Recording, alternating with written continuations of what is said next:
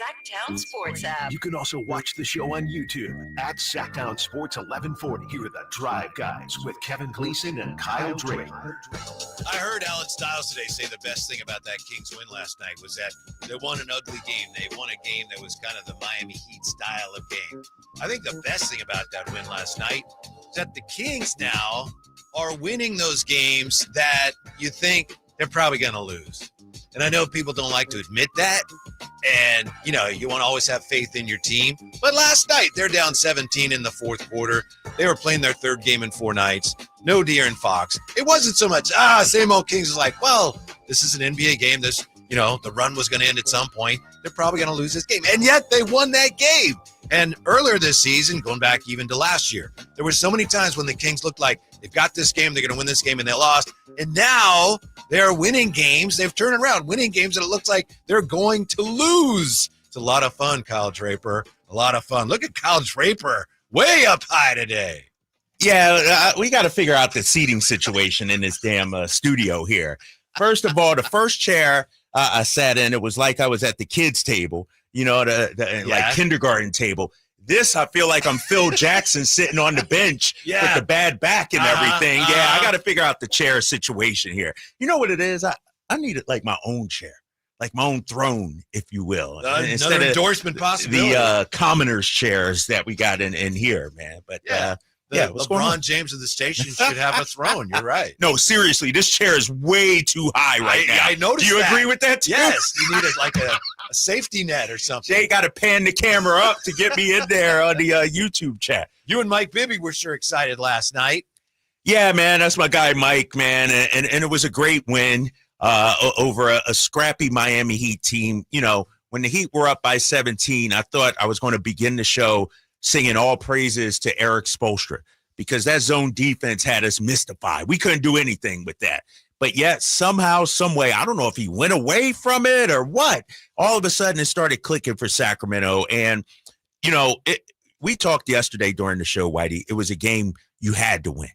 You're going on the road, 3 tough games starting Friday against Boston.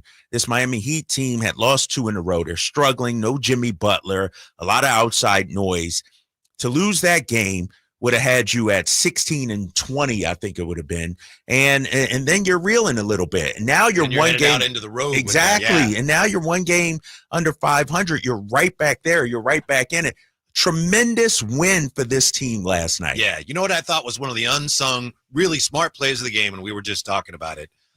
Was when, you know, you got Malik driving, just a few seconds left. They're down 1, and he gets stuck a little bit, goes up, shot is blocked. Jaime Jaquez comes down with the ball, and somebody, I'm not sure who, was it DeMar? Yeah. Somebody had the presence of mind to foul him right Quick away. foul. You don't foul him there, yeah. you lose the game. Right. Because he releases it down court. Yeah. That was a brilliant foul. Just one of many plays down the stretch that the Kings executed. Yeah, exactly. And think about it like this, Whitey. When is the last time we've said the Kings multiple times executed down the stretch? It's few and far between, right? It seems like with this squad. But to your point about that, and they took a look at it and tried to decide whether it was a clear path or not. First of all, clear path should be null and void in the last 2 minutes of a game. Like, because the team has to foul. Like, you got to foul. Right. And if you call that a clear path, then we're robbed of the drama that we had in overtime and double overtime. And so they got to make a change to the rule with that. But, yeah, man, the heads-up plays that this team made, even the first overtime, when they were down 4, I think it was, 114, 110 maybe it might have been, or something like that. And they still were able to come back, fight back, man. It was a tremendous effort, man. And it's crazy to think 2 weeks ago, everything that could go wrong in the game did go wrong. Right. Missed free throws, missed blockouts, even poor when you had defense. A big comeback. Yeah. You have DeRozan driving. And he fumbles the ball. Yeah. Now it seems like the momentum is, you know what? Jaquez misses a couple of pair of free throws. Right. You know, we get the offensive rebound and get the second chance. Bam commits that foul. Bam commits the foul on Keon on the baseline there. It seems like things are starting to go Kings' way. And what do they say? What's the old adage, Whitey? You don't luck doesn't just happen. You make your own luck, basically. And that's what I feel like the Kings are doing right now. They are earning these wins, earning these plays down the stretch, and it's been great to see. Yeah, I didn't think they were going to do it last night at that point. Again, You know who else didn't? who didn't? You know who else didn't? Who else? My guy Tom Morton, and I'm gonna call him out right now because you know what? He texts me every single game. We're down 11-10. Oh, here we go again. He says at 8:37, and we're back. Because we were down, and I'm like, I didn't text him back. I didn't, dive into that back and forth with him. Maybe he just went somewhere and came back home. Oh, is that what? Oh, yeah, they might have ran for ice cream or something like that. Yes. Then at 10:24, wow, he texts me, and I said, never a doubt, my friend, never a doubt. But yeah, there was a doubt down 17. Let's be honest. I was like, man, we just don't have it. I thought, and I turned to Mike. I'm like, Mike, do you think we're tired? Second night of a back-to-back. Do you think our legs are going? And he's like, no, Miami's just taking it to us. And then all of a sudden, it just flipped after that. Yeah, I thought Malik looked like he was a little weary. And I know he didn't play that many minutes the night before, but he just didn't seem to have his legs last night. Yeah. But he still ended up finding a way to be real impactful and to help his team win. But the thing that stands out about the Kings now, to me, they're just relentless. You know, they're kind of like Domas. I like that word. They just don't give up, even when it looks like you guys should probably give up. And before, they couldn't find a way to get through that. And now they just keep battling. Did you bring me this? No. Or is this yours? I don't know. I don't know where that came from. Got a box score here sitting here in front of me. I would never. Right? I'm like, now you're printing out two box scores, one for you and one for me. Appreciate it though, whoever left that here. No, but you're right, man. It seemed like they didn't have their legs, and then all of a sudden it seemed like they did. You know, like where did they get that extra boost of energy? Where did they get whatever was inside of him? How did that come up? Keon Ellis was the star of the game. We know that. We'll talk about him coming up in a minute. Keegan Murray even, you know, it's like that big corner three that he hit. Some of his offensive rebounds and keeping the ball alive. It was just a gritty, hard-nosed, tough.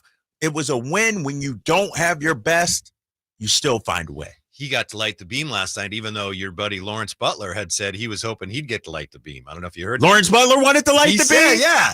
He did an interview with Kevin John, I think, and he said, I'm hoping I get to light the beam. Let me say this. Lawrence Butler is my guy. I had him on the Kings pregame show on NBC Sports California. But did you see some of his videos he posted? I didn't.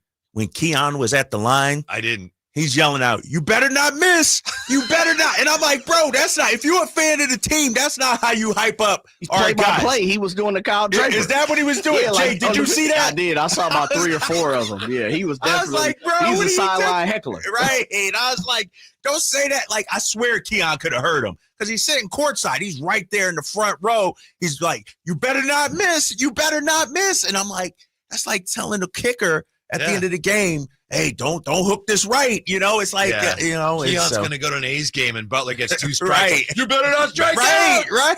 And so I'm like, Lawrence Butler, man, who are you cheering for out here? But no, Keegan, a great job, I thought. And here's the thing about Keegan, man. 5 of 10 last night. I got the box score right here. 14 points. 12 rebounds. Mighty comfortably. I know nowadays, because, man. you know, sometimes the box score comes in handy. Most of the time it's the eye test. But to get factually correct, I want to say 5 offensive rebounds for him. They were big offensive rebounds too, man. This is a Kings team. I'll be honest with you. Even Beam Team 1 didn't play this hard that we've seen. No. This is a different level for this Kings team, I think. Skip Bishop in the chateau says this version of the Kings have an attitude. I'm a Mike Brown fan, but this team never played with that level of intensity under him. They were more laid back like he is. I don't know, Skip. I don't think Mike's laid back, though. I don't think he's laid back. I understand your point, but I'll tell you what stands out to me. You can see now the Kings, for whatever reason, they're not easy to play against, especially here. You know, for so many games last year and this year, teams came in here and they knew, like, we're going to get whatever 3-pointers we want. We're right. Gonna, And now, you know, Doug talked about how he wants the way they play to be an irritant. And you see the way they're, you know, knocking the ball slapping loose. Things away. Trapping guys. And and they're not a fun team to play against, especially when they get that momentum going on the road right now. Yeah, and that's complete 180 from before, right? Yes. Teams used to be able to come in here and say, "Oh, we'll just Whatever they want. get on a little 10-0 run. These guys will they collapse." Get down 20, it's like Right? no problem. Yeah, no problem. But this team now, man, what did Keon have? Like 14 deflections. I think they said last night he was tremendous. And I will say this though, and we got Drape's takes coming up in just a little bit. I forget whether it was Spoelstra or some other coach or an analyst or somebody said, why make a change when, I think it was Spoelstra, when they had it already? Like, the players were capable of doing this.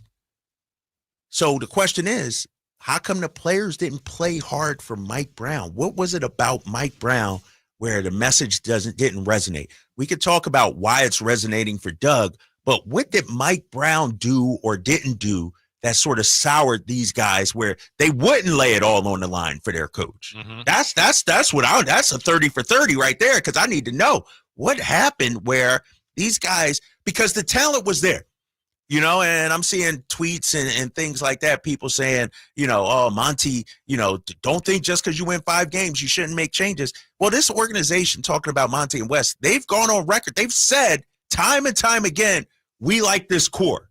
Now you're seeing it, Whitey. Now and you need to make some tweaks and everything. But how come this couldn't happen the first 30 games of the season? Maybe we'll get the answer in Drape's takes. We're right back with those next. Sacktown Sports. All guests and callers join us from the Folsom Lake Honda Hotline. Folsom Lake Honda, your one-stop Honda shop.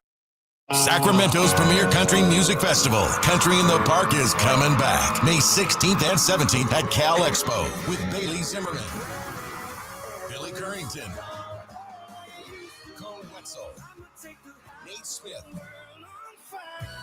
and more. You'll enjoy food trucks, rock walls, and a mechanical bull, line dancing, and more. Single-day GA tickets start at $52 at CITPFest.com. Country in the Park, May 16th and 17th with Hoblit Chrysler Dodge Jeep and Ram Center. Find out more at CITPFest.com. California's largest Sportsman's Expo is back, January 16th at Cal Expo in Sacramento. Get discount coupons at Big O Tires and O'Reilly Auto Parts stores.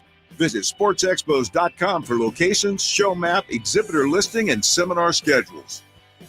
Your life outdoors at the International Sportsman's Expo, January 16th through 19th at Cal Expo in Sacramento. More info at sportsexpos.com. For a precision-crafted performance, the decision is easy. A new Acura from Acura of Stockton. Get the driving experience you've been waiting for in a new Acura. Get the best selection and customer service you deserve from Acura of Stockton. Shop in person or use our online express store at AcuraofStockton.com. Acura of Stockton will buy your trade, even if you don't buy from us. Don't settle for less than precision-crafted performance of a new Acura from Acura of Stockton and AcuraofStockton.com.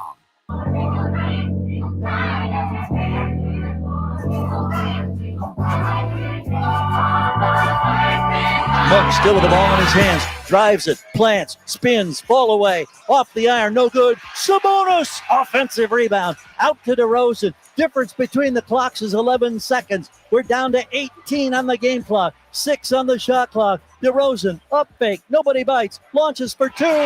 He scores the deuce.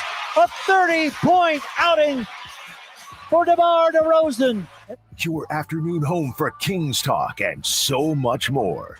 The Drive Guys on Sacktown Sports. Drapes was just asking that question, echoing a question asked by, you think, maybe Spo. The question is, they got the same players. How come they're playing harder for Doug now than they were for Mike? We have this from, boy, we're getting so many responses here. I apologize. Banned to the youngsters, they were tired and being scolded and lectured by Brown and stopped listening and began eye rolling. Slippin' Steve says, Mike lost the locker room. Come on, y'all. I'm reluctant to say this, but I'm going to say it. Say it. Speaking of eye rolling, because I think Malik got along great with Mike Brown. I do too. Yeah. Yes. There was one game, and I think it was after the Houston game, and Malik and De'Aaron Fox both came out to talk. And Mike had talked about how the importance of we got to pay attention to the details. This is after they'd won.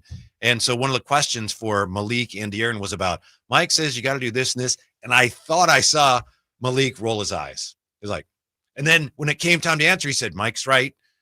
We have to Get do out of those here. things. I saw it. But when the question was, Mike, In the locker room or on the podium? On the podium. Yeah, maybe it was something else, but to me, he did kind of go, oh, King of the Kings. Damn, it got But like I that said, bad. Then huh? when he commented, he said the right things. That yes, Mike is right. We do need to do those things. But I do think maybe, it's more than that, obviously. But I think that might have been part of it. Yeah, and you know what it is too. And I threw that question out there just to iterate and point out this team was always good enough to be better than their record indicated. Like, yes, they need to make tweaks if we're talking about a championship. But as presently constructed, this team should be a playoff team. At worst, a play-in team. They were looking like they were a lottery team the first 30 games of the season. Here's the thing, though. About Mike Brown and Doug Christie. It doesn't matter whether Mike was right or wrong. The players stopped playing to their maximum. Whether Mike was delivering the proper message or what, the players weren't receiving it in the right way. I think that's what a lot of people are overlooking, and I'm getting the sense talking to some people. League wide, you probably talk to people about this. There's still that sense around the league, like, same old Sacramento. They really did their guy wrong. And you can quibble about the way it was done, obviously. But I think those people don't see what we're seeing. It's like, you may be right, but it wasn't working. It wasn't working. It wasn't working. And I look at some other organizations around the league. Milwaukee, Adrian Griffin. There is a narrative. They did him wrong. We'll see. We'll see if Doc can turn it around, but it wasn't working in their eyes. Darvin Ham, it wasn't working in their eyes, and so we've seen it time and time again in sports. Usually when it's not working, the first thing you look for is the coach. You look at the coach, unless you're the Miami Heat and you got Eric Spoelstra and Pat Riley says, nope, that's my guy, and you're strong enough to do that. Most organizations aren't going to do that, especially when you feel, if you're the general manager, assistant GM, you've constructed a good enough roster. Your roster is good enough, should be better. You're not going to fire the players. You're not going to trade your star players. That's not the first thing you do. You look at the coach and figure out how come he's not maximizing this group. See, that's the problem when you have any organization where you have management and then the coach, and they're not necessarily on the same page. The players in the middle are kind of forced to take one side or the other. Whereas in Miami, it's like there's only one way. Right. There's not, and if you deviate, you're out of there. Yeah. Right. Yeah. That's 100% true. And as an organization, we just aren't there yet. You know what I mean? It's look at, and we had Jason Jackson on yesterday. He talked, this is 30 years of Pat Riley running things. Monty's been here, 3 years, 4 years? Because he's like, I want to keep my job. Right. He know Pat listening too. He know Pat will clip him in the quickness with the quickness. So, what do you guys think of this? Director of Rec 44. DOUG equals defense obtains you games. What? Yes. That's Director of Rec 44. DOUG. He's trying too hard. I'm sorry. Thank you, Jay. That wasn't it. Defense obtains you games. Don't have to be an acronym all the time. I know, right? Oh, man. I like the defense part of it, but after that, you lost me right there, man. It's time for Drapes Takes. Calm down, Lion. Calm down. Take it easy, man. Just take it easy. Best win of the season for the Sacramento Kings last night. I know we beat Houston. I know we beat some other teams. But first of all, we were shorthanded. No De'Aaron Fox. Looked like we were lethargic in that third quarter. Back-to-back best wins of the year? Yeah, but the Warriors, man, right. I guess, yeah. Definitely the best stretch of basketball of the season we're seeing right now for your Sacramento Kings. Kind of look lethargic out there in the third quarter. Their Miami Heat zone really got us all twisted up, 18 points. But what we saw in the fourth quarter in the 2 overtimes, and what I heard from that fan base, it was deafening. Jay, you were in there. It was deafening in there. And finally, over this stretch, Kings basketball at home is where it needs to be. You see the effort, you see the energy plays, you see the hustle plays. This is what we've been waiting for all season long, especially at home. I understand on the road, sometimes you might not have it, but when this fan base and these fans pay their hard-earned money, sometimes in upwards of $200 for a ticket to come support you on a Monday night in January, this is what Doug is talking about. The Kings are the light of the city, and the players and the coaches got to give it their all, and we're finally seeing that. I got to talk about the home court advantage that we're seeing now for the Sacramento Kings. Remember, they were 6-12 at home at one point, Whitey. 6-12 at home. They won 4 straight home games, now 10-12 at home.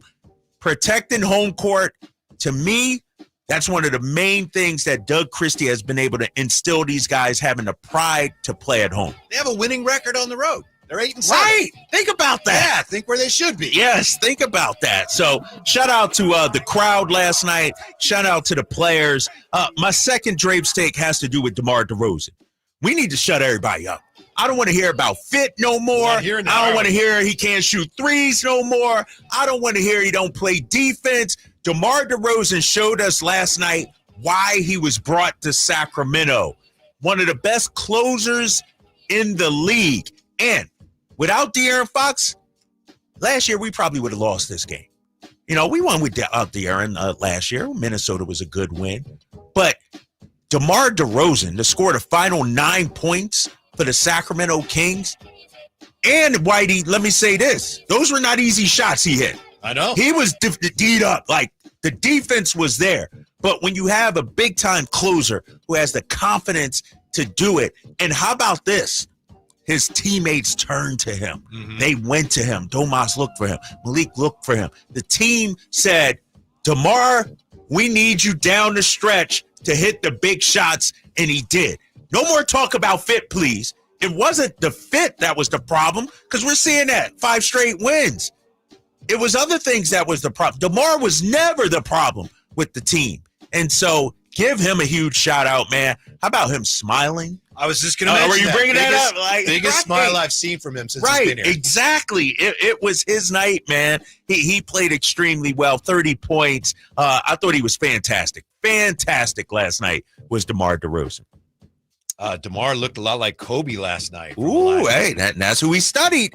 I'm not saying he was Kobe, but that's a guy he's looked up to. He was very close with Kobe, and some of those tough, like, pump fake and then, like, mid-range 17-footers, beautiful, man. I was going to say the only thing rest in peace, Kobe. The only thing about last night, though, Kobe put the jinx on us was DeMar's toe was on that line for that 2-pointer instead of the 3-pointer. If you're not wearing the Kobe Pro Tros, and maybe got on some Cade Cunningham Nikes or something, then you might be a little extra toe room up there or something, right? Yeah. Brought back the Fila Webbers or the Dada Webbers.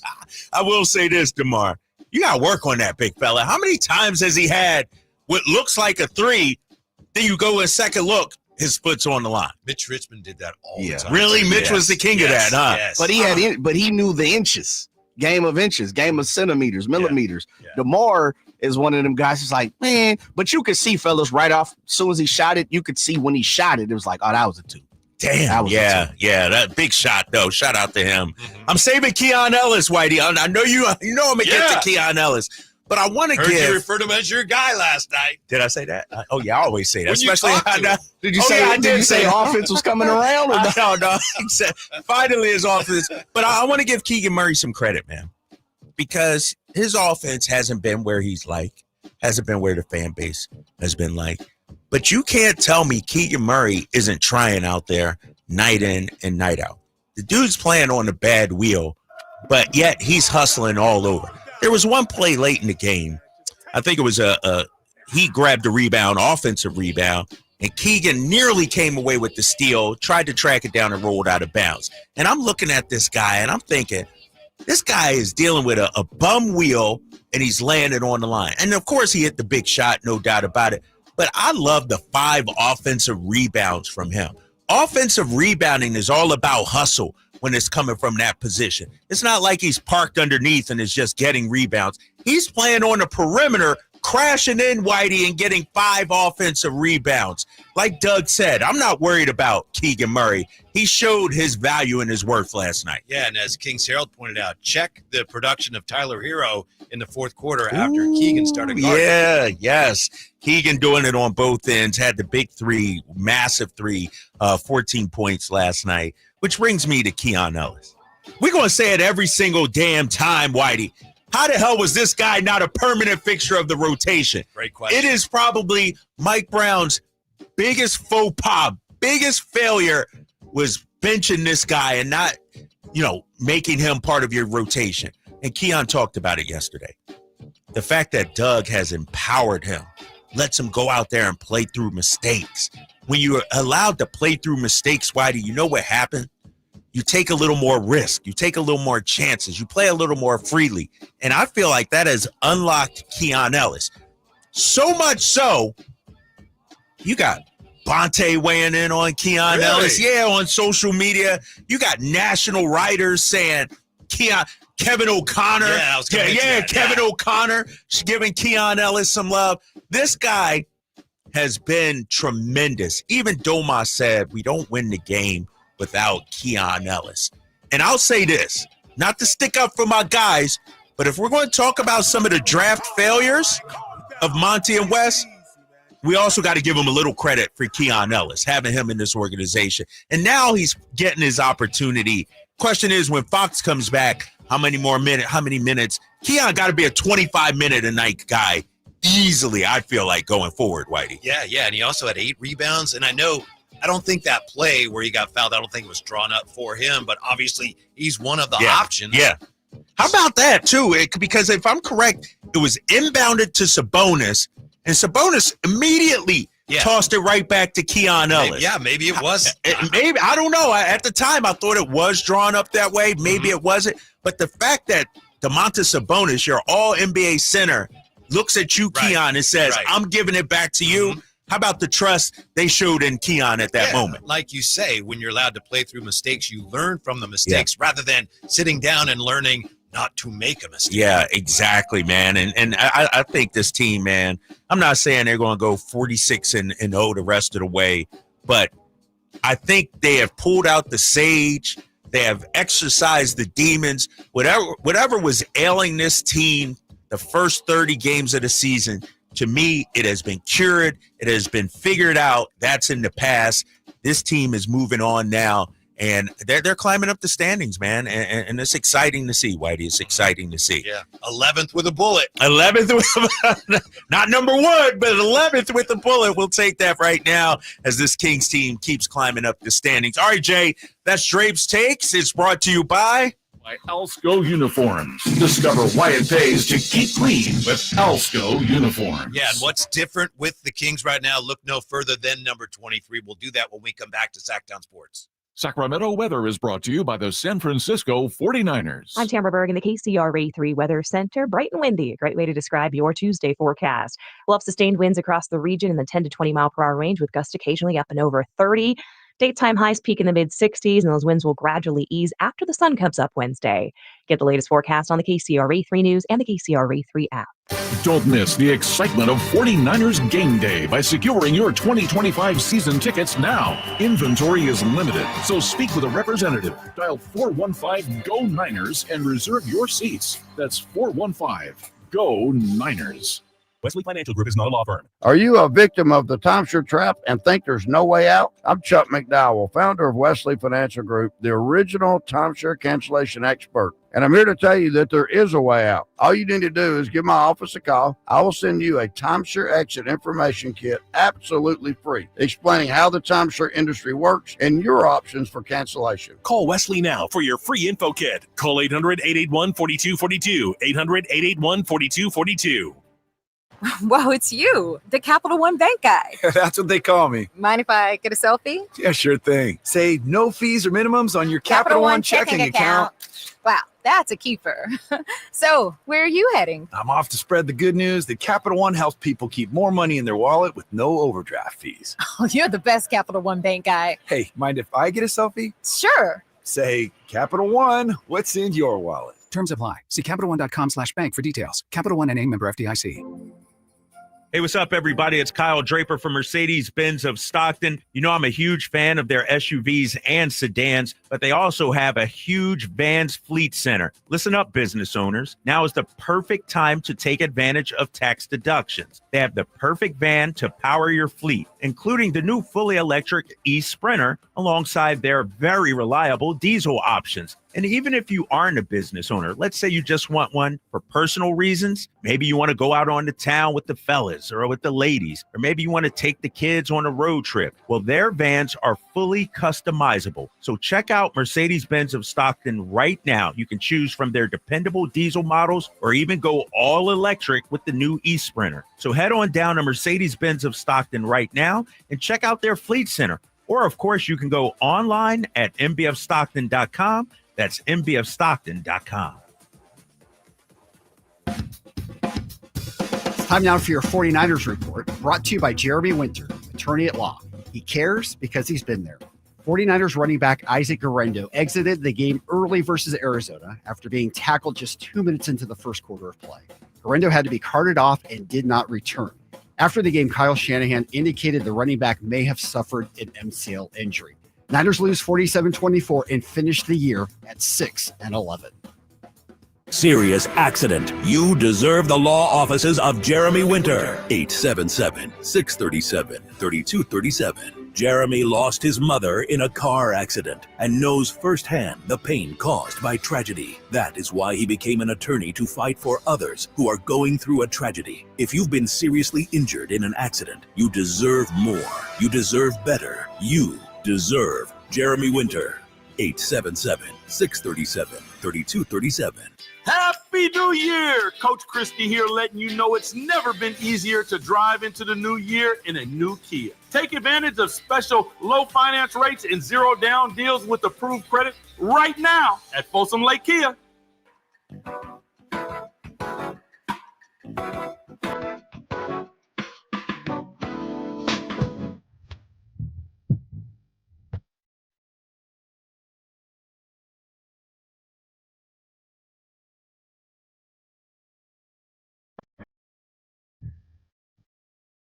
Entry pass to Hodges. Spins in the paint. Puts up a shot. May have been blocked by Keon Ellis from the side. DeRozan has it. Heads into the front court. Inside 2 minutes to go in the second overtime. We're tied at 117. Debo, one up fake. Two up fakes. Bad shot. Score the basket. DeRozan, Mr. Clutch, has 26 points in this game. Your flagship station for the Beam Team. Sacktown Sports. As we spend so much time these days trying to figure out what's different about the Kings, to me, a living, breathing example of what's different is number 23, Keon Ellis. Because as we know, he's gone from being kind of a head-scratching mystery DNP to being a guy that Doug Christie says he's a really special player, and he had obviously a key role in that win last night.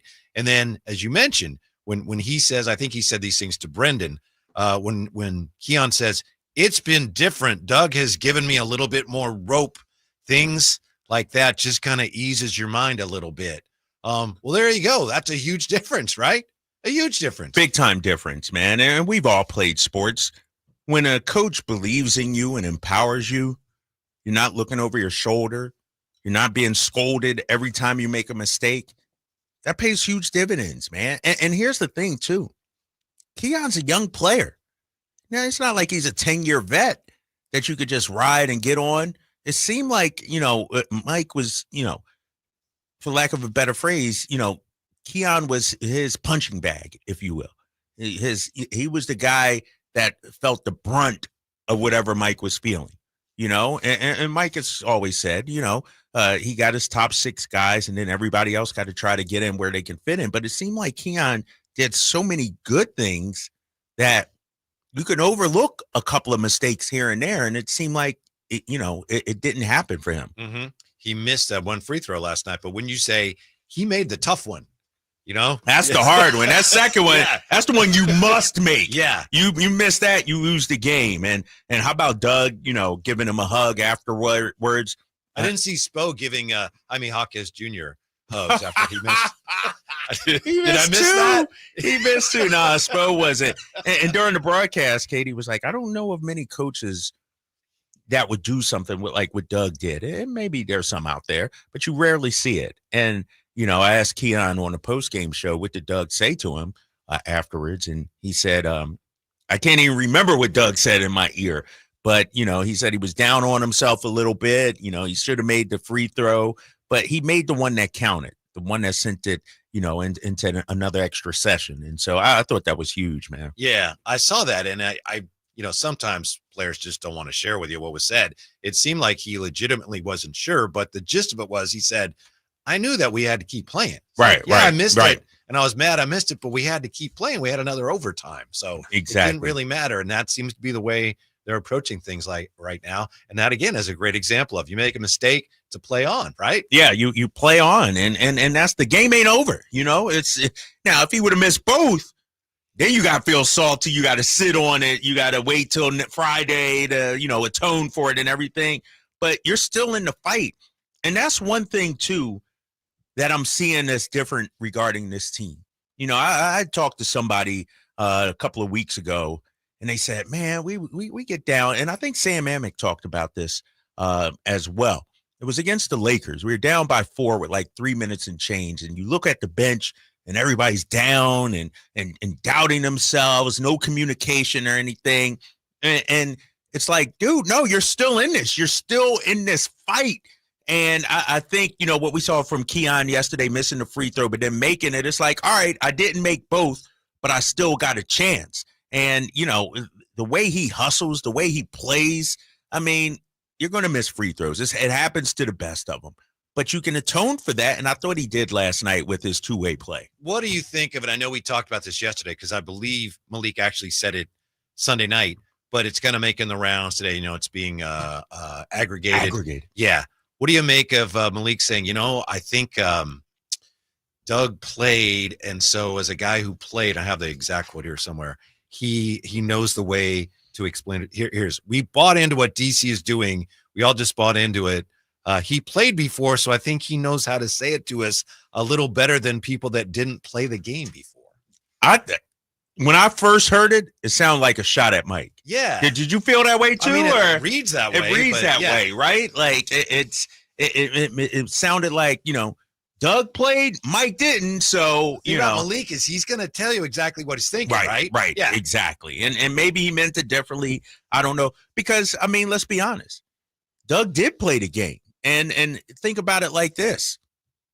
Here at the radio station, for instance, if I'm listening to somebody who's never done radio before and they're coming in trying to tell us how to do our show, it's like, bro, I don't know. But then when you got a veteran, somebody that's been around, somebody that was been in the trenches, they've sat in these seats before, they understand what it is like, it hits a little differently. And I will say this, from what we've seen from Doug so far, what we know, he's positive all the time. Like, I've been out golfing with the dude, and trust me, I beat up myself all the freaking time on the golf course. Mentally, I'm doubting myself and he's giving me pep talks on the golf course and everything. Oh yeah. And it's that quality that he has. He looks at it as half full instead of half empty. Yesterday, a lot of times. I think it was before you got there. I was just talking to RJ as we're getting ready to do the show, and he said he's had meals with Doug, maybe out there at the facility or at the arena, and he said, Doug will get me fired up just as we're talking about, over dinner. And I think you're right. He has that knack, whatever you want to call it. He does, and he has a way of putting things also. And I said this yesterday, and it bears repeating. Mike and Doug can say the same thing, but for some reason, when Doug says it, he makes you feel him. Mm-hmm. You know what I mean? I can't tell you how many times during that first meeting with the players during shoot around out there in LA on USC's campus, it was the first time that he got everybody together at the gym. He looked at them, and I can't tell you how many expletives he shouted. Like, Doug's a super nice guy, but when he's talking about the craft, the game of basketball, competing, there's no niceness in it. And that's what he's trying to get his players to do and believe in. And I just think guys respect that. It resonates. Sort of like Ime Udoka. I always bring this up, but Ime Udoka, and one of the things he would do, and Doug and I talked about this, is, when you first come to an opponent's gym, you take the court that they usually like to start with. You know what I mean? Mm-hmm. Just as you're sending a message right there. You're already playing the mind games. Those mind games. Yeah. Exactly. And I feel like, Doug, to that, a point about it, he's not letting the idea of competition ever be forgotten. Like, you're out there competing for 48 minutes. You're competing when you hop off the bus. If I'm an organization, I want the best coaching staff. I want the best pregame meal. I want the best media spread. I want the best practice. Like, it's all competition. And I feel like that's what Doug is bringing to the squad. Yeah, and one of the things that seems to be resonating with the players, because they keep saying it, is that he's impressing upon them the need to compete together. You're competing for your teammate. Yeah, you want to win, but you're competing for this guy. And they seem to be, they keep mentioning it. So I think they like the idea of that, and they're doing it. Yeah, exactly, man. And here's the thing. How many times have we said, too, who's the leader of the team? Who's going to light a fire under this group? And we were looking at the players to do it. But sometimes when you don't have the players that can do it, a coach makes a big difference. And that's what you're saying with Doug. I go back to Houston one more time. Houston wasn't a tough, hard-nosed team until Ime Udoka came. And then they brought on players that fit his style, fit his culture. I could see Sacramento doing that as well if that interim tag gets removed. And as we go forward for years to come here, you want your team in the image of your coach. Your buddy Mike Bibby's ready to remove that tag now. Yeah, you heard that last night. I was like, already, huh? He was like, yeah, let's go. Let's go. Yeah, 339-1140, 1-800-920-1140. We'll get to the phones. We'll also answer the question. It's a fair question. How much of what the Kings are enjoying right now is just that new coach bounce? We'll get into that next on Sacktown Sports. When you take the time to shop at Folsom Lake Honda, there's one thing you'll always find: happy people ready to serve you. As a family-owned and operated dealership since 2009, customer service is our #1 priority. Our customers love doing business with us, and you will too. Get an instant cash offer for your trade at FolsomLakeHonda.com. We'll buy your car whether you buy from us or not. Folsom Lake Honda is your one-stop Honda shop. Folsom Lake Honda, yeah, your one-stop Honda shop.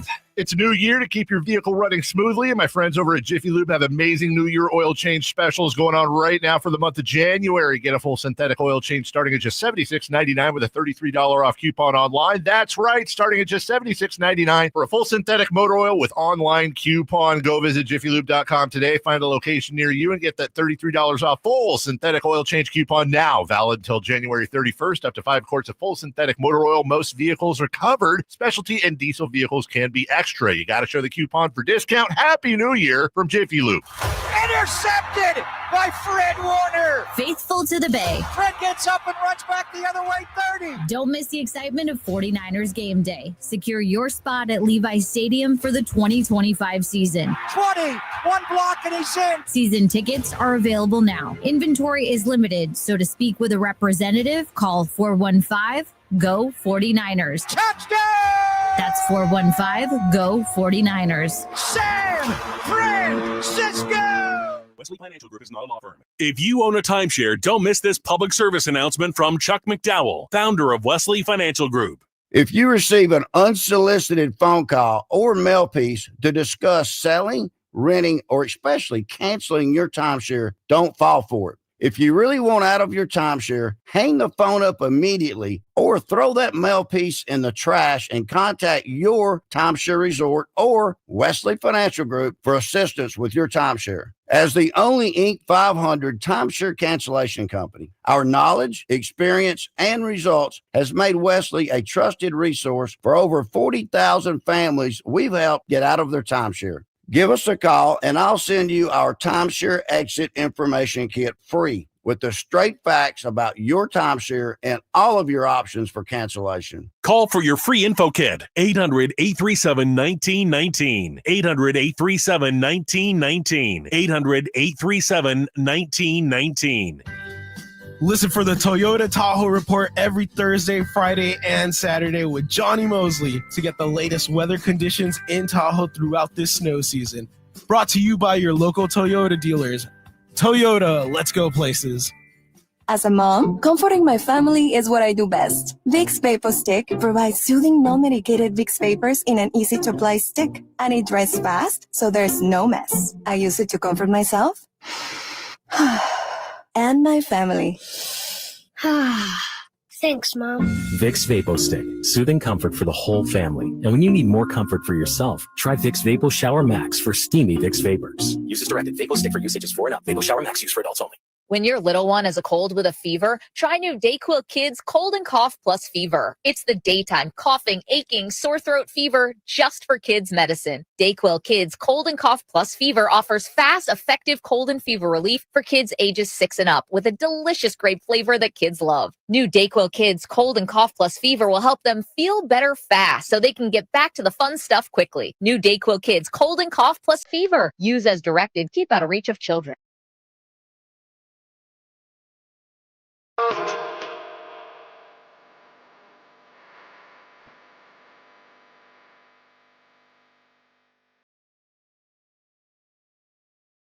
The only station in Sacramento giving you local sports coverage from 6 a.m. to 6 p.m. Monday through Friday. Sacktown Sports. Kings and Kings fans get a few days off now to relax a little bit before the team heads out onto the road. 5 straight wins, of course, under Doug Christie. So, Drapes, Jay, dear listener, how much of what the Kings are doing right now, how much of that is the new coach bounce? No, I think it's more than that. I think they've tapped into something here over these last 5 games specifically. I think what you're seeing is you're seeing the blueprint, the manuscript, if you will, of how these Kings need to play. And so I don't think it's just, we want to play for Doug. And no, I think, and we saw it a couple of years ago with Beam Team 1.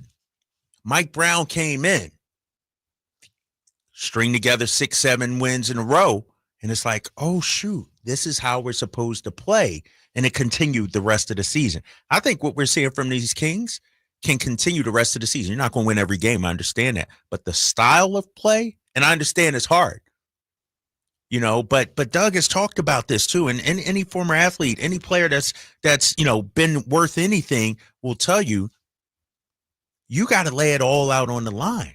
Like Matt Barnes, when he used to do the pregame show with us, talked about Keegan Murray and being a two-way player and how you had to be in tip-top condition because it's hard out there. Mm-hmm. Like what Keon Ellis is doing, what these guys are doing is not easy. It's easy to take off a few plays. But when you look at championship level teams, man, they are locked in for most of the game. That's how you lose games, by taking a playoff. Taking a playoff there, and it adds up, and then all of a sudden you lose by 2 or 3, and it's like, dang. And so I think it's a little bit of a bounce, yes, but I think it's also showing these guys what winning basketball at this level is really it. Yeah, I'm with you. There probably is a little bit of a new coach bounce. But I think it's much more substantial than that because you've got guys playing the way everyone knew they could play, right? As a team, they're playing not like, wow, this is way better than we thought they were capable of. Right. I don't think they're playing over their heads. They're back to playing the way they need to play to be at their best. So, yeah, it just seems like they found something rather than they've stumbled onto something more than we really could realistically hope that they're not playing over their heads or anything, right? Yeah. Right? I mean, I don't think so. I'm not saying they're going to be, 10-0 or 15-0 going forward, but this can be recreated every night, this style of basketball. Great example was Keegan last night. Yeah. He had 14 points on 10 shots, 12 rebounds. That's really good. He can do that. Right. That's not, he can go out there and score 60. Yeah. But if he does that every night, you're in good shape. Right. And I look at Malik Monk. Damn, Malik took 25 shots. I didn't even. Yeah. He was getting them up. That guy was getting them up. I didn't know, but that was an off game for Malik. It wasn't, statistically a great game. Couldn't make a shot from behind the arc. And so it wasn't like he was playing above his head or anything like that. Found a way to contribute to the win. Exactly. I thought it was a fantastic game, man. Honestly, I thought it was a very good high-level played game, too. Like, Tyler Hero was looking like an all-star there, especially in that first half. Jaquez has some Jaquez, too. Some footwork. Jaquez had a triple-double. Yeah. And who was it that was guarding him? I think it was Keegan one time. He went downhill and gave him like the little shoulder, and Keegan went back and he finished it. I'm like, Jaquez is a baller out there. And so I thought, Bam was great. I thought Jaquez was great. I thought Hero was great. And obviously our guys were great. Very good game last night. Have you ever in your life, I haven't seen, 2 challenges in the first 14 seconds of a 1-0 That was game? unbelievable, man. Me and Mike, we went downstairs to get some grub. And by the time we sat down, it was like 14 seconds of challenge. Like, I'm like, and at first we didn't know who challenged it. And I'm like, damn, Doug, I know you young at the job. You're kind of a rookie, but dude, at least, but he won the challenge. Wet behind the ears. Right. I was like, man, this newbie a little too excited here.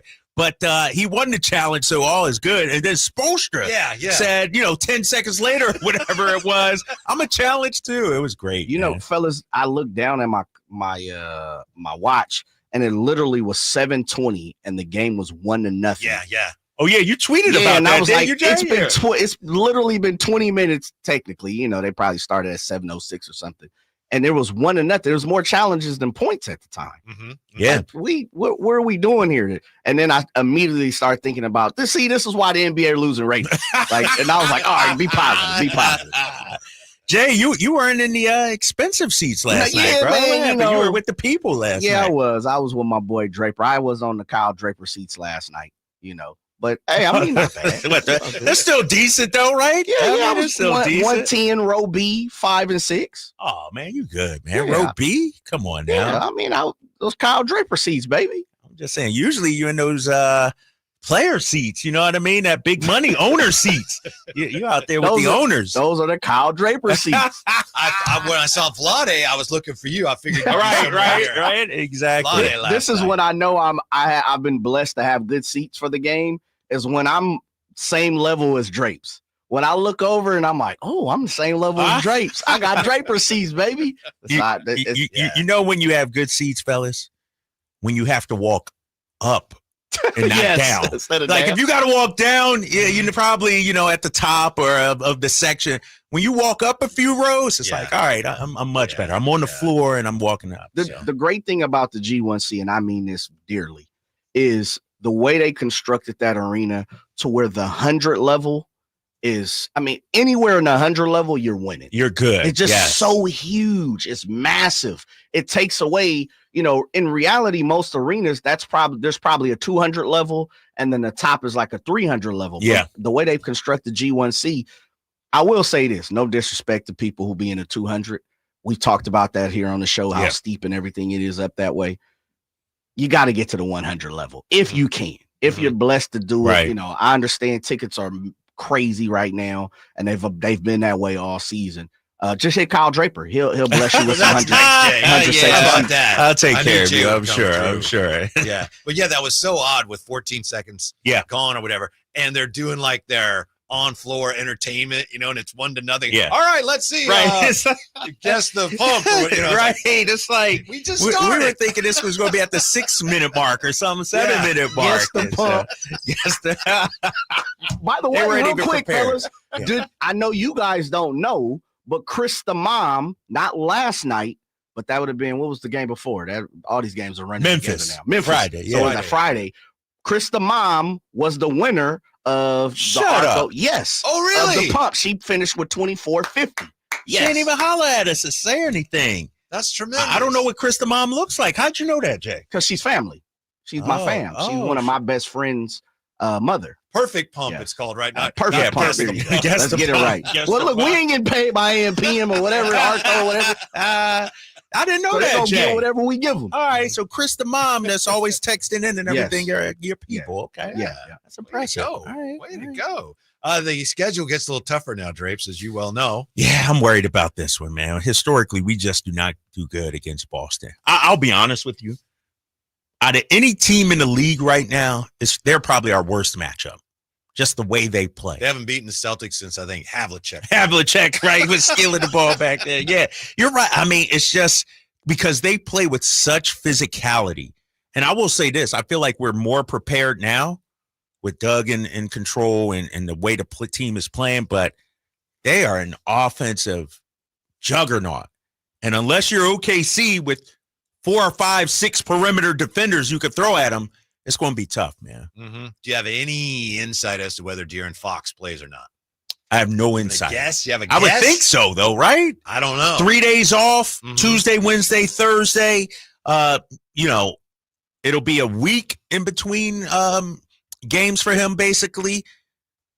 I didn't think it was that bad. I mean, I know it's hurting. I know it's painful, but I didn't think multiple weeks with better, this. right? Right. Man, they win without me. I gotta get Nah. I ain't worried about that. If anything, he's excited to get back, to be a part of it.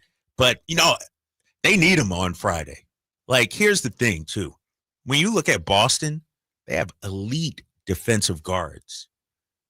Elite. I'm a big Drew Holiday guy. Yeah, so we need all hands on deck when it comes to playing them on Friday. I'm excited for that one, though. Drew Holiday, my second favorite Boston Celtic ever. Really? Dude, only been there a year and 30 games? Behind Peyton Pritchard. Oh, this guy. Larry Bird, number one for you? No, I don't. I never liked he was a huge Larry Bird fan, no, right? I never liked the Celtics. Did not like the Celtics. Admire them. Mikhail Clothesline and Rambus, you were all for that, huh? Probably Cedric Maxwell, because you get to know him a little bit. He's coming on Friday, right, Jay? Thursday He's coming on. He's Mad awesome. Max. When we come back, is the simplest answer the best answer as to how the Kings have turned this thing around next on Sacktown Sports. It's Capital Casino, Sacramento's #1 poker room. And guess what? Primetime football is back. Capital Casino is giving away $500 per game in high hand bonuses for every Sunday, Monday, and Thursday night primetime game. As always, offering the best food, the best service, and the best action with the most variety of games in the region, conveniently located in downtown Sacramento. So check them out, Capital Casino, and always remember to gamble responsibly. 1-800-GAMBLER. I don't know if you've heard about this. In some cultures, have you heard this? It's customary to celebrate the new year with a new garage door. I haven't really heard that either, but it's actually not a bad idea, especially if you've got a garage door that's just barely hanging on, or a janky old garage door that's crusty, musty, and not very trusty. So if you want to upgrade your garage door game and up your curb appeal at the same time, you want to do what I did and get a new garage door for your home from National Garage Door. Cleaning up the garage to get it ready. Found some old baseball cards, which is nice. But the thing is, National Garage Door has been around since 1974, family owned and operated, because service is their #1 priority. Jay likes me to point out that National Garage Door are the region's BSE. That's broken spring experts. Yeah. And the styles, the prices, and quality of their new doors will amaze you. National Garage Door is a place to go for any of your garage door needs. If the old one isn't sounding like it should, you're thinking about a new one, it's incredible what they can do now. So check them out. If you have garage door needs, let National Garage Door be your big-time closer. 638-4554. That's 638-4554, and that's National Garage Door. If you have unfiled taxes or are in debt to the IRS, this is important news. Did you know the IRS has programs specifically designed to help people struggling with tax debt? Powerful tax assistance programs that can save you thousands if you qualify. No one knows these programs better than the experts at Optima Tax Relief, America's most trusted tax resolution firm, A-rated by the Better Business Bureau. Their award-winning team of tax attorneys and licensed professionals have resolved over $1 billion of tax debt for their clients. One call to Optima can start the process, helping to end your worries about wage garnishment, asset seizure, and other IRS actions. Make sure you're getting the best options to solve your tax problems. Call the experts at Optima today for a free confidential consultation. Call 800-343-6460. 800-343-6460. 800-343-6460. Optima Tax Relief. Some restrictions apply. For complete details, please visit OptimaTaxRelief.com. Sacramento's premier country music festival, Country in the Park, is coming back May 16th and 17th at Cal Expo with Bailey Zimmerman, Billy Currington, Cole Wetzel, Nate Smith, and more. You'll enjoy food trucks, rock walls, and a mechanical bull, line dancing, and more. Single-day GA tickets start at $52 at CITPFest.com. Country in the Park, May 16th and 17th with Hoblit Chrysler Dodge Jeep and Ram Center. Find out more at CITPFest.com. KHT HD1 Sacramento, KYMX HD3 Sacramento. From the Power Business Technology Toshiba Studios, Sacktown Sports 1140.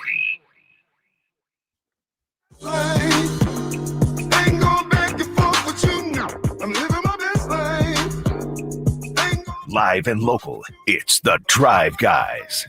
Watch the show on youtube.com/Sacktown Sports 1140. Or listen on the Sacktown Sports app. Before we forget about the Miami Heat, now the Kings have swept the season series. I'm sure we're going to hear more about the Jimmy Butler drama. Did you happen to see, Drapes, John Hollinger's suggestion for a Kings trade for Jimmy Butler? Did you see that? No. I think I muted him on social media, so I don't see any of Hollinger's stuff. It's one of those what he where put out there. He kind of tries to have it both ways because he says, well, I don't think they do this, and I don't even know if they should, but, they could. And I think it was Jimmy Butler and Kevin Love for, it's like DeMar DeRozan, Trey Lyles, and Kevin Huerter straight up with no picks. Oh, come on. He's like, well, both sides save face on this and blah, blah, blah. Kings don't want to trade DeMar DeRozan They right don't want now. to. No, they don't. I mean, this guy has been fantastic. And put DeMar to the side. Do the Kings want the headache of Jimmy Butler? No. Like, do you want to, when he's right, he's good. He's solid. But it's gone bad in Philly. It's gone bad in Minnesota. Now it's going bad in Miami at the end. Kings are okay. We don't need that guy. Especially when it looks like you've found something that you can go forward with. Exactly. I mean, Butler's not what we're looking for right now. Mm-hmm. He's not what we need right now. Yeah. Your buddy Law Murray in his my guy, his ratings, this is what he says about the Kings. He says, 2025 resolution, keep the beam lit by keeping it simple. I know this is something a lot of I think some players have talked about. Doug Christie getting Sacramento to just play the damn game. Oh, yeah? I didn't know that. Did you see that? Oh, yeah, that was a while. Yeah. Really? Oh, I missed that. That's all right, I yeah. haven't been on social or anything. Yeah, that today. was, speaking of coaches getting let go, that was before our show. Antonio Pierce. I missed that one. Yeah, I haven't.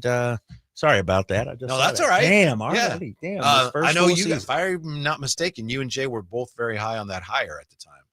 Well, hold on now. I don't even know. We weren't even doing the show then, Whitey, were we? Yeah. It was only a year. Oh, yeah, ago. last year is when he took over. I liked it, yeah. Yeah. But here's the thing, real quick about this, and we'll get back to the Kings. He was destined to fail there. Mm-hmm. They don't have a quarterback. If you don't have same thing with my guy Gerard Mayo out there in New England.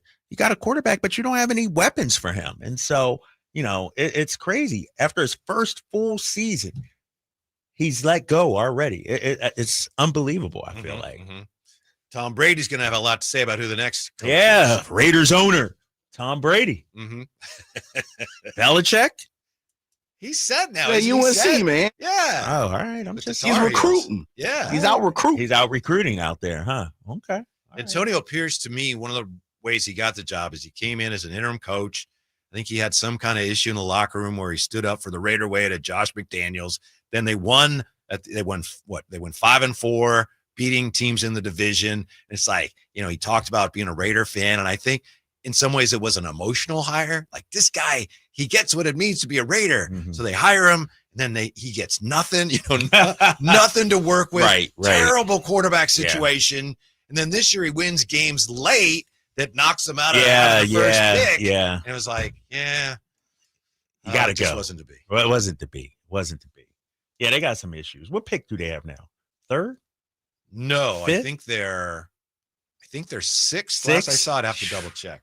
And it's supposedly a weak quarterback class too, so they're not going to get an answer regarding quarterback in this year's draft. They botched it last year, though. We know that. They should have took a quarterback last year. Mm-hmm. Yeah, like 5 of them in the first 10 picks or whatever, and the Raiders don't get any of them. But in any sport, when you hire a coach and after 1 year, I remember Arizona doing this with Steve Wilkes.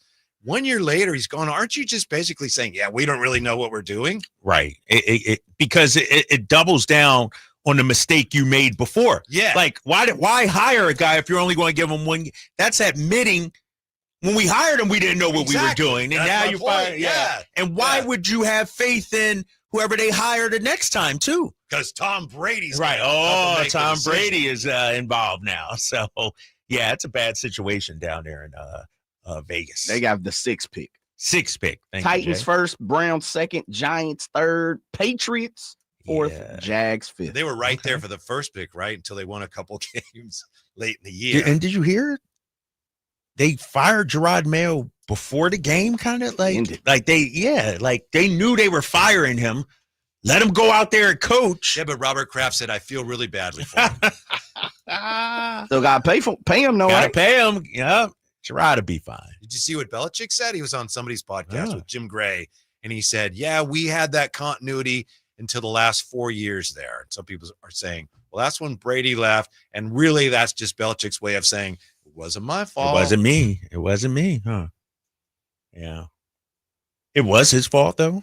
His drafting, Mac Jones never panned out as well. Mm-hmm. And so, it'll be interesting to see if he gets another job talking about Belichick. The coaching thing that I don't get, and we will get right back to the Kings. I was sitting by J. Ross last night, and the TV's on, and there's something up on the TV about Bears asked for permission to speak to Mike McCarthy. And J. Ross is like, did Dallas let him go? It's like, no, they didn't. Why in the world?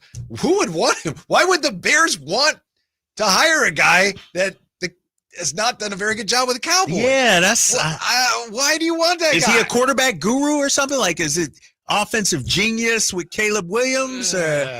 Maybe that's it. Yeah, I would go with Ben Johnson. Like, he's the hot guy, right? Right. And it's his time now. And I would go to that Bears team. I mean, you got some offensive weapons you could play with out there. Mm-hmm. So we'll see. It's a start. Doug Christie, according to Law Murray, getting Sacramento to just play the damn game and measure up to its considerable talent advantage. The Kings are shooting more threes, running with more purpose, hacking away to force more turnovers. Sacramento is still a factor in the West thanks to a winning streak that has mixed comebacks with competent performances in clutch time. Is it that simple? Is it just it's working because Doug Christie has simplified it? Is that the answer? Is that what's going on? Nah, I can't give it all that. It's more complex than that, Whitey. It's not just Doug has simplified it. You could simplify it, but that still doesn't equal effort. Like, we got to call it what it is, Whitey. The guys are playing harder. Like that. I mean, the effort is there.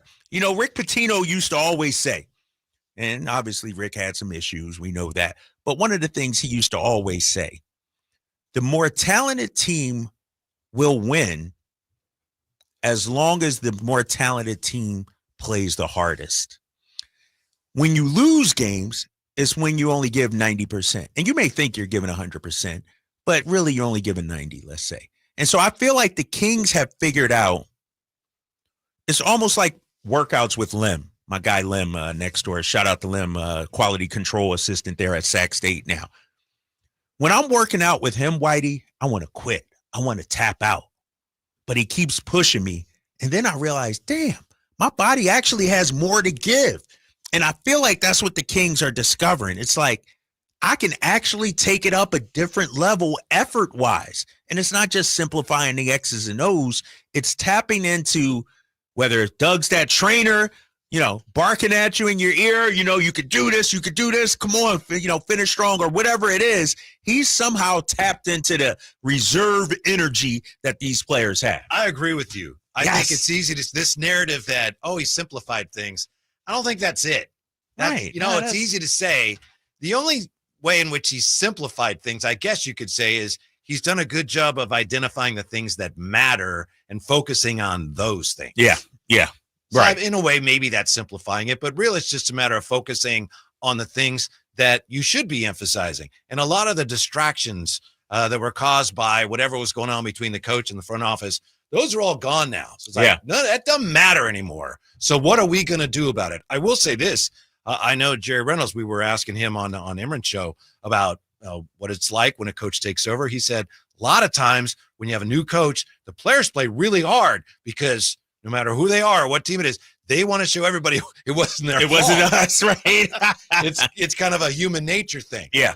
So maybe that's the new coach bounce, but there is more than that going on right now. No, they're responding. Yeah. Doug's like, we're doing this and this and this. And it makes sense to them. It's like, and when it works, you reinforce that accelerates the whole process of getting your players to buy in. You know what's interesting, though, too, Whitey, what I'm noticing? I'm looking at the Kings' defensive game plan, their defensive principles. They're throwing a lot more variety defensively on teams. Now, mind you, Doug is the interim head coach, but you still got Luke Laux there, who was the quarterback of the defense, the play call, defensive coordinator for the Sacramento Kings. Is it Doug saying, you know what, now we're going to do this, this, and this defensively, switch it up? Is it Luke, having more freedom to make some more switches? Are the players buying in more? Did Mike not want to do that? Like, why have we seen more deflections, steals? I'm looking at the traps. I'm looking at the different looks we're throwing out there defensively, and I'm thinking, where was that? Yeah. The first 30 games. Mm-hmm. Or was Mike, this is how we're going to play it, and we're not going to deviate it. And Doug comes in and says, we want to throw everything and the kitchen sink at these guys. Mm-hmm. Yeah, I think I might know what's going on there. Oh, you got something. Okay. I got the answer. Next on Sacktown Sports. Hi, I'm Justin Gingery. One of the most common questions I receive is what makes us different from other law firms. At Gingery, Hammer & Associates, we handle your case from beginning to end. Whether your case reaches a settlement, whether we need to file suit, or even take it all the way to trial, we will be with you along the entire way. And because we are committed to you and your case, we are as invested as you are in making sure you get the outcome you deserve. If you have an injury, just call Gingery. All guests come to you from the Folsom Lake Honda hotline. Folsom Lake Honda, your one-stop Honda shop. Only one radio program captures the excitement of hunting and fishing as it happens. The award-winning California Sportsman with Sepp Hendrickson. Only California Sportsman takes you where the action is. Live on the water, live in the blind, and live with the top pros and experts in outdoor sports. California Sportsman with Fishing Hall of Famer Sepp Hendrickson is your premier destination for all things outdoors. Sepp's Saturday Morning Outdoors. Ultimate Bass and California Sportsman, 5 a.m. to 8 a.m. Saturdays on Sacktown Sports 1140. When you take the time to shop at Folsom Lake Honda, there's one thing you'll always find. Happy people ready to serve you. As a family-owned and operated dealership since 2009, customer service is our #1 priority. Our customers love doing business with us, and you will too. Get an instant cash offer for your trade at FolsomLakeHonda.com. We'll buy your car whether you buy from us or not. Folsom Lake Honda is your one-stop Honda shop. Folsom Lake Honda, yeah, your one-stop Honda shop.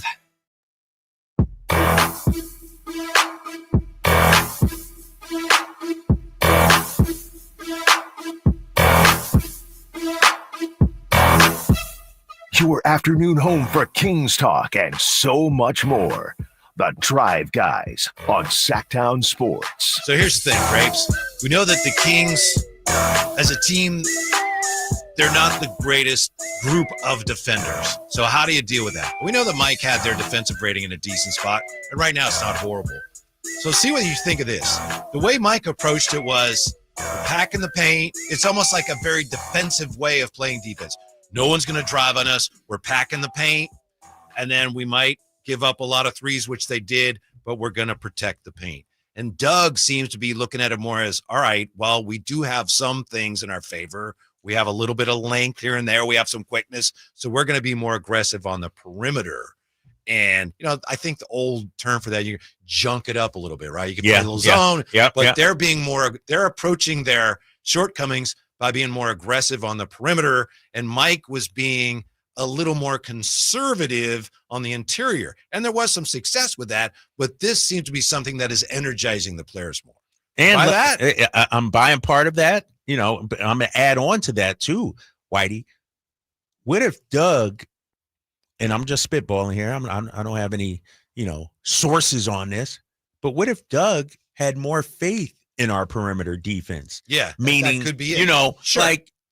No, we do have guys that can take more chances. Yeah, we're going to take more chances. Exactly. We can be a better perimeter defender, a defensive team, instead of saying, oh, we don't have on-ball defenders. We're just going to get in there and get in there. Right, exactly. Get out there. Happen. Exactly. And that's another thing, empowering the players on that end to go out there and take chances, to go out there and be aggressive too. And you said it last year, Whitey. You picked up on this last year. When the league started at the All-Star break, started letting more things go, the Kings defense, and at the time I thought, why would that benefit us? Because we're not a physical team. But it has benefited us. It has shown that, you know what?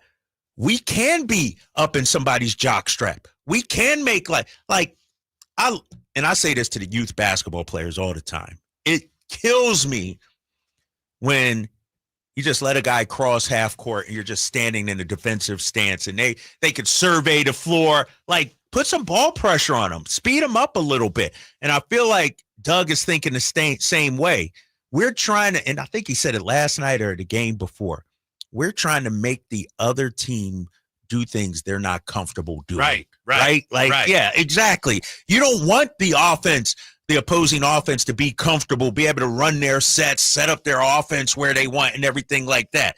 And so that's why you're seeing Doug tell the guys, pick up full court, pick up at midcourt, instead of just sitting back. Yeah. And like you said, protecting the paint and everything like that. Yeah.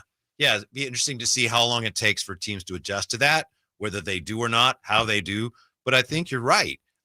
Teams would come in there and they know, all right, the Kings they're going to protect the paint. And you can look up the stats. They did a really good job of that.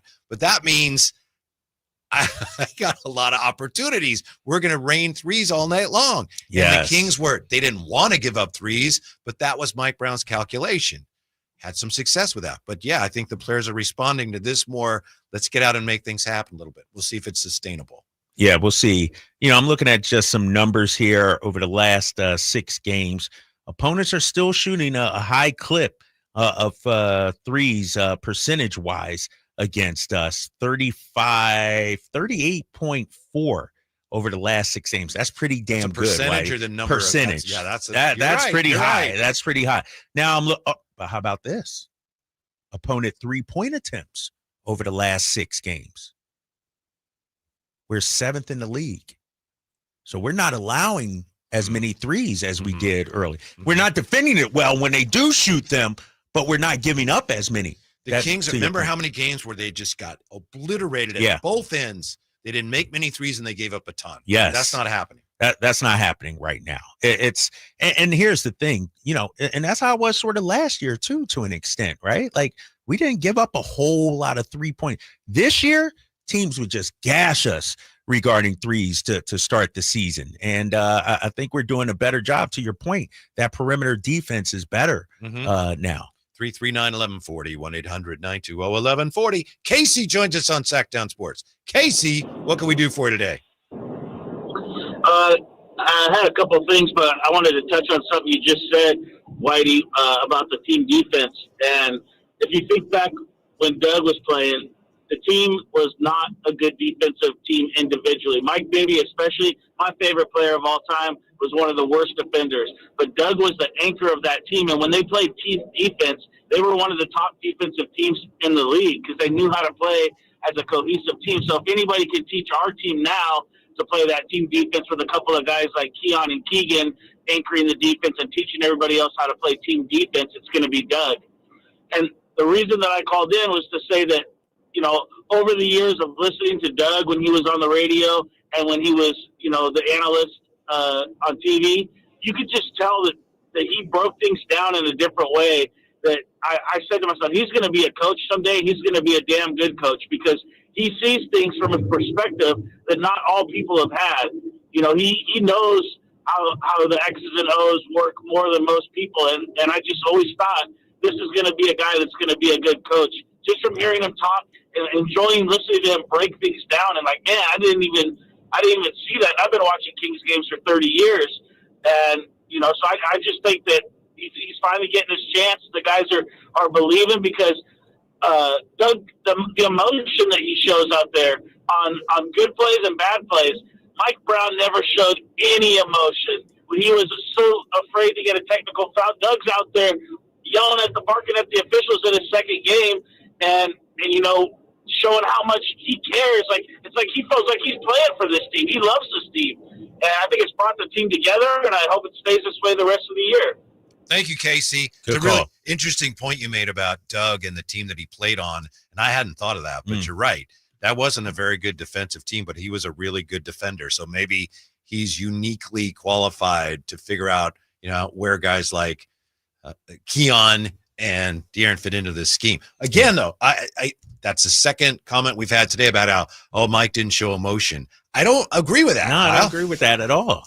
No, Mike showed a lot of emotion. I could think back at a number of games. Remember in Toronto, Milwaukee game. I mean, last year he got ejected. I mean, Mike was an emotional coach. I will say this. I feel like at times Mike probably held his emotions in check publicly. He didn't. Yeah. But when Mike went off, we saw it. When he brought out the laptop and showed it, like, that's an emotional coach. And, Doug hasn't gotten the technical yet. Like, so we can't gauge whether a coach is emotional by technicals or not. Doug hasn't gotten a T yet. Mike has gotten T's. And so I do disagree with that. It is an interesting point also about how, Doug seems to be flashing back to when he played. At least that's what DeMar DeRozan said last night in the post game I don't think that was with you. It was with Katie and Mark. Yeah, Katie and Mark on the talk. In the huddles, he's flashing back to when he was playing. That was awesome, man. It's like, but and maybe it's just the bump that we talked about. But the players are responding to that, Whitey. They are. They're laughing at it. They're like, look at Doug. Yeah, that's our, it's like they're buying into it. And the thing about it too is, I go back to the Warriors game when Domas had to calm Doug down. It's almost like now Doug is sticking up for the players, battling for them, and the players are doing the same for Doug too. They're sticking up for him. They got his back too, if you will. That's interesting. Do we ever feel like the players had Mike's back this season? Maybe not, but now it feels like they're riding and dying for Doug Christie out there. And they know if we want this guy around, we better play well. We don't play well, he ain't going to be around next year. Be around. Yeah. That's true. How about JR, your old buddy JR, joining us on Sacktown Sports. What's up, JR? What's up, my friend? What's up, JR? Before we get into whatever you want to talk about, I just want to point this out to you. This is NFC West opponents for next year. 49ers play Arizona, Rams, Seattle, Atlanta, Carolina, Jacksonville, Tennessee, Chicago. It's almost like we lost games on purpose or something. Exactly. Houston, the Colts, the Saints, Tampa Bay, Cleveland, and the New York Giants. You mean like unlike this year, we had to go to Green Bay, to Buffalo after they had bye weeks, play Kansas City after they had a bye week. Wow, does the NFL have to make something up? Or what's going on there? No, I'll tell you what, that schedule got 9-8 written all over it. 14-2. 14-3. Yeah. Well, you'll be 0-1 in the playoffs, young man. Now, we're not here to talk about that. It was great last night? The snarl Christie gave when Domas hit the three. Then the hug he gave David when he missed the Keon, the Keon when he missed the second free throw. And then the ultimate, though, still is Rosen's face when he hit the shot. It was like he said, yeah, this old man still got it. Yeah. I still got my game. He had that smile. I haven't seen a smile since he's been here in the Kings.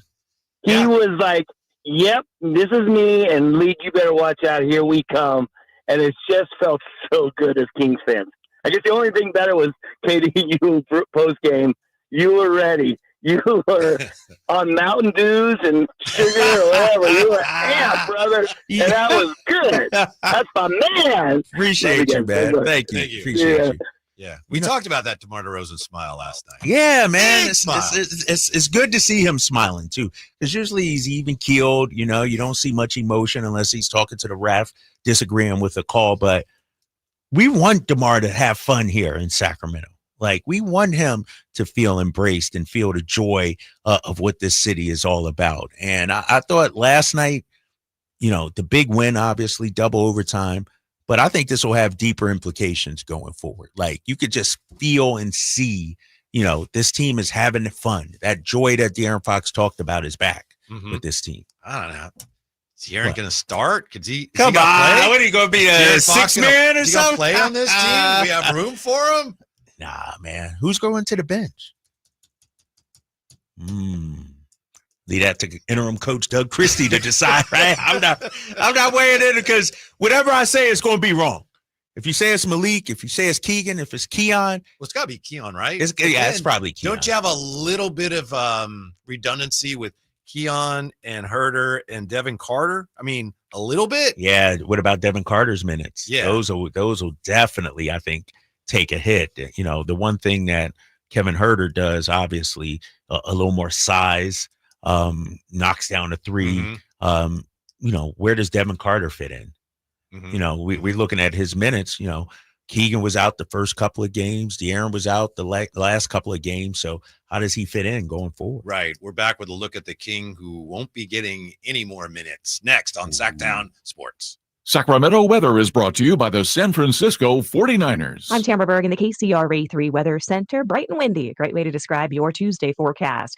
We'll have sustained winds across the region in the 10 to 20 mile per hour range, with gusts occasionally up and over 30. Daytime highs peak in the mid-60s, and those winds will gradually ease after the sun comes up Wednesday. Get the latest forecast on the KCRA3 News and the KCRA3 app. Don't miss the excitement of 49ers Game Day by securing your 2025 season tickets now. Inventory is limited, so speak with a representative. Dial 415-GO-NINERS and reserve your seats. That's 415-GO-NINERS. A new Honda? Nice. Well, it was like this. It was a super hot day, so we all stopped for some ice cream. When bam, the AC went out. My dad started sweating and was all, man, I stink. And my brother was like, I hate this car. And my mom was all, I'm dying in here. Then I said, it's time to call Stockton Honda. Then Dad was like, honey, you're right. I knew you were my favorite. And just like that, Stockton Honda to the rescue. StocktonHonda.com. Time now for your 49ers report, brought to you by Jeremy Winter, attorney at law. He cares because he's been there. 49ers running back Isaac Guerrero exited the game early versus Arizona after being tackled just 2 minutes into the first quarter of play. Guerrero had to be carted off and did not return. After the game, Kyle Shanahan indicated the running back may have suffered an MCL injury. Niners lose 47-24 and finish the year at 6-11. Serious accident. You deserve the law offices of Jeremy Winter. 877-637-3237. Jeremy lost his mother in a car accident and knows firsthand the pain caused by tragedy. That is why he became an attorney to fight for others who are going through a tragedy. If you've been seriously injured in an accident, you deserve more. You deserve better. You deserve Jeremy Winter. 877-637-3237. Coach Doug Christie here for your truck headquarters, reminding you that every deal at Folsom Lake Ford is a slam dunk. Shop all your favorite models on sale now, including America's best-selling truck for over 47 years, Ford F-Series, plus a huge selection of Broncos, Bronco Sports, and all of Ford's award-winning SUVs at FolsomLakeFord.com. Listen, I know a great play when I see one. And if you want to save on a new Ford, you got to drive the lane straight to Folsom Lake Ford in the Folsom Auto Mall. Right now, buy any new Ford with zero down on approval of credit. Save big with low interest financing. And Folsom Lake Ford always pays top dollar for your trade. So hurry to Folsom Lake Ford, a 6-time Triple Crown winner for sales and service excellence. That's why they're my trusted dealer, and they should be yours too. Tell them Coach Doug Christie sent you, or shop them online at FolsomLakeFord.com.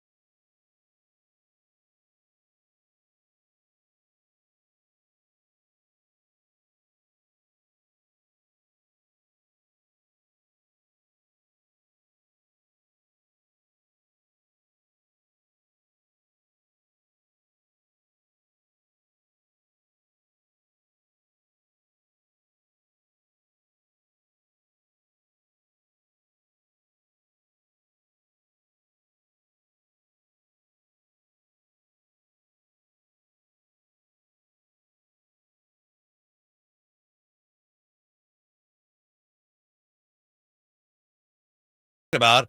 I know I've tried to do that because I don't want to be disrespectful to Mike Brown. And it's too easy sometimes to pile on the guy that just got unceremoniously ousted. Oh, he was terrible. And I don't want to be that guy because Mike Brown did a lot of things. So that's why I do that.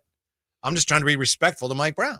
Both things can be true. No, I agree. I mean, it's because what winds up happening is new coach comes in, get that bump. Oh, the new old coach must have been horrible. It must have been terrible. Right. And that's not what it was. I mean, Mike Brown, it wasn't, I think, about as much the X's and O's as about getting the players to buy in. Yeah, Mike says everyone's just afraid to offend Mike Brown even after his departure, LOL. I don't think we're going to offend Mike Brown. Yeah. What's the matter? Yeah. Somebody raised a good point, big fella. Oh, Banta the Young pointing out that in the YouTube shot, we got a 49er logo, but we don't have a Kings logo. Okay. That's all. Just helping you out, big fella. Hey, football season's over. Put the Kings one over the 49ers. I know, right? There you go. Yeah. All right. Sorry, that did bother me. Okay. Yeah, I saw you look over here. It's like, everything okay? Yeah. Thank you, Banta. Yeah. Appreciate that. Anyway. I got you, big fella, Banta. Yeah, you know that. Yeah. Anyway, yeah, I don't think we're going to offend Mike Brown. I don't think he cares what we say, but I'm just trying to be respectful to a guy who did a lot of good things here as a coach. Yeah, exactly. And that's the thing. You can hype up the new coach without putting down the old coach. And that's basically what we're trying to do. Like, it's not an either or. Well, Doug did this, Mike didn't do this, so Mike must be terrible. No, it's not what we're trying to do out here. So we were talking about minutes and who's going to play more now, and De'Aaron comes back. What happens? Orlando Robinson no longer a Sacramento King, huh? Dude, what happened? Oh, Rob. That was our guy, Jay. right? Yeah. Oh, Rob. The hate is real. Oh, my gosh, man. The hate wasn't real. But what happened? Like he never the injury, right? Was it the injury like fresh off in the beginning of the season? Yeah, when they had to see what they had here. Right. What do we got here? And never really had a chance to do that in camp. Because we were saying, man, maybe they believe Orlando Robinson is their answer at a big, backup big. And I think he had like one game where his first game, he came out. Yeah, he hit a three, had a nice little post move. And we're like, oh, man, this guy got some skills. And I don't know how many minutes he played after that. Not many. So today's the deadline, right? You had to decide who was going to stay on the roster because the partial contracts become guaranteed. So Doug McDermott is on board the rest of the year. Jay Crowder, but the old Rob era has ended. Well, I'm happy Doug and Jay stick around. And, I think those two guys bring, something far more valuable than just what the box score or the stats would indicate. They bring stability. They bring, remember, I think it was earlier I talked about who's our veteran leaders on the bench? Who's the guys? Are you Udonis Haslem or something like that? And I feel like that's Jay and Doug to a lesser extent. Like you need those sage, savvy voices in the locker room, guys that have been through it a lot. Drapes, I thought Doug McDermott was an interesting substitution last night. He didn't end up making any shots, I don't think, but they brought him in. Doug Christie brought him in at a time when the Kings were really struggling against that zone. So it's like, okay, I mean, you're looking for a zone buster there. I think the most shocking thing is Doug played 1:38 and didn't get up a shot. Yeah. Like, because usually that dude comes in maybe ready he's to under the weather right? or something. He must be a little sick or something. Like, you all right, Doug? Because he didn't get up a shot. But, yeah, real quick, Whitey, what do you think? How do you think the Kings handled the zone situation? And I'm not talking about initially. I'm talking about adjusting to it. I feel like Spoelstra and them maybe went away from it a lot there in that fourth quarter. I don't know. Maybe I'm wrong. Did you see that at all? Or did the Kings make a nice adjustment out there? The best way to beat a zone, Jerry Reynolds taught me, is to beat the zone down the floor. So if you can get some stops and get out and run, it doesn't matter what defense they're playing because they don't get a chance to get into it. Yeah. But I think maybe what happened last night, you see this all the time in the NBA. Team goes to zone and the other team takes them a while to adjust to get back into a rhythm. And then once you do, a lot of the stuff the Kings run, I think, should work against the zone or man-to-man. So I think maybe it's just a matter of, nice change of pace. Miami's plays a lot of zone. They're really good at it. Yeah, you talk about junking it up. That's Eric Spoelstra to a T, no doubt about it. I'm looking at some of the numbers from the fourth quarter where the Kings scored 34 points. They only shot 40.9% from the field in the fourth. They did make 5 threes, but they got to the line 11 times. Perfect 11 for 11 last night, just in the fourth quarter. That was huge for them last night. Let's talk to Trevor, 339-1140, 1-800-920-1140. Hello, Trevor. You're on the Drive, guys. What can we do for you? Fellas, how we doing, man? Highly enjoy the show. Thank you. What's up, man? So I'm wondering, really, why are we not hearing John Collins in the trade rumors? I know his contract only goes through next year, so that would be a valid reason for not including him in the discussions, you know. But honestly, I think he's the only one that checks all the boxes that we need. He's a physical power forward. He could take some of the pressure off Sabonis down low, banging and things like that. He would be the number 2 rebounder, taking the pressure off Keegan. He also could that would allow Keegan to cover the best player 1 through 3, which would be his forte, you know. And he also can hit the outside shots. His 3-point percentage is great this year. So I'm just wondering, why are we not hearing about him? Is it the contract years or what is it? What do you think, Drapes? No, I mean, it sounds like Trevor is, reading from my very own playbook here. Like, I mean, that's a great question, Trevor. Like, I've been all in on this guy, man. Like, this guy is the answer for us. Right. And honestly, we should have pulled that trigger 2 years ago when we could have had him for nothing, pretty much, a second rounder or something. But, yeah, like, I don't think we need another small forward, another wing, another player like Keegan. Like, you know, we need a banger who could even play backup center and play low post, but he can also step out and hit that 3 too. Yeah, Trevor, my guess would be you're right. I know he has a nice contract and he has a player option, and you'd think he'll probably pick that up for 26.5, but he might not. So if Utah wants a first rounder, which is what's being thrown around, you could give up a first rounder for a guy who could come here and then go, yeah, I don't want to be here anymore. So it's pretty risky. That may be the key to what you're seeing or not seeing about John Collins. Yeah, and I mean, I don't even necessarily think he might choose not to. It's just, could we fit him under the salary cap with the De'Aaron's contract coming up and that kind of thing too. Yeah, we'll keep an eye on it. Thanks. We're going to be hearing a lot of the names here because the deadline's a month from yesterday. Yeah. Today's the 7th, yesterday the 6th. Yeah. Wow, a month. According to reports, I'm sure, as you know, Trevor, it looks like the Kings are more focused on Cam Johnson, but there's going to be a lot of teams focused on Cam Johnson. And he's right. We mentioned this yesterday. A couple years ago, the Jazz got John Collins for a second-round pick. Yeah. And Rudy Gay. No, and now, whether it's Collins, Cam, the price is high. The brick done went up, price of the brick. I mean, and you got so many teams that are looking to do something, whether it's Lakers, Warriors, Phoenix, and I'm just talking out west. Memphis might make some moves, OKC still got a treasure trove of assets that they can move. It's going to be tough to pull something major off like that. Apparently, Jimmy Butler has told Milwaukee and Memphis, don't trade for me. So it's interesting, isn't it? Because supposedly there's a list of teams he wants to play for. Then it's, oh no, he'll go anywhere. But then there's a couple teams he's told not to trade for him. That means the Kings are still on the list, Drapes. We don't want to enter that circus, do we? We don't want to be a part of that drama, that I don't want soap it to happen. opera. I just want to be able to talk about it, right? What if Shams or somebody drops something? Yeah, the Kings do have some interest in Jimmy, but like that would drive this place crazy. What's interesting about it, though, too, Whitey, is Jimmy Butler wants to go to Phoenix.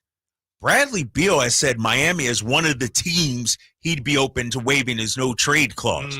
Makes sense to me, except I don't think Miami wants Bradley Beal. Right. But it makes sense for both teams to go do that deal. I don't think he's going to get traded. And then, we talked to Jason Jackson about this yesterday, and he really didn't want to go there. It was like, is there any way that would work? Like, all right, Jimmy, you're still with us.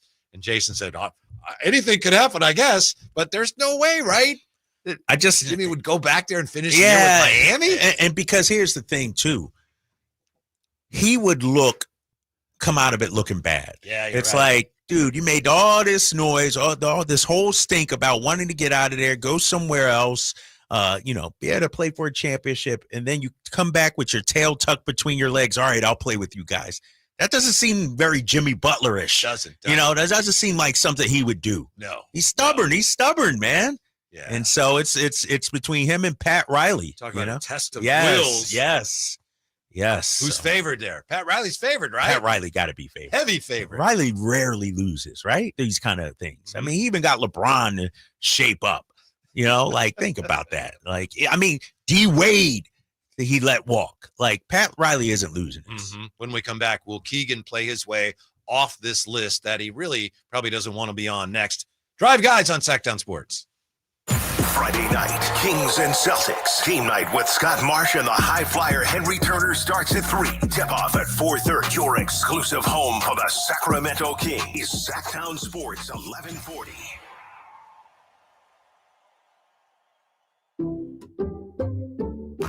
Some people just know they could save hundreds on car insurance by checking Allstate first. To check that your seats aren't in the visitor section first, before buying tickets. I'm so excited for this game. I can't believe you got us tickets. Me too. Wait, are we on the wrong side? Yeah, checking first is smart. So check Allstate first for a quote that could save you hundreds. This is going to be a long game. You're in good hands with Allstate. Savings vary, subject to terms, conditions, and availability. Allstate Fire and Casualty Insurance Company and Affiliates, Northbrook, Illinois. If you love to travel, Capital One has a rewards credit card that's perfect for you. With Venture X, earn unlimited double miles on everything you buy and turn everyday purchases into extraordinary trips. Plus, receive premium travel benefits like access to over 1,300 airport lounges where you just check in and chill out. Open up a world of possibilities with Capital One. What's in your wallet? Terms apply. Lounge access is subject to change. See CapitalOne.com for details. Wesley Financial Group is not a law firm. Do you find yourself stuck in a timeshare? Get the real facts about the timeshare industry and your options for cancellation. Chuck McDowell, founder of Wesley Financial Group, has put together a free information guide that reveals the secrets the timeshare industry doesn't want you to know, including the 5 ways to get rid of your timeshare. Call now and get this timeshare cancellation guide absolutely free. Call 800-330-2929. 800-330-2929. 800-330-2929. Accomplishing goals is hard, but when your goal is to learn a new language, Babbel makes it easy. Babbel is designed with you in mind. From expert-created lessons to conversational video units and even live classes, you can personalize your Babbel experience to be exactly what you need to really learn a new language more easily. Go ahead, set a goal for yourself. Accomplish it with Babbel. Try Babbel for free. Go to BABBEL.com. That's Babbel.com. California's largest sportsman's expo is back, January 16th at Cal Expo in Sacramento. Find a huge selection of fishing boats, kayaks, and side-by-sides. New this time, nearly 50,000 square feet of RVs and campers. And check out the all-new, fully redesigned Toyota Land Cruiser.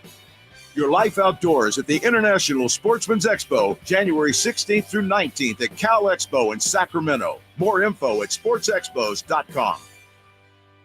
For a precision-crafted performance, the decision is easy. A new Acura from Acura of Stockton. Get the driving experience you've been waiting for in a new Acura. Get the best selection and customer service you deserve from Acura of Stockton. Shop in person or use our online express store at AcuraofStockton.com. Acura of Stockton will buy your trade, even if you don't buy from us. Don't settle for less than precision-crafted performance of a new Acura from Acura of Stockton and AcuraofStockton.com.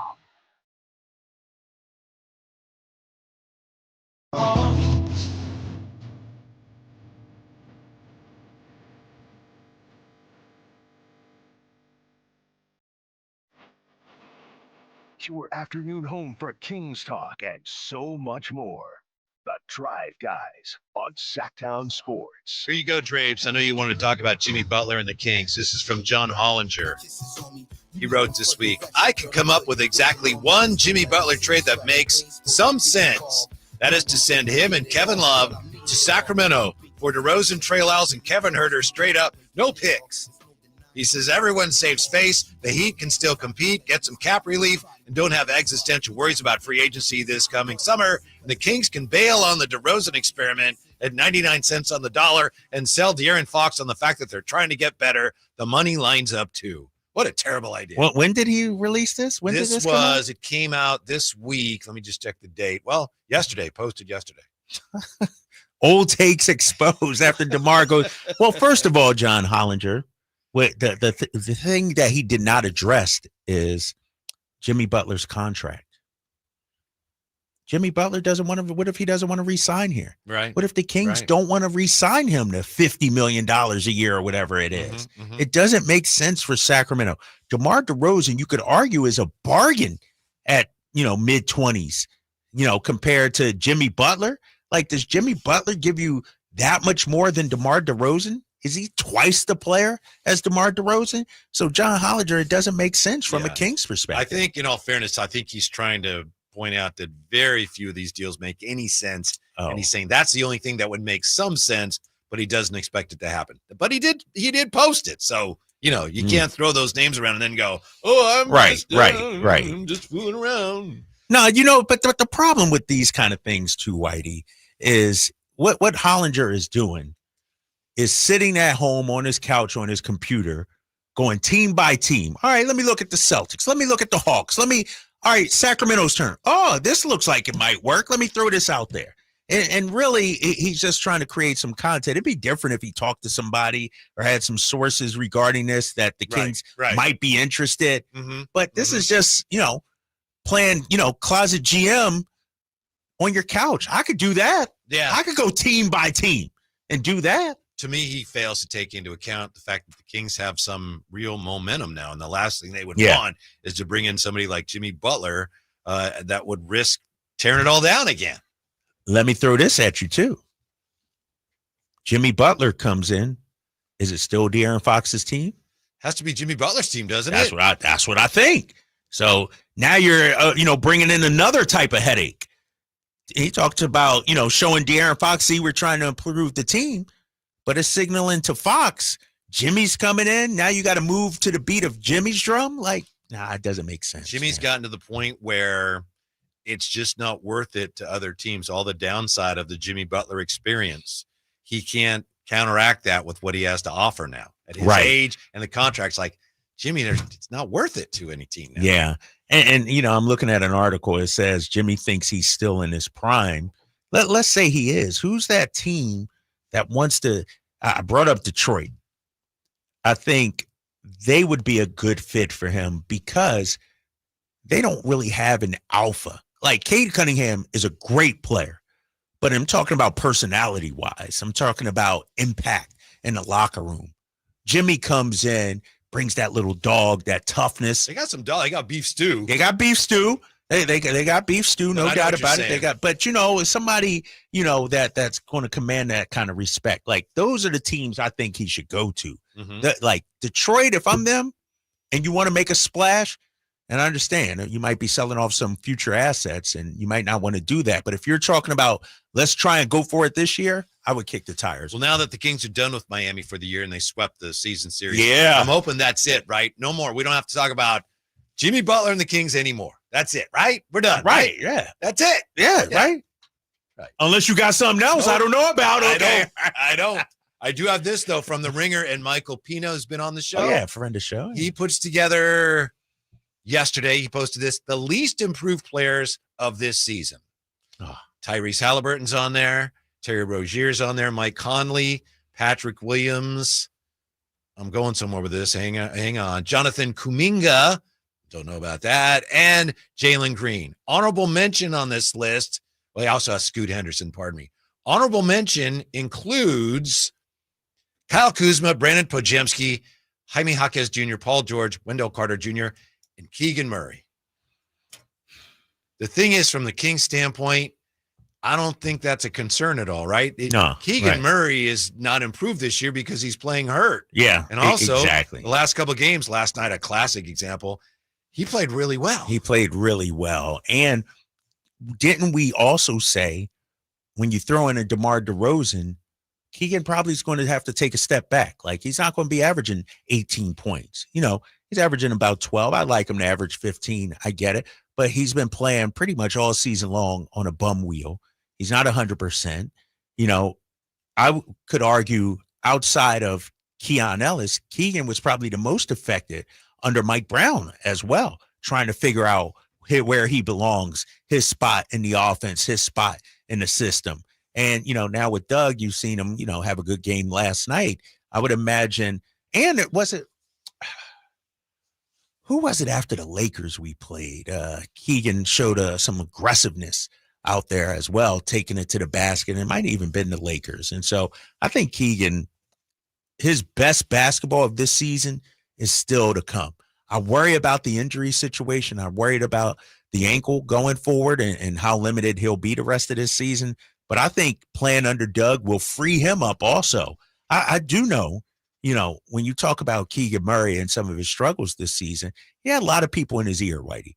He had a lot of people saying, do this, do that, do that. And, you know, when Doug talks about simplifying things offensively, defensively, I also think he means simplifying the messaging to the players as well. You know, the one voice kind of thing. I feel like Keegan at times probably, you know, got a lot of different advice and a lot of different people in his ear. It just seems like he and Herder, but especially Keegan, since Doug Christie took over, the three ball looks better. That shouldn't be, right? I mean, it's hard to make sense of that, but we're seeing it, aren't we? Yes. He's shooting the three ball better. Yes, he is. And, you know, he was big last night. How many do you have last night, Whitey? You got the box score. He was 4 for 6. 4 for 6. My God. And there were some significant ones. Some big ones down the stretch. Exactly. And the fact, you know, he took 10 shots, played, you know, tremendous defense out there. The rebounding was huge. Like, this to me is a Keegan Murray kind of game. Can he be better? Yes. Can he score more? Yes. But I thought he was fantastic, doing a little bit of everything when the team needed it last night. Yeah, so Michael Pina looking at the whole season going, oh, he hasn't improved. I think he's playing better of late in the last week and a half or so. Yeah, I'd have to look at, you know, some of his numbers, his game log, but I agree with you, man. And here's the thing, too, about Keegan Murray. What I'm seeing, too, is you didn't see it a whole lot last night, but we've seen glimpses of him look for his shot more, you know? And it was last night a couple times where he put it on the deck, looked to get to the foul line, the jumper, missed a couple, but he had one little floater, about a 10-footer, a 12-footer. That was nice. And so I think he's still trying to figure out his way. I will say this, though, Whitey. I don't know if Keegan's, at least this season, going to be the guy. Like, Malik took 25 shots. I don't know if Keegan will ever take 25 shots in a game. I don't think he'll ever be a guy. I'll have to look it up. What his high is. What his high? Yeah, I'll have to look that up. I don't think he'll ever be, you know, I'm going for mine, and not necessarily. I'd like to see what would happen if he did. Right? That. Yeah. Let me see 20 shots from Keegan Murray. I'm gonna pull that up too here as we talk here. All right, let me ask you about this. I know you talked to Lawrence Butler last night. Yeah, right? yeah, that's my guy. Did you talk to all of the guys or no? Lawrence Butler and Rooker. Yeah. Who signed his big extension. Yes. Lawrence Butler was making the rounds yesterday, and among others, he talked to Kevin John from News 10. And Lawrence Butler was talking about the beam, and he said he had seen the beam the night before when the Kings won against the Warriors. You know, from the Sawyer. Yeah, he saw it. It's like, he saw it outside amazing. there. Yeah. He said, I even recommended that we get a beam. He said, that would be pretty dope. What do you think? Is it a Sacramento thing? The A's, when they win, green beam it? What do you think, Drapes? Jay? A's win, light the beam. I don't know, man. I don't know. Just asking. Because Lawrence Butler likes it. If they leave, are they taking the beam with them? Like that might be a little too much. First of all, they're not leaving. Stop, okay, all right. Stop trying to be a precursor to something that ain't going to happen, Dre. Really? Yeah, they're not leaving, man. See, this is the thing. I know you guys have to be, you know, you got to walk the fine line in certain topics. I ain't got to walk it. They're not leaving. Wow. Sacramento A's, baby. Okay, so you okay with the beam then? The green beam. Lawrence Butler says. They got to come up with something a little different. I even recommended we get a beam. Yeah, but maybe it's like you You can't shoot it straight into the sky. You got to maybe put it on a 30-degree angle or so. You got to come up with something different. Just think, because there's going to be nights where they both play. Just think we had the green beam. I like we that. had the purple beam. I like the that. Kings beam got to be brighter, though, right? It got to be. They doubled down this year, right? Or last year, right? With the extra strong beam. Yeah, exactly. It actually looks like there's 3 beams. Yeah, when you look at it, it's multiple beams. Drapes, you got to get to the roof, baby. Take a picture. You know what? I was thinking that yesterday, Jay. Driving home, I was thinking, you know what? After a game, I'm going to go up there. If you go, I'm going. All right, let's do that one day. I'm for sure going. Whitey, that mean you got to go. Whitey, you going to come or you going to go to the press conference and listen? Well, this guy always trying to go to the press conference. But yeah. You know, they should, I'm sure you could get fans up there. People would pay to go up there, don't you think? Yeah, but but that's not a good thing for the Kings. Especially not people already think the organization is charging too much, you know, Hello Kitty night and stuff like that. People already, you do it, huh? Charge what, $10? Yeah. I don't know. It's a once in a lifetime experience. Yeah, you got to hit a little harder than that. Yeah. I mean, that's the introductory price, but then you want to come back. What's the introductory price? You say you can look at it. I mean, $10. You get on the roof, but if you want to get close to it, you know, got to pony up some. Get close to it, right? I will say this. I don't know if you guys, you know, people have been talking about it since the team went up there this past week. I've heard it's not the easiest to get up there, though. Grace, have you heard that? No, I hadn't heard that. Yeah, I've heard it's not the easiest to, you know, maneuver and as far as like space and opportunity and, you know, things like that. So I don't know if you could take a full team up there, even though they got it there. They got it. Yeah, they're the players. They'll figure out some ways. Seriously, I think they had to go up in groups because I remember listening to the audio. Like, all right, I'll take this bunch. Yeah. Okay. Like they sent the coaches first. Like if you go watch the Sac Kings, social network, they send the coaches up there first. And then you hear like some of the players like, where are we going? You hear like Coach Doug Christie telling Malik, of course, of all people, like, man, shut up, put some clothes on and follow me. He was like, believe in me or something. He said, right? You down with me, I think is what he said. Well, you know, the coach Drapes is an announcer for the team. We should at least be able to get some Drive Guys listeners up there. Heck no. Who? Compio? Come on, man. What are we doing? No thanks. JR, right? Russell, right? Maybe Russell. No thanks. Who's your boy who always root for you? Oh, on the Whitey's wayback quiz. Yeah, who's your boy? Who is that again? Man, that ain't your guy. My guy is Ward. Ward is my guy, but I haven't heard from my other guy. During the wayback quiz. Anthony Slater. I know I'm loud. Anthony Slater's going to join us in a little bit. We come right back with a look at the early results from what Doug Christie calls the testing phase of the Kings' identity. We'll give you details on how you can join Kyle Draper on the roof to see the beam. Next on Sackdown Sports. Whether you're ordering wings for the game, whipping up a 7-layer dip, or ordering pizza, there's something about football that makes you want to eat. And this football season, Uber Eats has the best deals on game day food. No matter what you're craving, from 2-for-1 pizza to buy one, get one wings, Uber Eats will be dropping new deals each week, all season long. Uber Eats, official on-demand delivery partner of the NFL. Order now. Terms and conditions apply. See app for details. If you love to travel, Capital One has a rewards credit card that's perfect for you. With Venture X, earn unlimited double miles on everything you buy and turn everyday purchases into extraordinary trips. Plus, receive premium travel benefits like access to over 1,300 airport lounges where you just check in and chill out. Open up a world of possibilities with Capital One. What's in your wallet? Terms apply. Lounge access is subject to change. See CapitalOne.com for details. Our daughter Jessie loves playing detective. A clue. But since we discovered she has sensitive skin, we've been playing detective too. We thought the problem was our puppy. But it was actually our old detergent. Aha. So we switched to Tide Free and Gentle. Tide Free and Gentle provides an excellent Tide clean, and it doesn't leave behind irritating residues like dyes or perfumes. So it's gentle on your skin. Case closed. If it's got to be clean, it's got to be Tide Free and Gentle. When might you be buzzed? When you suddenly love everything. You guys, I love this song. I love these nachos. I love our kickball league. Oh, I love this guy. What's your name? You know what I'd love? A ride when it's time to head out. If you see a buzzed warning sign, call for a ride when it's time to go home. Buzz driving is drunk driving. A message from NHTSA and the Ad Council. I love your car. Is this real leather? Every school day was a vaping day for me. It wasn't a social thing anymore. Suddenly it became something I was doing independently every day. Recently, I was sitting next to somebody on the freeway and I saw them vaping. I was like, wow, is that what I look like? And that didn't sit too well with me. That image has been a big motivation to quit. No quit story is the same. For free support, text Kick Nicotine to 66819 today.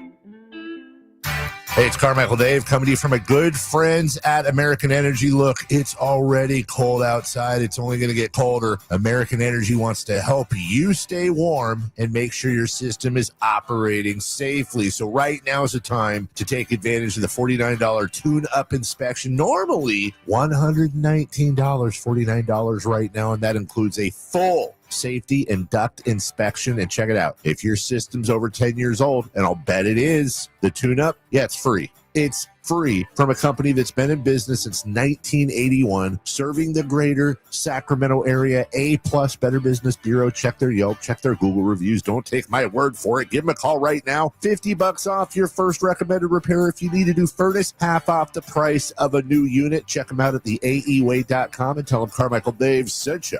Call 916-520-9998 now. There's a reason why more and more people are coming from all over to Sacramento Chrysler Dodge Jeep Ram. Folsom, Elk Grove, Woodland, Roseville. And it's not just because they're centrally located next to Hagan Oaks Golf Course. It's because they make the car buying experience different than anywhere else. Yeah, of course they can get you a great price. That's the easy part. Where their general manager, Chuck Dean, and his team really make a difference is they don't believe you should have to sacrifice great customer service to get a great deal. Stomp on in today and see for yourself. That's Sacramento Chrysler Dodge Jeep Ram. It's the place where a handshake still means something. KHD-KHD1 Sacramento, KYMX HD3 Sacramento. From the Power Business Technology Toshiba Studios. Sacramento's official home of the 49ers. San Francisco. Sacktown Sports, 1140.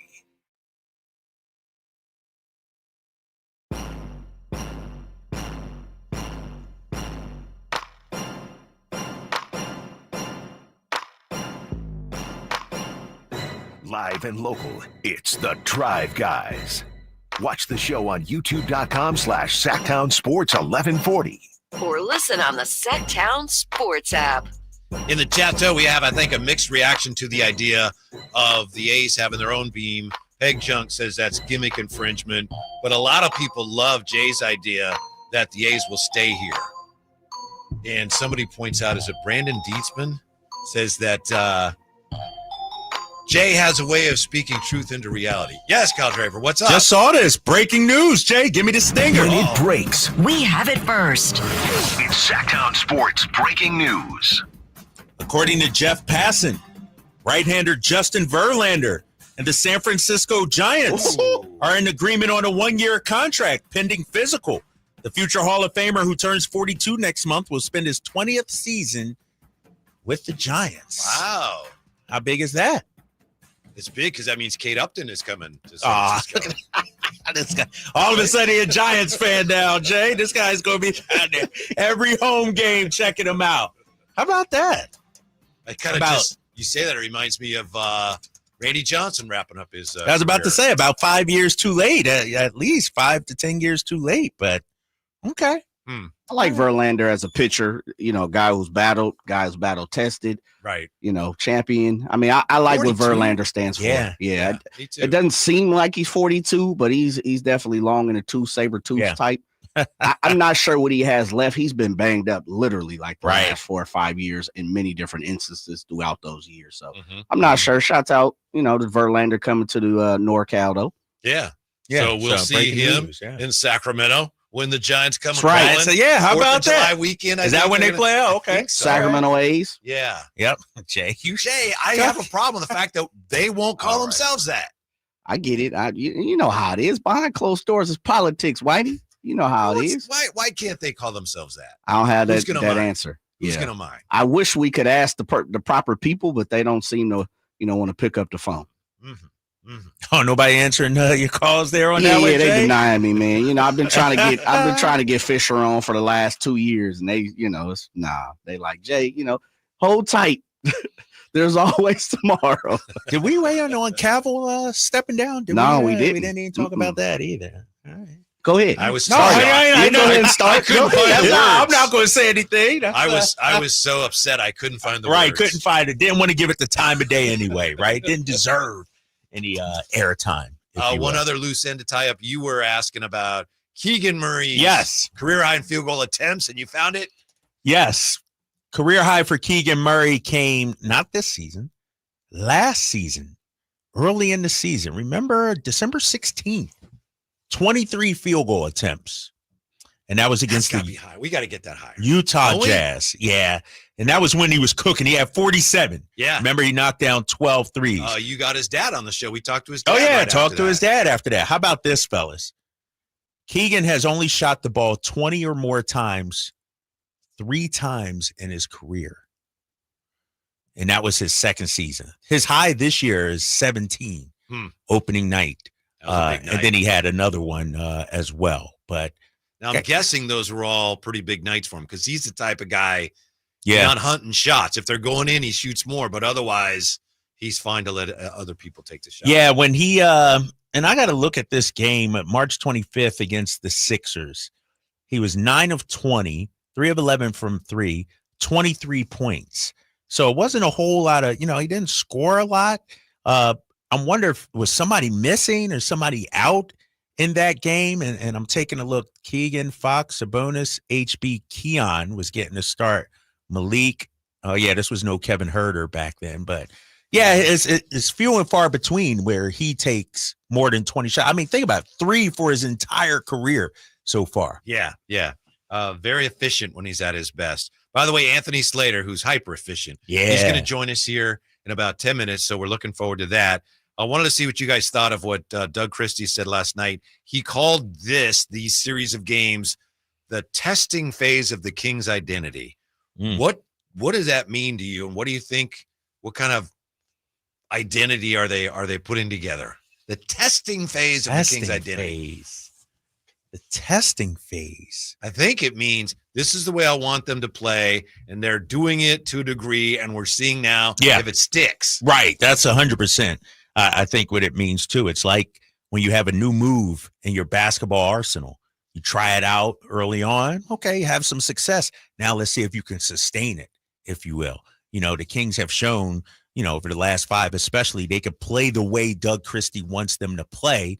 So this is a nice little small sample size, if you will, but can you sustain it the rest of the season? The great thing for a coach is when you're preaching things and then the team wins, especially when they come from behind and win games that you don't think you're going to win, it really reinforces all Yes, exactly. And Mike Brown had the same thing, Whitey.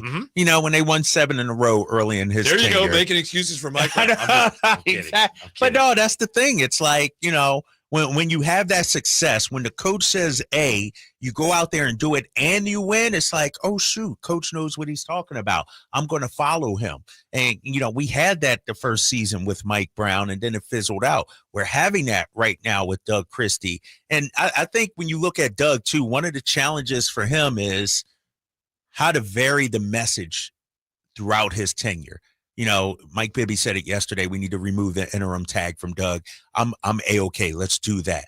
But, coaches have a shelf life. And if you keep delivering the same message, it can get old. And so I think as Doug progresses in his coaching career, finding different ways to connect with the players, I think is going to be key for him. That's so true. We've been talking a lot about Pat Riley because the Heat were just here. But even Pat Riley with those Laker teams, it got to a point where it was like, enough, Pat. Yes, exactly. And think about even in Miami when he was coaching, how many times you going to put the rings on the table before the season and everything. And so, no, and that's what makes what Popovich has done so great. I mean, and he's had different iterations, and he somehow connects with all those guys. But yeah, it's a challenge for a coach, man. But if that's what happened to Mike Brown, it just seems surprising that it happened so quickly, right? Yeah. It was like, damn, dude. Like, and a lot of people think it started to happen last year. Do you think it started to happen last year, or because of the Looked like it injuries. did, yeah. Because remember, they did win 46 games. If Malik stays healthy, if Kevin stays healthy, are we talking a 48-49 win team? And are we talking about a whole different feel regarding the Sacramento Kings? Remember, they had to have a team meeting last year. Just the vibes were off. Yeah, that's true.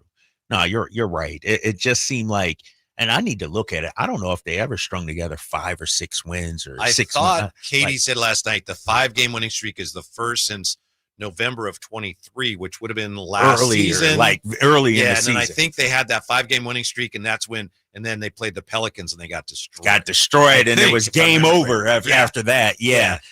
This team just hasn't had a lot of streaks as of late, man. And that's why this one's so impressive, dude. Yeah. So whatever their identity is, it's going to be sorely tested. You figure Friday night, then you got the Bulls, then you got the Milwaukee Bucks. So then again, though, there's opportunity there. I'm trying to find the positive side of it. You know, you're still, as well as they've been playing lately, they're still, as everyone knows, still underwater in terms of the 500 mark. Yeah. So you got to win more of these games than you're losing in this immediate stretch, and there's some tough games coming up. And I know we're going to talk about this road trip coming up, you know, to Milwaukee, Boston, and Chicago, you know, but I almost got to have 2-1, Whitey. I know that's asking a lot. But you go 2-1, now you're talking about being at 500 after coming off a difficult road trip. Then you come back home. I believe you got Houston, back home, Washington, back home, Golden State. Like now you could start, you know, hopefully getting your head above water, that 500 mark. And so I know it's asking a lot. Boston probably isn't going to be the one. I'm keeping it real. It's just a bad, tough matchup. But you could beat Chicago. You could play with Milwaukee and Giannis. And so I'm hoping for at worst 2-1 on this trip. What is the Kings' new identity? We'll find out when Anthony Slater joins us. That's next when we come right back. Drive Guys on Sacktown Sports. This is a story of the one. As a maintenance specialist for university housing, he knows college students can major in wear and tear. Plus, housing so many students doesn't leave a lot of room to house all the supplies he needs. That's where Grainger comes in. With over 1 million industrial-grade products and fast, dependable delivery, Grainger carries the quality products he needs so he doesn't have to. From a new door hinge to a whole new faucet. Call, click Grainger.com, or just stop by. Grainger, for the ones who get it done. Get in zone, AutoZone. Welcome to AutoZone. What are you working on today? Thinking about gas mileage? You know, changing your oil with a full synthetic oil like Mobil 1 can help your engine get more miles.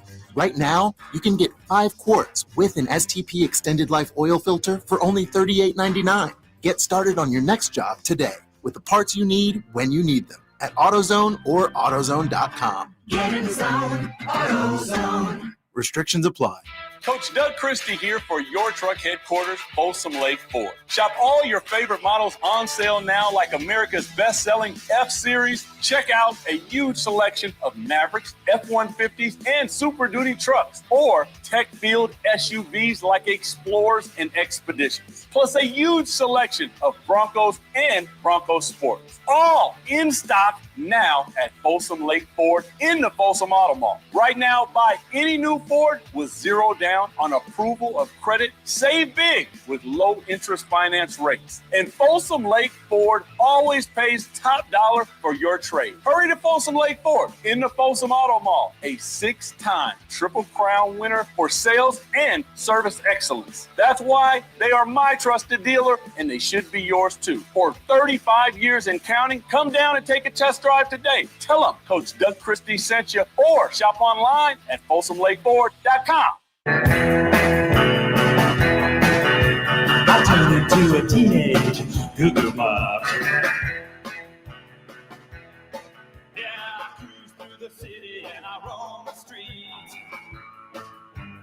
The Drive Guys, live and local, every afternoon, Monday through Friday on Sacktown Sports.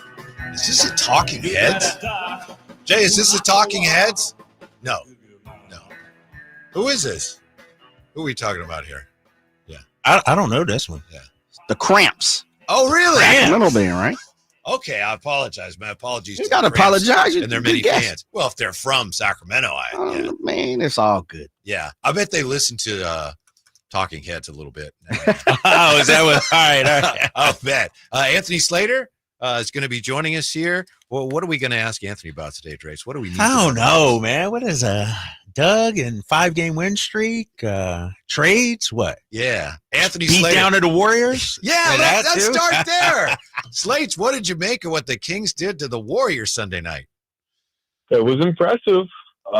Malik Monk looked like all NBA first team guard in that game. He was unbelievable. I will say I was surprised the Warriors didn't go to Kevon Looney a bit more. I mean, Sabonis killed Trace Jackson-Davis. Yeah. It was impressive, though. I mean, it was a juiced-up team, which we'll get to, like the shift in energy that's clear, against what just looked like a tired team that's trying to figure out who they are. And it was bad. It was, the other thing is, I mean, Steph Curry mentioned it post-game, but my biggest takeaway from that game, at least from the Warriors side, is Steph is basically talking about, hey, if they get in a hole, they're not built to be a comeback team because they're not a good offensive team, and I think it was kind of laid bare in that game. Anthony Slater joining us. Hi, this is Greg Papa. Disaster City. Greg Papa always trying to get some FaceTime, right? Slates now. I know. Papa always trying to get himself in there. Hey, Slates, I want to talk about my guy, Keon Ellis. He was big in that Warriors game, big last night. Why do you think he's been unlocked with Doug Christie as interim coach? They're playing him more. I think, and obviously the Keegan De'Aaron injuries, I mean, they didn't come at necessarily a good time for the Kings. You don't want to not have those guys, but, he's been in the starting lineup the last 4 games because they've missed, they've been missing starters, and that's allowed them to play 30-something minutes. I'm actually very curious when Fox comes back, which is obviously going to be very soon. He's like the way Keon Ellis is playing, particularly on the defensive end, as you saw him in crunch time last night, where, Jaime Jaquez is trying to bully him and he's stripping the ball. Like, you start to go, man, this is a good closing option here. But when Fox is back, Monk's clearly, starting and closing at this point. Like, do you close it with him over DeRozan right now? Interesting. I mean, it's probably a nightly thing. If DeRozan has it going, I mean, DeRozan hit 2 of the biggest shots last night, obviously in double OT. But as you try to rebalance the lineup, as you try to maybe feature Keon Ellis more, that's clearly been a big part of this little 5-game win streak. Like, I could hear the argument. I could definitely hear the argument that you want that defensive ace out there, and you don't necessarily need, all the extra, scoring. Slates, as we try to figure out why the Kings are playing so much better, we're looking at what's different. Is it possible the tension between ownership and the coach, the dysfunction, whatever you want to call it, was that possibly just starting to drag the team down, and they're just playing more freely as a result of not having that swirling around them right now? Yeah, I'm sure that has a little to do with it. Clutch time luck, obviously. I mean, you can't ignore what some of the subtle comments from the players over the last, after the last few wins, where it's talking about, simplified schemes, and Malik Monk said something last night about, basically playing for a coach that was a former player. Yeah. It's a little bit of kind of the new car smell. You see it a lot in sports. New coach comes in and you hear them talk about a lot of what's different from the older coach, and they're almost like subtle digs that are pretty obvious if you're reading between the tea leaves. Sure. I also think that just that the firing of Mike Brown and the firestorm it created while that was all swirling with De'Aaron Fox's future up in the air, I just feel like it just really upped the urgency level generally in the franchise, and suddenly you have a team that I think is staring at at an existential moment of the future of this core being very much in question. And obviously right now, at least the players seem to be saying it's a coach they're playing hard for, that they're just playing with almost a playoff level fervor, right? I mean, that last night, that arena seemed like it was game 5 of a playoff series, almost the way they were flying around. And it's that's going to win a lot of regular season games. Now, how sustainable is it? Particularly when 14 of 18 on the road coming up, some tough environments, some tough teams, maintaining that energy over the course of a marathon season and marathon road trips and all that's going to be difficult. But they're playing with a lot of juice right now, and that goes a long way in the NBA, particularly on the defensive end. Hey, Anthony Slater joining us. Slate's, with this 5-game winning streak, how do you think it impacts Monty and Wes and those guys' decision or indecision on whether to make a big splash at the trade deadline? Do you think it has any impact?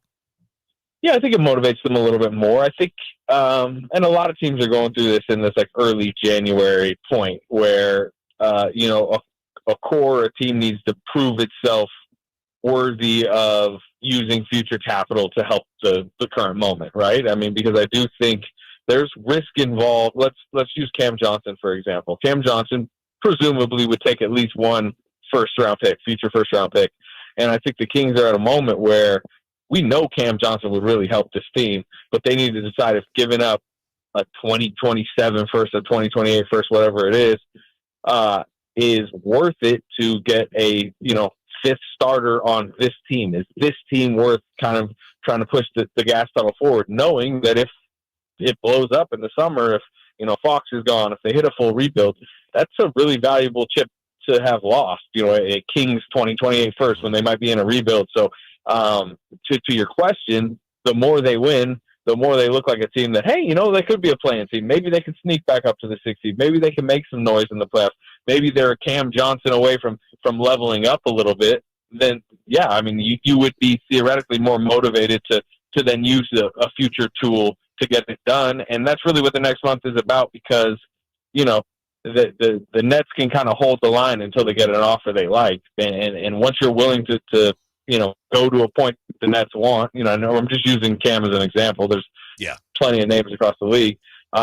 Then maybe you can get something done. But, I do think that the Kings materialize and they look themselves in the mirror and is this team worth, sending out a future first or multiple future firsts? I don't know the answer. I don't know what you guys think. I mean, are you starting to believe? I believed even before this streak, to be honest with you, Slates. I feel like, especially the way the West is outside of OKC, I think, a lot of ground can be made up. To me, at this point, a successful season for the Kings is a top 6.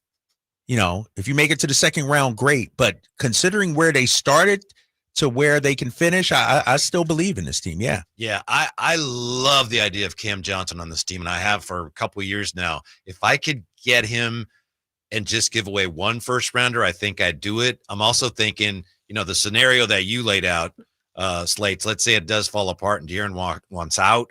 I figure I could probably get at least one first rounder back for that. But in general, multiple, I'd say. Yeah. Yeah. I don't want to trade multiple first rounders because I think I might need them, but we'll see. A lot of pizza left in that box. I do think the protections really matter here because a guy like Cam Johnson's worth, hey, you lost the 14th overall pick in 2028. Okay, whatever. Yeah. What you want to protect against is, if you send an unprotected pick, which became very in vogue right back to the Rudy Gobert trades and a few of the ones before that, the unprotected picks.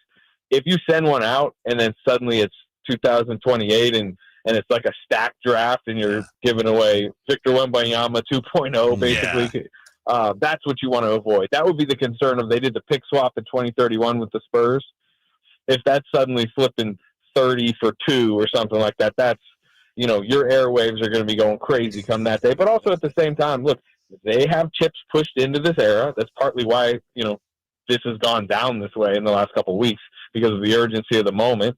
And, if you're Wes, if you're Monty McNair, if you're people, making decisions about the Kings of now, you're probably not that worried about 2031, 2027, because if this doesn't go the way you need it to go right now, might be different people in charge making those decisions, right? Friday, Boston, Sunday, Chicago, Tuesday, Milwaukee. You were talking about the upcoming schedule. Does the Doug Christie honeymoon survive this road trip? I mean, yes, in the sense of like, if they went 1-2, let's say beat Chicago, lose to Boston, lose to Milwaukee, which is probably like, the path most would predict. Like, you're not hitting the panic button too much. They have a chance to really accelerate forward if they go upset the Celtics in Boston. But I wouldn't look at, this 3-game stretch as something that's going to make or break the season. But I would look at, what did I say? It was 14 of 18, I've heard it is on the road. like that, as you widen that back out, and let's say over that 18, can you go 9-9? I think 9-9 would be, it would keep them above water, would keep them treading, heading towards the deadline, would certainly keep them in that compact race in the West, where, by the way, look around them. I mean, I know we talk about this every week, but everybody's in disarray. I'm about to go Warriors Heat tonight. Which of these two franchises, that I'm going to see tonight is in a tougher spot? Phoenix, are they they're bullying Bradley Beal right now into trying to waive his no trade or whatever's happening there? So if they can just go 9-9 over a really, a gauntlet of a stretch prior to the deadline, I think that would say something. Now, if 9-9 is instead 5-13, that's where you could really lose some ground. And this is a really tough stretch. Slates, when do you think things will really start popping off in earnest regarding trades? Do we still have tons of time here? You won't expect anything maybe to the week of the trade deadline. Well, Butler, right? We're watching Butler. Yeah. The Heat have publicly, which was kind of a surprise, publicly announced they're listening to offers at this point. So that feels like such a domino that it's a little bit like free agency. You know how typically every year you go into free agency and there's one or two huge names at the top, and they kind of hold the line for everybody else until they make a decision, because there's like the domino effect after them. You might see that with trades a little bit, where there's a lot of teams wondering how the Jimmy Butler thing lands. If this turns into a 3-team, 4-team type deal to because everything's so complicated in the apron world and Butler's amount of salary. Once that gets settled, if it gets settled, then maybe you start to see some of the smaller deals after that kind of, I guess, materialize. But to your question, typically every year you have a few prior to the deadline, and we've already had a couple. But then deadline day and the hours or in the day leading up to it or so, you get 9, 10, 11 trades.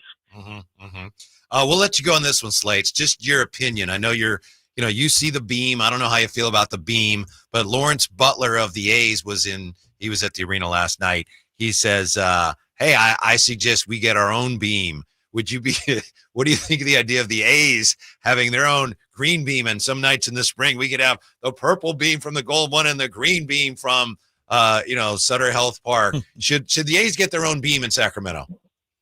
I saw, Tom's Watch Bar had a beam. I saw outside of Golden One. It was, They were. It was. I think it was after the Sixers game. I saw it. Okay. It was kind of, not too strong of a beam. It almost just looked like a flashlight was going up. It was beamish, right? It was beamish. Yeah. I would say it's probably a good idea. The A's, it seemed like, are trying to really kind of ingratiate themselves, into Sacramento. They're spending. How about they're actually spending money? Yeah. They left the Bay Area, and now they want to throw a contract around. Yeah. So I don't know how much of that was required as part of the move, but yeah, I mean, I don't know. It would probably, you got to win. I mean, that's the thing. The beam was so, it broke onto the scene so much in that first Mike Brown season because they won 48 games, and it was like, wow, it's, they are actually lighting it. It felt like early on it was going to be a joke because it was like, Kings can't win. And even early they had that 0-5 homestand, and it was like, it was almost disheartening that they couldn't light the beam. I remember there was a couple games, right at the end of the game, they kind of bring that beam that they have in the arena now to the tunnel, and they're waiting to bring it out thinking a win is about to happen. Well, the Pistons game happens, for example, where the entire arena thinks they're about to light the beam, and then they're not. It almost adds to the heartache if you can't. So I guess to wrap it back to your question about the A's, are they going to be good this year? They were actually kind of surprisingly decent last year. They're spending some money. I know you didn't bring me on to analyze the MLB here, but I think the beam does work if they have a surprisingly good season, and is probably looked down upon if they don't. Are they beam worthy? Great question. Yeah. Thanks, Slates. We appreciate it. Enjoy the game tonight. We'll talk to you soon.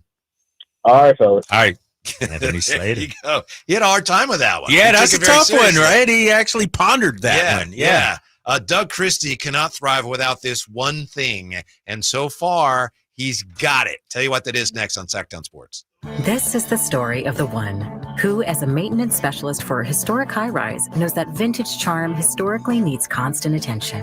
Which is why when it's time to upgrade turn-of-the-century mechanicals, they turn to Grainger. With easy access to 1 million+ products and the scale to deliver when and where you need them. The right tools and supplies are never far away. so the one can keep that vintage building running like new. Call, click Grainger.com, or just stop by. Grainger, for the ones who get it done. Get in zone, AutoZone. Welcome to AutoZone. What are you working on today? Thinking about gas mileage? You know, changing your oil with a full synthetic oil like Mobil 1 can help your engine get more miles. Right now, you can get 5 quarts with an STP extended life oil filter for only $38.99. Get started on your next job today with the parts you need when you need them at AutoZone or AutoZone.com. Get in zone, AutoZone. Restrictions apply. Hi, this is Greg Papa. Disasters hit every day. If your home, business, or building has suffered from any disaster, SunPoint Public Adjusters can help. SunPoint prepares, presents, and negotiates your claim with the insurance company, working only for you, making sure you get everything you're entitled to and letting your focus be on what's most important, your family or your business. Call SunPoint today at 888-247-7865 or contact us at sunpoint.us. SunPoint Public Adjusters, the gold standard in public adjusting. License number 2N14884. With Progressive's Name Your Price tool, you get coverage options based on how much you want to pay for car insurance. And then you decide how to spend the rest of your money because you're in charge. Today, you're going to pay down your credit card bill. But you decide when you'll pay it.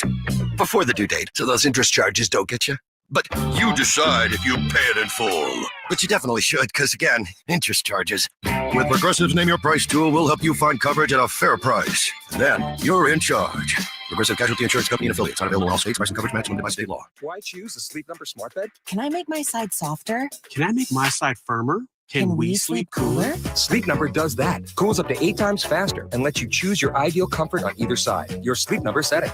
And now it's our lowest price of the season on our top-selling i8 smart bed. Your best savings plus special financing. Exclusively at a Sleep Number store near you. All Sleep Number smart beds offer temperature solutions for your best sleep. Learn more at sleepnumber.com. California's largest sportsman's expo is back, January 16th at Cal Expo in Sacramento. We've got more tackle. Grab deep discounts on a huge selection of fishing gear, apparel, and accessories at the giant Fisherman's Warehouse booth. This is the place to discover your next adventure, nearby or around the world. Your life outdoors at the International Sportsman's Expo, January 16th through 19th at Cal Expo in Sacramento. More info at sportsexpos.com.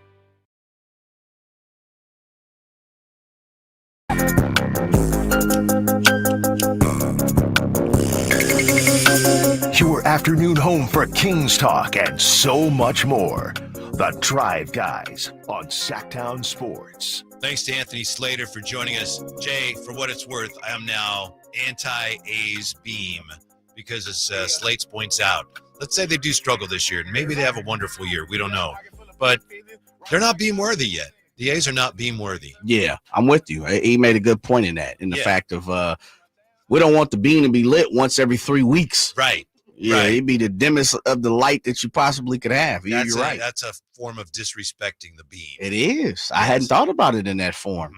Mm-hmm. And to be completely honest, what Slates was talking about is, you know, I mean, you got to call a spade a spade. The Kings was kind of disrespecting the beam a bit. I didn't think that they had to bring that thing out and then they have to take it back. You know, where we sit, I never see that. Right. Reminds me of when the Spurs were about to beat the Heat and they had the trophy, they were going to bring the trophy out. Yeah. And then they started missing free Take that throws back. and Ray Allen hit the three. Mm-hmm. Take it away. Take that back. Take it away. That's Reel right. it out of here. Don't let anybody see it. They said they were remember that was the one where they said Heat fans were walking out of the stadium, and then as they, started to turn around, they tried to get in. They were like, "No, can't go back in. Get out of here, man." Yeah. Doug Christie, for him to survive, one thing has to happen. We had Jerry Reynolds on the True Sports Card show the Saturday after the. Look at you guys. Mike Brown was let go, and I asked him, how important is it for the Doug to have the buy-in? To what extent does his success hinge on him getting a buy-in from the players? And Jerry, who's been through it, says 99.5%. He absolutely needs the buy-in. And so far, I mean, you have this from Malik Monk. We bought into what DC is doing. Already, you got the players that we bought in. We all just bought into it. We all feel good and confident in what he's saying. He played before, so I think he knows how to say it to us a little better than people that didn't play the game before. Do you take that, Jay? Is that a slight or a shot at Mike Brown in any way? I don't think it's a shot. I think it's, Malik, as we've talked about this, Malik is going to tell you what he thinks. Absolutely. And if he steps on some toes, oh well, but he's going to give you an honest response. So I don't think he meant to take a shot at Mike Brown, but maybe he just spoke the truth. Just as to what's naturally, going on I right was now. to say, he just spoke what was on his heart and his mind. Yeah. Yeah, I'll say this. I don't think it was so much as a shot at Mike. I think it's also one of those things where, these are the things that we're told as fans, we're as onlookers, guys who play the game can relate to guys who are playing the game, the Jason Kidds, the JJ Reddicks, the Ime Udokas, guys like that, the Bickerstaffs, so many different guys throughout the league who played some form or fashion in the league, professionally, whatever. Players seem to kind of tend to adapt to those guys a little more because they've lived it, they breathed it, they've, ate it. As far as hoop wise, the other part too, though, is, and I think there's something where, and I want to make sure I relay this properly. I think there is something where, for whatever reason, the NBA circles are forgetting that Doug's been around the Kings for numerous years. And I understand when you're an assistant coach, you don't see so much as, and there's 80 coaches now on NBA teams. If I may ask, just to clarify, Sure. when you say NBA circles, are you talking about people in or out of organizations who might look at that situation and go, oh, that really should be Mike's job? They're kind of looking down on Doug for taking it? Or Well, I'm not necessarily, because I think if anybody was given the opportunity to be a head coach in the NBA, would take it. I mean, Right. Yeah, including cats, dogs, frogs, and snakes, Mhm. right? So I think it's what The I'm Kings saying. have actually had some cats, frogs, Yeah. frogs that makes coach the team. Well, maybe they have. You wouldn't know. You worked at a pet store for quite a while. Yes, Then. I did. Let a bird go. But I'm saying is this: we don't see naturally, organically assistant coaches in the spotlight in the NBA. Sometimes it's even made fun of, as and Jerry talks about it. Look, when I was coaching, I had one assistant coach, maybe one intern, a scout, and Pete Youngman, who's been around the Kings for so long, legendary Pete Youngman trainer, where now, you got 42 interns, you got 33 scouts, you got a front bench, a back bench, intern coach, a coach assistant coach. Like, there's so many different avenues when it comes to the NBA now. And so I think what I'm saying is this: it's not a in style type of position. It's not really rah-rah. Most people don't recognize assistant coaches throughout the NBA unless they have a name or they were a former player. And what I think is interesting is people have kind of forgotten, like, Mike didn't hire Doug. He was already here from the Luke regime. Right. And so it's kind of one of those things that NBA circles, you're kind of hearing like, oh my goodness, Doug Christie. Well, Doug Christie been part of the team for 3-4 years now. As far as on the bench. Now he's been a part of the organization for many moves before that.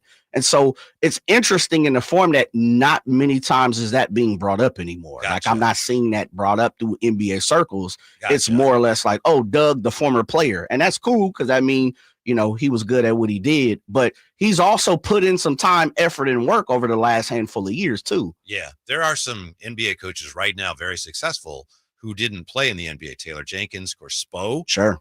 Doug has mentioned the last couple of days many times, Spo is like top drawer. So why is it then, if some coaches who didn't play in the NBA are such effective coaches, why was it an issue here? And my guess is, I think with Mike, it seemed to me one of his whole approaches here was, you should do it my way because I've won. I've been around it. I know how it works. And I think at some point that message, as things actually started getting further and further from where everybody wanted it to be, I think it was just natural to go, well, wait a minute. And Doug has come in with such humility, such great humility. Right. Yeah. Because that's who he is. Yeah. It's natural, and but that's the other part of it. And when it comes to Mike, I think Mike is he's so well respected throughout the league because he's an NBA lifer. He's been around longer than I'm almost been alive, right? And so people throughout the NBA have the utmost respect. Yeah. But he's beloved too. Yes, he's not just respected. And that's the other thing is when you talk to most people, even Matt Barnes said it. He's a coach. He's a player's coach. He's a player's coach. But I think when you start to get into the head coaching position, as we all know, there's so many different aspects that you have to be good, if not great at, to continue, success. We talk about Spoelstra and Pop and things like that. I just liken it to the parent situation.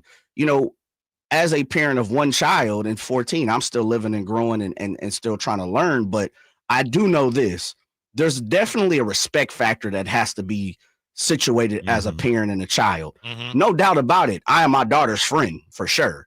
But she definitely knows their friendship goes out the window in certain instances when it's time to discipline and get on that tailpipe, right? And so that to me is where Mike Brown, to me, and it's not even the Sacramento Kings thing, I think encompassing the whole Mike Brown head coach experience, I think we've heard this numerous times.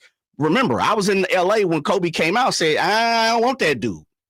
Like Kobe said it on one of the shows. Nah, that's not for me.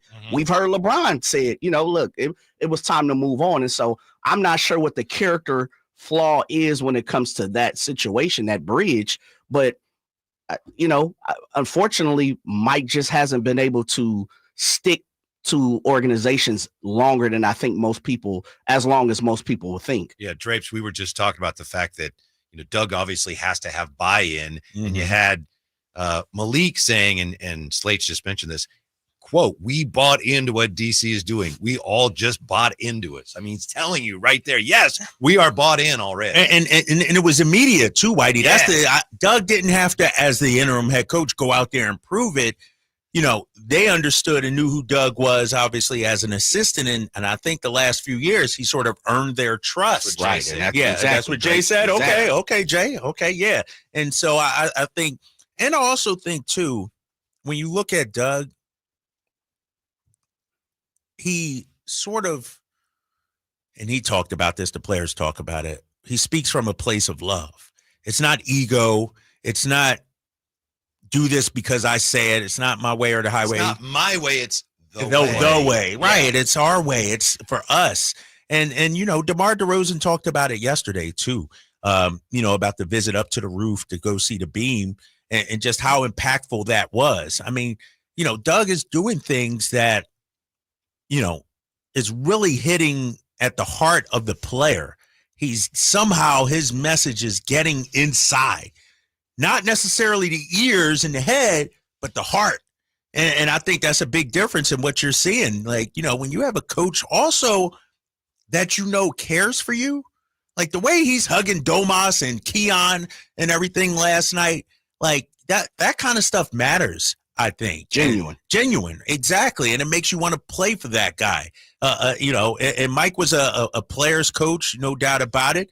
And he had his way. And I think Doug's way with this group seems to be resonating better. Well, speaking of buying, Sacramento buying into the A's in a big way. We'll look at some of those numbers when we come back to Sackdown Sports. We just want to have enough money for retirement. And travel to visit our grandchildren. I understand. That's why at Fisher Investments, we start by getting to know each other so I can learn about your family, lifestyle, goals, and needs, allowing us to tailor your portfolio. What about commission-based products? We don't sell those. We're a fiduciary, obligated to act in your best interest. So how do your management fees work? We have a simple management fee based on the value of your portfolio, so we do better when you do better. We appreciate that kind of transparency. We also check in with you regularly to keep you up to date on the markets and your portfolio. What other services do you offer? As a client, you have access to resources on investing, financial planning, estate planning, Social Security, Medicare, and more. Wow, it sounds like Fisher Investments has everything we need. At Fisher Investments, we're clearly different. Learn more at FisherInvestments.com. Investing in securities involves the risk of loss. There's no better time than the beginning of a new year to get ready to make good on all of those promises you've made to yourself about getting fit. And there's no better place than In Shape Fitness to get the ball rolling or bouncing. So grab some friends for a game of pickup basketball on our courts. Or stretch your limits in a yoga or Pilates class. In Shape personal trainers are standing by, just waiting for the opportunity to help you create a happy new you. We are In Shape. You are ready. Join online today at InShape.com. Where do you go when you need someone to represent you? For me, you want someone that is local and that you can actually get to and talk with. There are plenty of big branded lawyers out there with the name, but you never get to talk to them. So go to saclegaldefense.com and connect with the law offices of Jonathan Gonzalez. He's local, he'll represent you, and he'll have your back. Whether it's expungements, wrongful termination, when you're in a spot when you need legal help, call the law offices of Jonathan Gonzalez at 916-304-9187. You guys got a new Honda?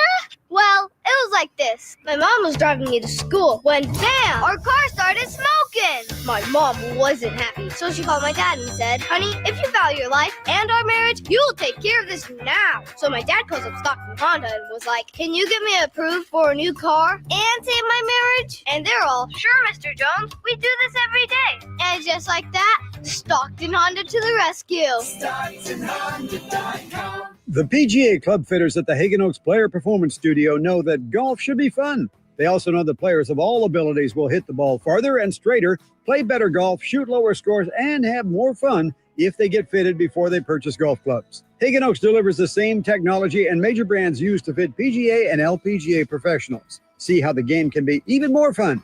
Hagen Oaks Player Performance Studio fittings are available 7 days a week. Make yours today by calling 916-808-2531.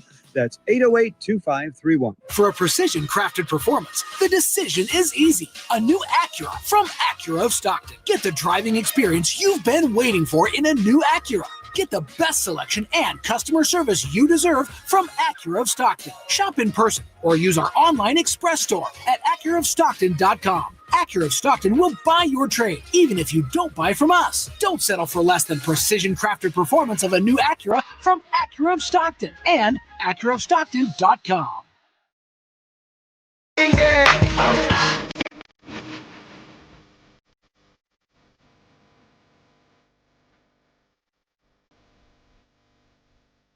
Your afternoon home for Kings talk and so much more. The Drive Guys on Sacktown Sports. Kyle Ledbetter working hard. He's just leaving now. I asked him, hey, you're not going to stick around for the wayback quiz? He says, oh, I'll take Drapes down. I ain't worried about him. I'll take Drapes down. Kyle Ledbetter is my guy, but it's pretty sad when his claim to fame in life is beating me in the wayback quiz. He's like Lance Stevenson. He wrote this book. Oh, he wrote. He literally wrote this book. Did he sign it for you right there? Did he sign it? This isn't even my copy. So he's got more than one claim to fame. All right, you got two. I mean, he's like Lance Stevenson, Deshaun Stevenson with the Wizards back in the day. Everybody wanted to challenge. Danny Granger with the Pacers, trying to take a challenge at the LeBron James of the station. I get it, Kyle. That's your claim to fame, bro. You know, it is what it is. But Jay's holding down that spot today. He got Ramsey back there again. Is Ramsey still back? Dog, this is terrible. Oh, Ramsey, man, come sit out here. Don't you even start. Quiz. You know what I'm going to do? I'm going to remove myself because I've been slapping them around the last week or so anyway. Last couple of weeks, you know, I've been treating them like a child. Yeah, right. Hey, please, man. I'll remove Ramsey, you got Draper today? There it was. Now, how about that? Damn, Jay, you that scared, huh, bro? This guy tapping out. He tapping out. I get it. He's tapping out. Around here stomping on people. We're going to have a tournament. That's what we're going to have. Oh, I like that. How about that? NCAA. Yeah. NBA on TNT showing guys still going strong. LeBron, Ovechkin, Aaron Rodgers, and Verlander. Is Aaron Rodgers still going strong? Okay, yeah. Justin Verlander still going strong. Yeah, he got tattooed last year. Yeah, the graphic. They're trying to make the graphic fit. They trying to make the graphic. You're right. They're just being polite. Yeah. Oh, man, that's funny. Yeah, because his ERA was like 5. Was it this past year? How many games did he pitch in? I want to say 20. No, it couldn't have been 20. No, I got you right here. He was with the Mets for the first part of the year. Justin Verlander this past season, 5-6, 5.48 ERA, 17 games. 17 games. That's getting your back jumped on a little bit. Jay, you terrible. No, seriously. What does that mean? I don't even want to go there. My bad, man. Oh, man. Yeah, man. Oh, I want to apologize for something real quick. Do you? That's Can not I apologize? Like you. Why? I was a little late to the last segment. Yeah. Yeah, Vittles in your hand. And I know. everything. I got my Doritos. I got my Coke Zero. And I love my coworkers here. You, Jay, sales team. But damn, you can't go downstairs and grab a drink without getting accosted. They want to talk about them Kings. Yeah. They want to talk about their kids at home. They want to talk about what they making for dinner tonight. I'm like, I got a show to do, but I'm too polite, Whitey. Can't make eye contact. I can't make exactly. I got to start being antisocial, kind of hunkering down, and How do you do that, man? I mean, seriously, how do you be antisocial like you are? How does that happen? You just focus on what you're doing, and someone's there like, and then the body language. Why are you crazy? You're like, I know. It's like I gotta say hi to people. Can I tell you a quick story? I don't know if I told this story. Cold blood, man. You try to skip the folks downstairs, Whitey. Yeah, Whitey, he's sneaking the back door. Don't say hi or anything. Hold his phone up to his ear. Right, like he's talking to somebody. But I don't think you guys have heard this story. Maybe you have. I'll tell it again. 12th grade at Parkway High School in Philadelphia, Pennsylvania. Great school. Nice little basketball team. 21, What's your mascot? 21, the Hoyas. We were back in the Hoyas days. It's a bulldog, bro. Okay, it's a I'm just bulldog, making like sure. Georgetown Hoyas. Yeah. Anyway, my advisory class was in one class with one teacher. But my first period class was in the same class with the same teacher. So I didn't have to change rooms. But advisory, advisory, and I just stayed. Sit in the same seat. Well, there's one time. You get like a stopover. And you're just out the plane. Right, exactly. So advisory ends, and you know me, I have a hard time just sitting. So I go out into the hallway. I'm chopping it up, talking to people. Got passing period, baby. Exactly, passing period. You get 5 minutes grace. Well, I came back late to the class, and the teacher goes, Mr. Draper, how are you late going from my class to my class? And that gives you an insight, if you will, Whitey, into what happens with me. I see. I can't just ignore it. That, I get caught up and you talking to people. And I know you and Jay got it, so I ain't worried about it. You guys hold it down. But Because I'm not panic, Kyle. Pretty much. That guy better call it again, man. I got to hear from that guy, man. Kyle, press pause. That's classic. I Sorry, think you'd man. be a lot of fun at a baseball game, huh? Because it's a little different Oh, than I a hate basketball baseball. Oh, dude. Wait. Slow down now. Dude, You hate Jay, baseball games. Jay, I tell you what, I didn't tell you my Red Sox story, big fella. Oh, come on. I took me and Nick, and at the time my wife, we went to the game. We lasted three innings? Outs. Half an inning. You're like, Was it the top or the bottom? The top of the first. But Nick was a little kid. He was squirmish and everything. And those Fenway Park seats are kind of tight. Yeah, and I'm a big guy. So, Okay, that's Nick is 14? 15? Yeah, he's 15 now. Okay, man, that was 15 years ago, big time. 10 years. You've been to many games after that, have you? But you know, I'm bougie, Jay. I gotta have the good seats now. I gotta be in the suite. Didn't you just go to the A's game like last year or 2 years ago? We had the little suite, the little box. We had the little box section. Yeah. What was the? Oh no, that was the Niner game that had you. Oh over yeah, in the pictures. last row. Yeah. Never again. My God. According to the A's, there have already been close to, speaking of the A's, in Sacramento, tickets, seats, close to 6,300 seats sold for the season, which leaves only about 3,700 season tickets remaining for Sutter Health Park, which of its total capacity of 14,014 includes 10,624 permanent fixed seats. So, according to MLB.com, by the time opening day rolls around in March, the A's expect a complete sellout for the majority of their home games in 2025. I don't like that. Complete sellout. I don't like that. I don't like that at all. Let's go, Sacramento. I'm gonna just be honest. I'm gonna be honest, fellas. We're supporting. No, the team, or but somebody it's what happened to the day of walk-ups? What happened to the family of four that can go out and check out? Hey, Johnny, the A's are in town. They play Cleveland this weekend. You want to go? Up, sold out. Day of walk-ups are now day of secondary market. Right, like pay through the nose. It's ridiculous, man. There's only like 16 seats to go around over there. That's so what you I'm gotta saying. Get in when It's you like fit you in. got to get in early. Here's the thing, fellas. I want to go to some games during the season. You I ain't want got to no- take the you fam. ain't got I no want to get problem. some You tickets. stop crying about I it. got a connection.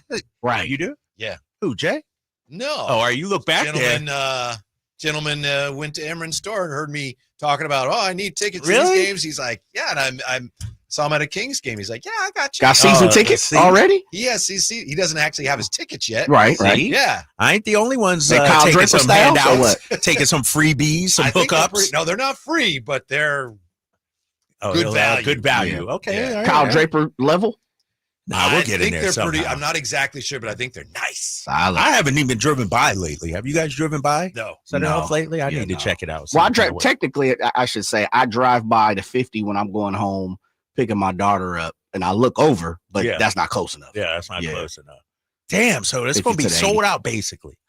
Like you got. Yeah. So are single game tickets on sale right now? No. I Right? don't even know if they're gonna. Right, that's the thing. Like, come on, They man. will. They're gonna be some Tuesday night against the Brewers. Single game tickets. We have 4. right. That's what I'm saying. Sometimes it's going to be have a what single not game bid? ticket. We only have one. That secondary market is going to be brutal. This too. first year, it's gonna be through the roof. Yeah. Yeah. You definitely are going to have to get in where you fit in throughout the 81 games. Absolutely. Yeah. It can be done, especially a man of your means, and you work for. I'll the company that's broadcasting. Draper's talking as amongst the people. Kyle Draper. Draper doesn't have no problem, but the people. Yeah, I'm a man. Who was steal from the rich to get to the poor? I'm Robin Hood out here, big fella. You know what I mean? That's who I am. I'm a little John here. I'm getting delirious, man. We got 1 hour left. Yeah, but we decided no beam. They're not good enough after we talked to Anthony Slater. Really? Yeah, no beam. And until they prove. I mean, if they, if we get near the All-Star break and they're anywhere near contention, if they're, we'll look at a beam. I'm right, Jay? I don't know, man. You don't want any part of it. You got to give me create where it's gonna be at first. Like where we in the outfield with it? Is it, at an angle? You got to do it right, base? Like plate. Okay, got to be done right. The concourse. Like on the roof? Yes. Like above the press box? Yeah. Who's lighting that every day? That's what I'm saying. You sending a carrier pigeon to light that every day? It's the Butler beam. It can't be a usher holding up a flashlight. Like, it got to be a legit, and that takes some time to install too, right? Like to get it going. Ooh, send it off right from the Tower Bridge. Have it. I like that. So where do you show it? Like on the screen outside? I mean, inside the stadium, or you might be able to see it from the stadium, right? I don't know. No, Needs work. Yeah, how do you like? I take that to the. You just bring in the button too on the field and have. Okay. All right. Yeah. The Kings facing a very important business trip. We'll look at that. How daunting the schedule gets here as we continue to celebrate this winning streak. Next, Sacktown Sports. Online, easy way to get life insurance in 10 minutes. Ethos has rates that you can afford, like a $500,000 policy for a 40-year-old male starting at $1 a day or $30 a month with a few health questions and no medical exam. Get your free quote right now at checkethos.com. That's checkethos.com. Not available in all states. Rates do vary. This is a story of the one. As a maintenance specialist for university housing, he knows college students can major in wear and tear. Plus, housing so many students doesn't leave a lot of room to house all the supplies he needs.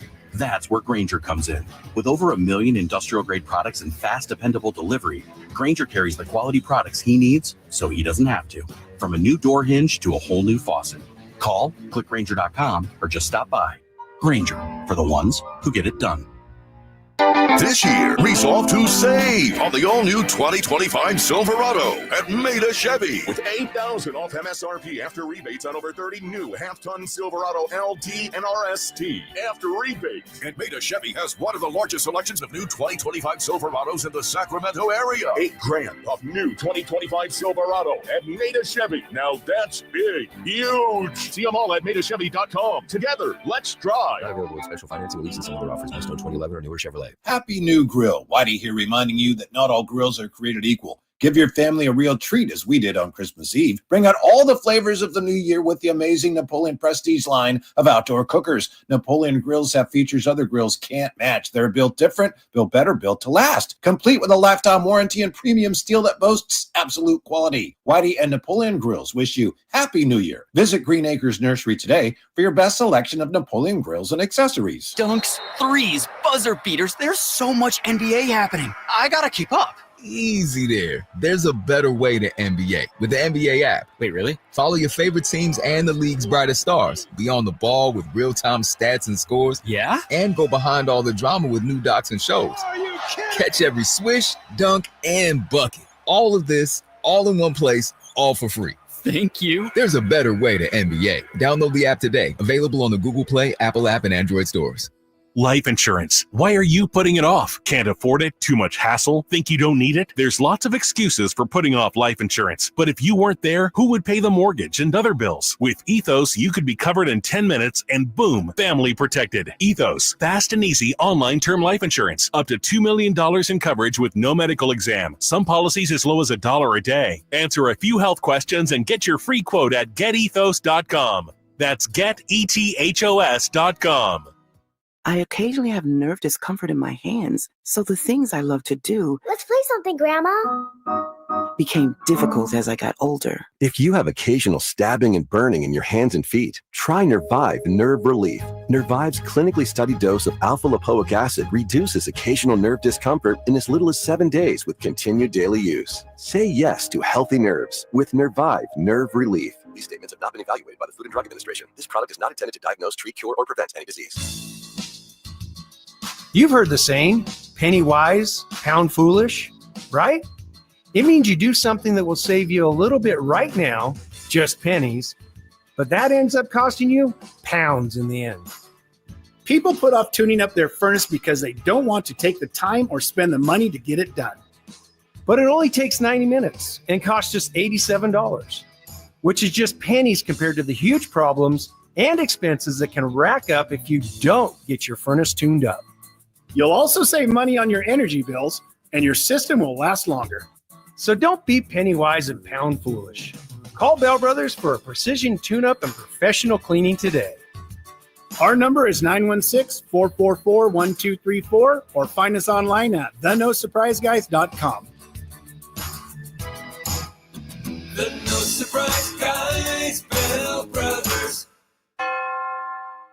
Your local sports leader in the 916. KHD1 Sacramento, KYMX HD3 Sacramento. From the Power Business Technology Toshiba Studios, Sacktown Sports 1140.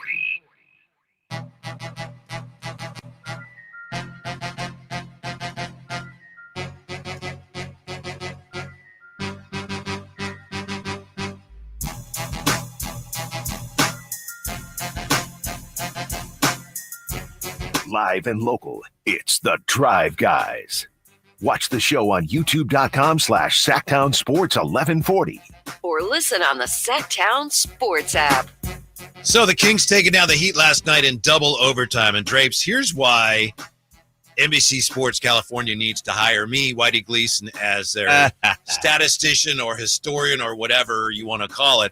I could have pointed out last night during your broadcast that yesterday was the anniversary of the longest game in pro basketball history in which the Kings played, the Rochester Royals, January 6, 1951. They lost to the Indianapolis Olympians 75-73 in 6 overtimes.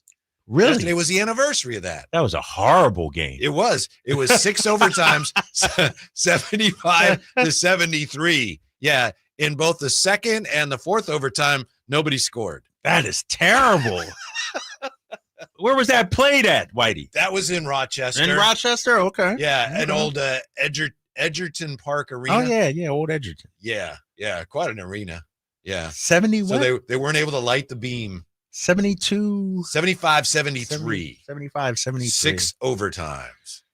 That's the longest game in NBA history. I believe you're talking, yes, the longest game, 6 overtimes in NBA history. All right. I was ready that was so much fun last night, right? It really was. And the thing about last night, too, I looked up and we're in the fourth quarter and we got like 78 points or something. And I'm like, where the hell's the offense? Like, it was a slugfest out there. And then it turned into a fantastic game. You're down 95-78 and you outscore them 24-7 to force overtime. Tremendous atmosphere, too, man. Mm-hmm. The crowd, you were out there for most of it. Jay, you were out there as well. I feel like the crowd is even more. Wait, Whitey left early? Why you? Wait. Did I catch it? I hear it. I'm trying to let that slide through, bro. No. We can't let that go. Yes, I was unable to stay for the completion. So the game of the year, you missed. All right, go ahead. All right, sorry about He knows my what he's bad. doing. Why you were out there for most of it? Oh, what did I say? I didn't actually mean that. But I feel like the crowd is even more turned up. You know what I mean? Since Doug took over.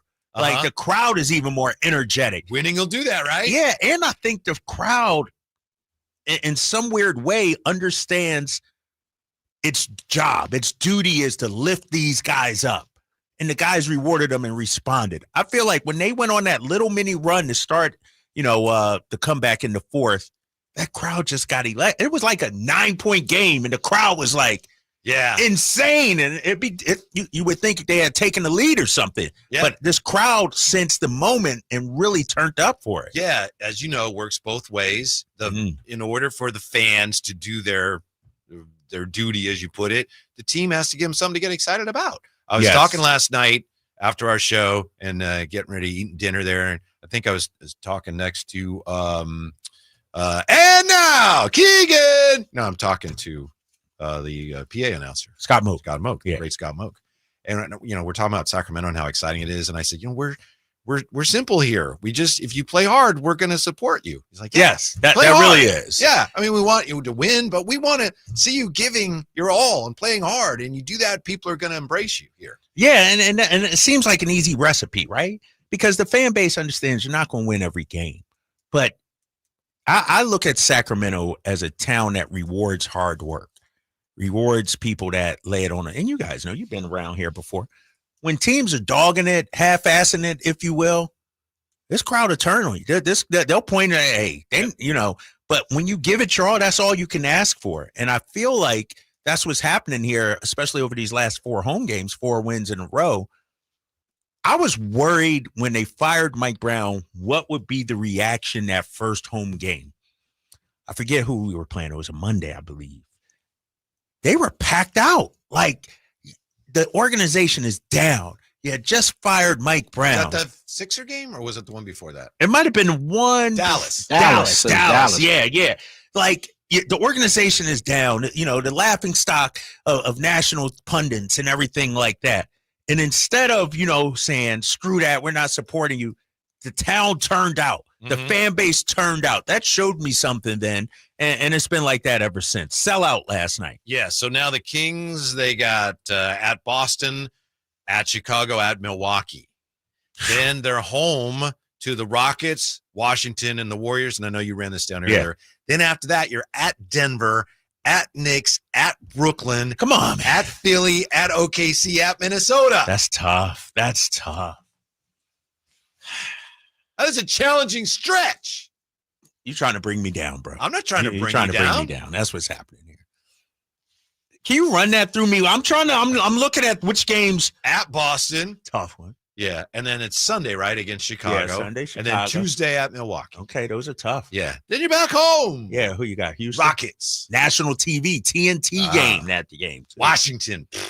A game that last year we would have been nervous about, right? Right. Not nervous this year. Then you get a chance to kick the Warriors around again. Oh, yeah, got that one. Then you're out on the road again at Denver, Knicks, Brooklyn, Sixers, Thunder, Timberwolves. That's a good 2-week road trip, too, that they got going on, because I'm on part of that. I'm on part of that trip, and those are wins. Jay, I like your optimism, your positivity, if you will. The ones that you are at, do you know? Oh, yeah. I'm at New York. That's the a win. Knicks. That's a win, baby. In the Garden. I'm at OKC. Okay, I'm gonna let that sit still. And I'm at Minnesota. Oh, yeah, that's dub, baby. They struggle.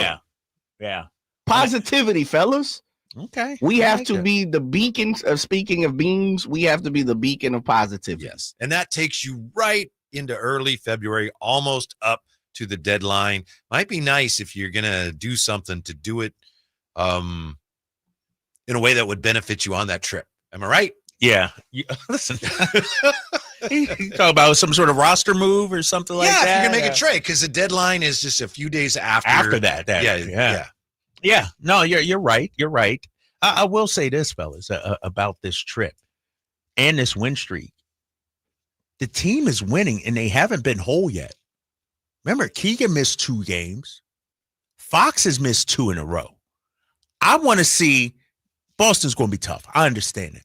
But I want to see the full complement of players under Doug Christie playing this style of basketball and then judge where we are. I'm not saying no, don't make a trade. I'm just saying when I look at that schedule with a full complement and we're playing great, why can't we beat the Knicks in New York? Why can't we win at Milwaukee? And so when De'Aaron comes back, hopefully by Friday, we'll get a better sense of who this team is over the next week or two. You know, Beam Team 1, they played with kind of a chip on their shoulder. No one took them seriously, and they shocked everybody. Last year, there were more expectations, right? So, okay, do it again. And they seemed to struggle. Then after they played so poorly this year and they ended up firing Mike Brown, it's almost like people dismissed him again. And now it's like, oh, yeah? Now they're proving to people again. Yeah. They like being the underdog. Yeah. They thrive on that. I 100% agree with you because even last year after the Beam Team 1 year, everybody was up. You know, expectations were so high. They were expected and they fell short. You know, coming into this year, you add DeMar DeRozan, I got him at 51, 52 wins, and they fall short. Now it's like, oh, you don't believe in us? You doubt us? We will show you. And so, no, yeah, I'm on spot on board with that one. From the 916, fellas, the vibes are high with the Kings' big win streak, and the team seems bought in. What do you think Doug Christie has to do to be the head coach next season? We'll answer that when we come right back. Drive Guys on Sacktown Sports. Oh, could this vintage store be any cuter? Right? And the best part, they accept Discover. Accept Discover? In a little place like this? I don't think so, Jennifer. Oh, yeah, huh? Discover's accepted where I like to shop. Come on, baby, get with the times. Right. So we shouldn't get the parachute pants? These are making a comeback. I think. Discover is accepted at 99% of places that take credit cards nationwide. Based on the February 2024 Nielsen report. Business taxes.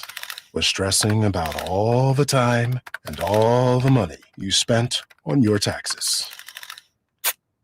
This is my bill? Now Business Taxes is a TurboTax small business expert who does your taxes for you and offers year-round advice at no additional cost so you can keep more money in your business. Now this is taxes. Intuit TurboTax. Get an expert now on TurboTax.com/business. Only available when TurboTax Live full service. Intercepted by Fred Warner. Faithful to the Bay. Fred gets up and runs back the other way, 30. Don't miss the excitement of 49ers game day. Secure your spot at Levi's Stadium for the 2025 season. 20, one block and he's in. Season tickets are available now. Inventory is limited, so to speak with a representative, call 415-GO-49ers. Touchdown! That's 415-GO-49ers. San Francisco! Why choose a Sleep Number smart bed? Can I make my side softer? Can I make my side firmer? Can we sleep cooler? Sleep Number does that. Cools up to 8 times faster and lets you choose your ideal comfort on either side. Your Sleep Number setting. And now it's our lowest price of the season on our top-selling i8 smart bed. Your best savings plus special financing. Exclusively at a Sleep Number store near you. All Sleep Number smart beds offer temperature solutions for your best sleep. Learn more at sleepnumber.com. Get in the zone, AutoZone. Welcome to AutoZone. What are you working on today? Thinking about gas mileage? You know, changing your oil with a full synthetic oil like Mobil 1 can help your engine get more miles. Right now, you can get 5 quarts with an STP extended life oil filter for only $38.99. Get started on your next job today with the parts you need when you need them at AutoZone or AutoZone.com. Get in the zone, AutoZone. Restrictions apply.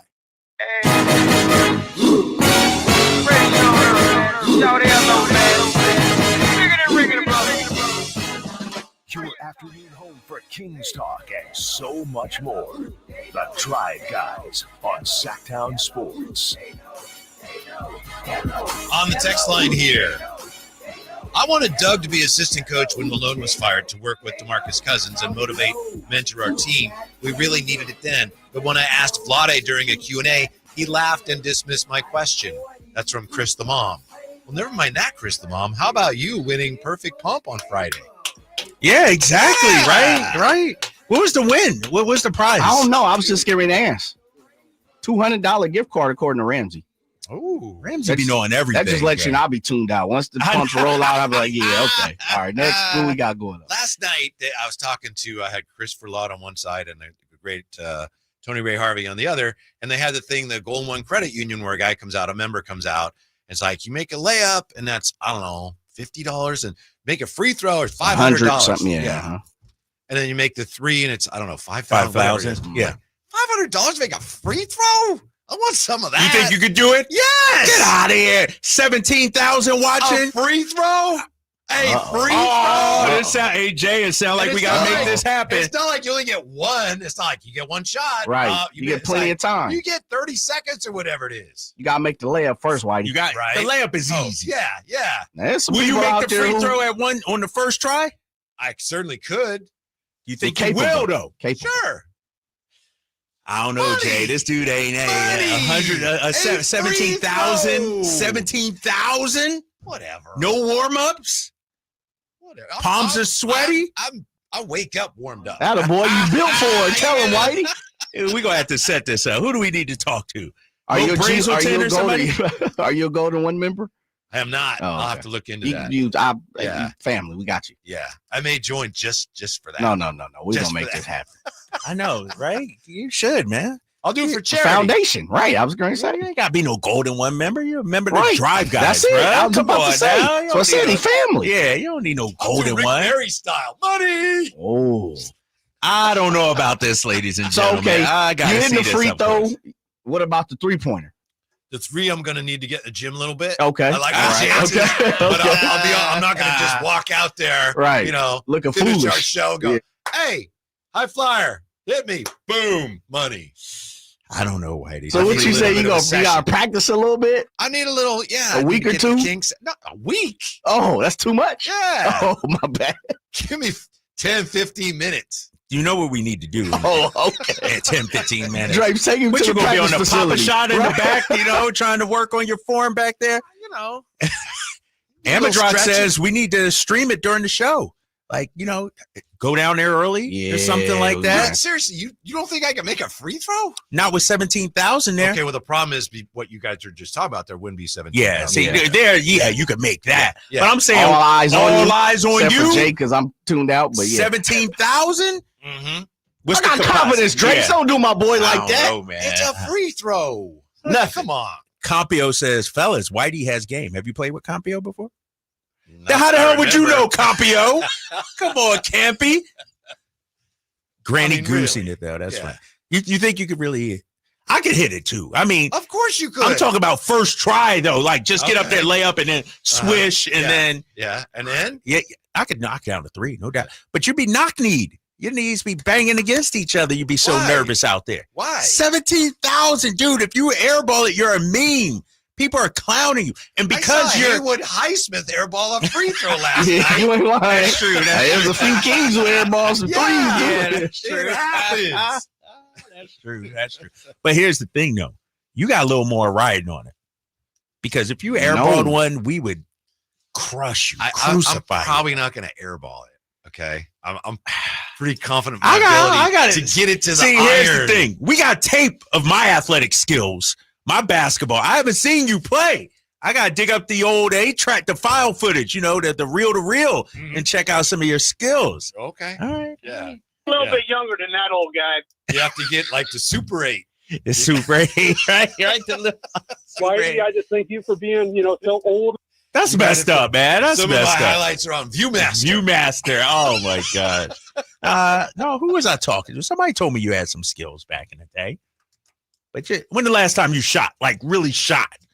Oh, when I was maybe at my over Christmas. Maybe. Oh, okay. Yeah. So he's still hooping? Yeah, he's still. Yeah. You can't walk past a basketball without picking it up and doing a little. Okay, all right. He's a hooper. I might have maybe a little over Christmas. Yeah, hooper then. Okay. Yeah. Right. Okay. You got it, Whitey. But don't let Drapes talk you out your game. See, we already know what it is. Drapes he like Malik Monk. He gonna try Draymond. He gonna try to talk you out your game before you hit the floor. You know I'm gonna get ahead. Do that. For sure, 100%. Yeah. All I said is I can make a free throw, and that's great for that guy. Here's $500. I know that set me off. Good for him. You can make a free throw. Yeah. What? Yeah. And he almost made the three ball, but he couldn't quite drain it. That's tough. You know, this is the other thing, and not to be like this. Yeah. I know they don't go around asking for athletic ability. Why is it sometimes they get people who have no athletic ability? Yeah, how they find these people? I don't know. You know, like they ain't never shot a basketball. Right? Yeah, you look like you've never been to Dave and Buster's and played shot. Maybe that's on purpose. Maybe. Yeah, don't want to give away the prize. Does anybody remember? I think it was around 2000, and I think it was against Portland, and they used to do they give away a Toyota truck if somebody made the half court shot, and somebody put one backwards and made it. Does anybody else remember that? I remember that. Damn. Money. Yeah. Wow. Backwards over their head. Yeah. And actually made it for the truck. Yeah. Wow. Yeah. For a while there, they were giving away a lot of trucks. Right. Stop that. Yeah. Oh, man. Yeah. Amadrock says you knew his Vallejo High wrestling coach. Yes, I did. Okay. Yes. Right. Is Amadrock from the V? I guess. He's from Vallejo? Yes. Yeah. Oh, okay. Yes. Right. Yes. From your side of the tracks or what? Hillside, Chris? Where you I coming don't from? think he is, but I'm not sure. Okay. Yeah. Ward says they got Whitey highlights on Laserdisc. Okay. Yeah. Remember those? Yeah, I remember those. The big disc, the big record. Yeah. Now on Blu-ray. What does Doug have to do to get that interim label removed? That's a great question. Make the playoffs he's in, right? Automatically. Yeah, like automatically. Make the play-in he's probably in. What's their record now? 18-19. So that's what? 37 games. You got 45 left to go. I think he'd probably have to, if he finished 41-41, I think he gets to keep it. 500 or above, you get the job, I think. Mm-hmm. I mean, considering where it started and where it finished, if the guys keep playing hard, I think he's owed, has earned an all-off season, full camp, maybe some improvements to the roster, and then see what they do next year. Can you guys remember in any sport a coach or a manager who has been as successful as Doug is so far when he comes from one of the franchise's iconic teams? You know what I mean? Like he was on the greatest team in Sacramento Kings history, and now he's coaching them. So he brings something to the party that no one else could bring other than, I don't know, Mike Bibby or someone else who was on the team. No, I got one for you. Magic Johnson. Mm-hmm. Coached the Lakers. Yeah, and it didn't really work out. It didn't work out that well, right? It didn't work out. I'm trying to think who else that coached the team. This isn't like Larry Bird going to the Pacers or anything like that. Coached the team that he played for. The point is he has Jason Kidd. Dallas, Jason Kidd right now. That's true. That's true. Doing a hell of a job. Yeah. But what Doug is bringing to the table as far as, hey, guys, this is what you mean to the city. There's no other coach that could do that. And, that could very easily be cornball, right? It's like, yeah. Right. It's genuine in there, and it seems to be resonating with them. Yeah, and to your point, too, that, Doug has been here since retiring, basically, getting into broadcasting. And, he's been here 20-something years, as part of the organization. And Jason Kidd bounced around a little bit, coached Milwaukee. He coached some other places. Rambus. Yeah, Lakers. Rambus could have coached here, but I don't know if you remember, but he said, my wife didn't want to come here. Right, Linda. She's running the Lakers. That's why she's. If you're not going to take a job that I don't want to, my wife didn't want to. No, don't say that. Why did we got into this before? But you got to consider the family dynamic. You do, but you don't have to say that, because if you say that, you're like, oh, it's not me. It's her putting. You're saying you're putting it on her, blaming her feelings into account, but don't it wasn't me, guys. That's all I'm saying. I didn't take the OKC job. Okay. Because of her. Well, you're a good husband. Exactly. Thank you. But you wouldn't publicly go, it wasn't me, guys. I wanted the job, but she did. Yeah. Who else could? I'm thinking anybody with the Celtics, like Tommy Heinsohn didn't coach. Casey Jones. He did. Yeah, he did coach Wade. Yeah, he did. He could be one. Casey Jones was one as well. I'm trying to think. Anybody else? Al Attles, but I think he was more a Philadelphia Warrior than a San Francisco Warrior. I know that's going. That's my man. Lenny Wilkins, right? Lenny Wilkins. Sonics. Mm-hmm. He was a player coach. Player coach. Yeah. But we're going back, though. I mean. And I'm glad that so far it's going well for Doug, because let's face it, in my opinion, Vlade was given he didn't hire himself, but he was given a job that he probably wasn't really suited for. And so in some ways it may have, fans now thinking, oh, Vlade was great, but boy, things didn't go well when he was running the team. And it doesn't look like that's going to happen with Doug. No, you know what I'm saying? Yeah. And I think because Doug is who he is, because he's been here, since day one, pretty much the last 20 years, and if he fails, I think the fan base will understand it's really not him. Like, it's still Doug, they won't turn on him. Right. Like, a section of the fan base turned on Vlade. Let's call it what it is, And I think, if it fails this year for Doug, it's not because of Doug. Maybe it's the roster they blame. Montini for not making moves, something like that. I don't think Doug will be, in terms of public opinion, the fall guy. Yeah, somebody mentions here on the text line, Paul Westphal with the Suns, played in the finals with the Suns. Yeah, that's a good one. Yeah. The thing about the deadline, it's probably going to come right down to the deadline, as much as, well, I'll speak for myself. I'd love for something to get done tomorrow. But the nature of these things is, teams are waiting each other out. You're probably going to have to wait for that deadline to get something actually done. Especially if we're talking Cam Johnson, you know what I mean? Like, the reports are the Nets are willing to wait this out. When do we play the Nets coming up? And will Cam be playing? Remember, he suffered that ankle. Yeah, that's like late January, I think. Yeah, that's the third game on that 6-game road Tell them trip. to switch locker rooms at halftime. That's right. That's what's going to happen. Absolutely. The 49ers made a move yesterday, but it's not going to fix anything. That's next with the Drive Guys on Sacktown Sports. Friday night, Kings and Celtics. Team night with Scott Marsh and the high flyer Henry Turner starts at 3. Tip-off at 4:30. Your exclusive home for the Sacramento Kings. Sacktown Sports, 1140. This is Monster Jam. Witness big air, two-wheel skills, backflips, and all-out racing. It's the only place to see the world's best drivers tear up the dirt in your favorite Monster Jam trucks, like Gravedigger, El Toro Loco, Megalodon, and more. It's big-time fun for the whole family. Monster Jam, as big as it gets. Coming to Golden One Center January 24th through 26th. Brought to you by BKT Tires. Tickets on sale now at monsterjam.com. The good news, you finally lost the excess weight and found the body you knew was hiding underneath it all along. The better news, InShape Fitness is here to help you maintain your new look and, dare we say it, enjoy the process. InShape has everything you need to build muscle and help keep the weight off. From fitness classes and personal trainers to swimming pools and saunas. Plus, plenty of full-length mirrors to admire your new self along the way. We are InShape. You are ready. Join online today at InShape.com. California's largest sportsman's expo is back, January 16th at Cal Expo in Sacramento. Get discount coupons at Big O Tires and O'Reilly Auto Parts stores. Visit sportsexpos.com for locations, show map, exhibitor listing, and seminar schedules. Your life outdoors at the International Sportsman's Expo, January 16th through 19th at Cal Expo in Sacramento. More info at sportsexpos.com. Did you know that replacing garage doors is the biggest return on investment homeowners can get on improvements?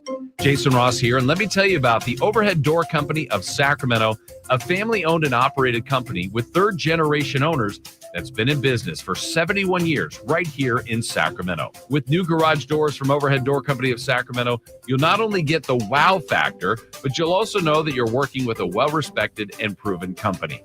Residential and commercial, brand new garage doors, or repairs to existing doors, they do it all. Take advantage of their free at-home estimates on new garage doors, or check out the showroom with no appointment needed. And while you're at it, mention me, Jason Ross, or Sacktown Sports, and receive $100 off a new garage door paired with a new garage door opener.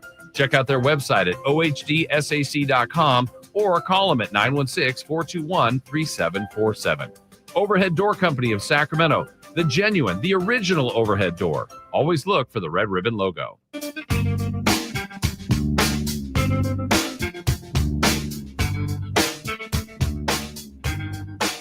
your flagship station for the Beam Team, Sacktown Sports.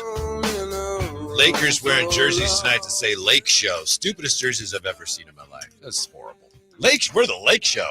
Come on, you're the Lakers. We're the Lake Show. We know how Zion Williamson's doing tonight. He's back. Yeah, Big Zion apparently had a nice little throwdown dunk. First game since November for him. The Pelicans, man, probably the most disappointing team in the league. So much talent, obviously the injuries, we understand that. But Zion taking on Minnesota. They're trailing 28-23. Zion in the first half so far, 4 points, 2 of 2 shooting in 4 minutes and change.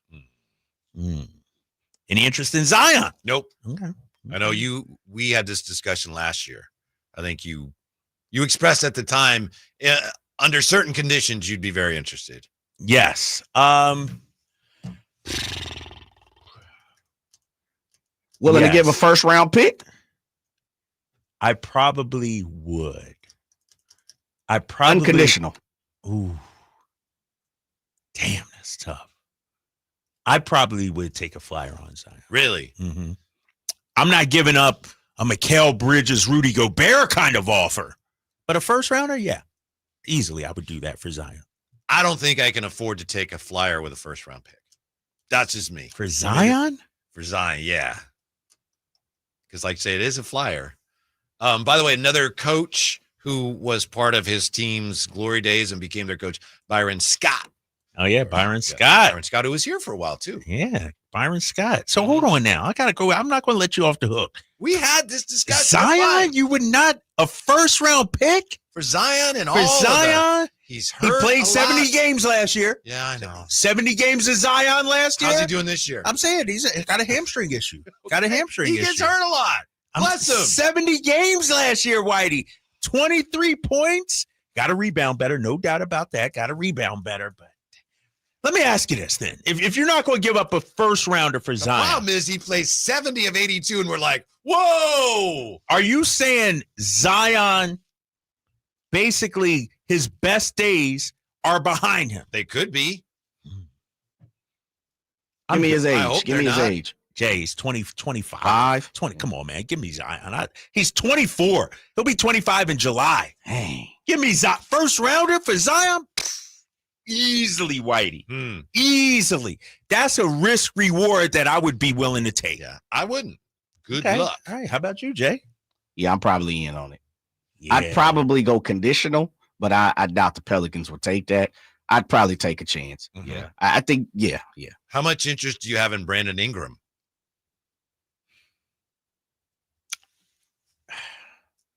Not a whole lot because I don't think we can re-sign him. About to be a free agent. I don't think. What's Zion's contract? I got it for you right here, big fella. Pull it up. Zion Williamson, 24 years old. Still wet behind the ears. He's got 3 more years after this.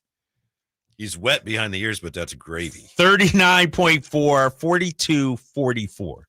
That's a lot of money. A lot of money. We have this from Evan Sidery. Thank you, Jay. Oh, the Nets are currently seeking 2 first-round picks for Cam Johnson, but rival teams believe it will end up taking a top prospect and 1 first-round selection.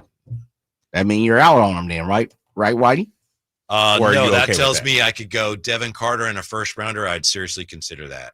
And I'm not in a hurry to get rid of Devin Carter. Is Devin Carter a top prospect? He's 13th pick in the draft. But Nets might think top prospect means top 10, top 5. I don't know. Is he a top prospect? Either, but I think I have a shot. You're right. Who knows what they'd say? But this, I think, underscores, assuming this is correct, that it's going to come down to the deadline because the Nets are sitting there 2 first-rounders, and everyone's like, it's not going to be that. Yeah. But we'll have to wait till we one get in to the DC? deadline. Devin Carter? I'd think about it, Jay. Ugh. I like Devin. I like do what too. he's bringing to the table. I do too. Yeah, So let me ask you things can this. be the then. same. Why is, and this is a legit question, why is Devin Carter less valuable than a future first, in your opinion? Because you're giving up. You don't want to give up 2 firsts, but you'll give up Devin Carter in the because first. you don't know where the first is going to be, obviously. I mean, it could be a really high pick, and it could be in a really rich draft. Or it could be 25th also. Right, but that's why it's potentially more valuable. It's like I got So this pack of basically- cards, and this could be Kobe's rookie card in there. It's probably not, but it's going to cost you a lot because it might be. So basically, because Devin Carter was the 13th pick, let's say the other pick you give up is 4th and 13th for Cam Johnson. You okay with that? Well, I don't know that it would be the 4th, though, right? Right, but we don't. It could be the 1st. It could be the 7th. Is it 2 picks? Like, what if that second pick that you're giving up, Devin Carter in the pick, that could be a top 5 pick too. Right. And you're But I okay don't with wanna give giving it that two of up? those. Yes, I think I am, and I'm a little bit on the fence, but right now I think I am because I'm all in on this core, and I'm thinking they're all in on this core. And if it doesn't work with this core, then again, if De'Aaron says, you know what, it's not happening, I'm going to be able to recoup some of my first, I think, for him. But right now, I don't need to worry about that. I need to worry about making this team as good as it can be. Or if I don't do that, then I'm like, playing every year. That's great. know. Maybe we get in the top 6. We'll see. That's a lot of picks. It is. That- You're that's right. a lot. I That's a understand. lot. I still ask, and I understand, Malik jumping into the starting lineup changes the point of view in many different instances. But where does he come in, meaning Cam Johnson, and fit into this? That's the thing. Because now you're going to have to go ask Malik, more or less, like, brother, we need you to jump back to the bench. Or Cam, Keegan. Cam has come off the bench, and I understand what you're saying. Yeah, He wouldn't do that. I don't know. Yeah, if you But get I 2 need- first-round picks for a guy off the bench, as long as he's playing a lot. I know we disagree on that, Jay. Yeah. And I understand your point. You think it's more important to start than I do. But Sure. Yeah. But I just need wing depth. I need that. What is Cam Johnson coming off the bench for us? Is he at best Nas Reed? Like in terms of production, I'm not, like as a starter, you probably going to get more minutes, more shots, that kind of thing. Your numbers might be up. But as a 6th man, which he might be coming here, He's giving you 16 a game easy off the bench on high percentages. nah, he's only averaging 18, right? 18.9. as a starter, right? As a starter. As the guy next to Cam Thomas out How there. many shots, though? Not that many shots. Not He that doesn't many need a lot of shots. shots. 2 first-rounders for a 6th man. See, I Would you didn't give say up 2 first? I said a first and the But likes that's of a two. But Devin That's Carter's a pretty too. first-round That's- pick, he's a though, lottery White. He's guy. a That's two. first-round pick. That's the number 13 overall pick and another first-round pick. No, that's what the story is. The Nets say 2 first-rounders. Teams say it'll probably be a first-rounder and a prospect. So there is a difference there. Yeah, but it's a prospect. Prospect can mean second-rounder. It can mean a third-year player. You're talking a guy that's played 3 or 4 games. In all honesty, he's a first-round pick, basically. He's a lottery pick you're giving him. How about if Evan He's a Sidery top said prospect. a lottery pick and another first-round pick? I don't know. Then, maybe I you're right. just- I But it's don't just know. Semantics. Top prospect and Yeah. 1 first-round selection. Well, So that's what I he go said. back to We what don't even know the if Jay that's said. right. Campio says Kings on the Kings, Cam Johnson would be a starter. Who's coming off the bench? Yeah. So you got to go back to Malik. Maybe, yeah, Yeah. probably. 19, 4, and 3.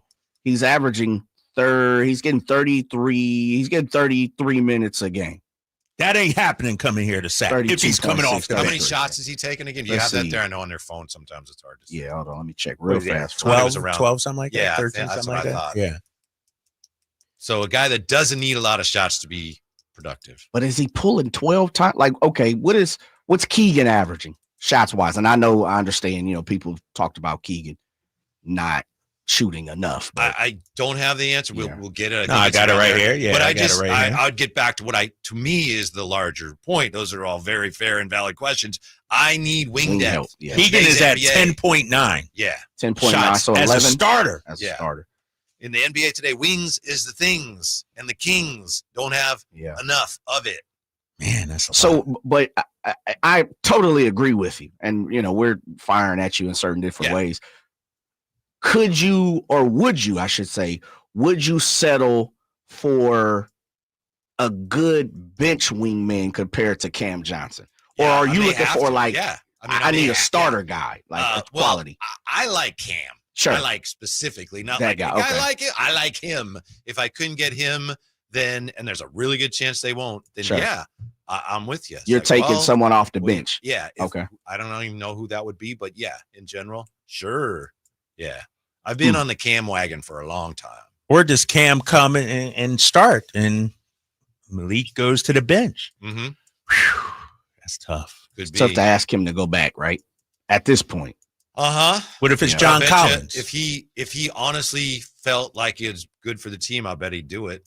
And who knows, but But he's balling right now. I know. He's balling. I know. Best play of his career right now. Right. All right, Malik. I think who starts is easier to figure out than who finishes. There you go, right there. You got that discussion too. How about Rui? Someone on the quality of Rui. I like Rui. I don't think he didn't guard very well. I don't think he hurts me there, and I need help. Cam there, guards? Is Cam a lockdown guy? He's better than more of a team Rui. defender. And he's probably not as good as he was. He was a guy that they'd have on like Giannis. I don't think he's that good, but he's not bad. So you're looking for you just like Cam, hence why you're ready to go almost basically 2 lottery guys. He's all in on Cam. He's the guy. He fits. He's the guy. He fits. I like him as a player. Plus, like, whoa, almost a seamless fit in my view. Where does John Collins fit? Is he a bench guy? Can he come off the bench for you too? I don't know. He's done that. He's done it. He's done it recently, and I think he's had some success there. The whole thing with him is like we were talking earlier, that contract of his where he could opt out. That's a little dicey, right? And I know it's a big number where you think, oh, but he's playing so well, he might test the waters. Yeah, and then if I give up a first-round pick for a guy that's going to say, love the A's and everything, but I gotta. That's tough. So that's man. risky. I'm glad we ain't got to make these decisions. You ain't lying. Yeah.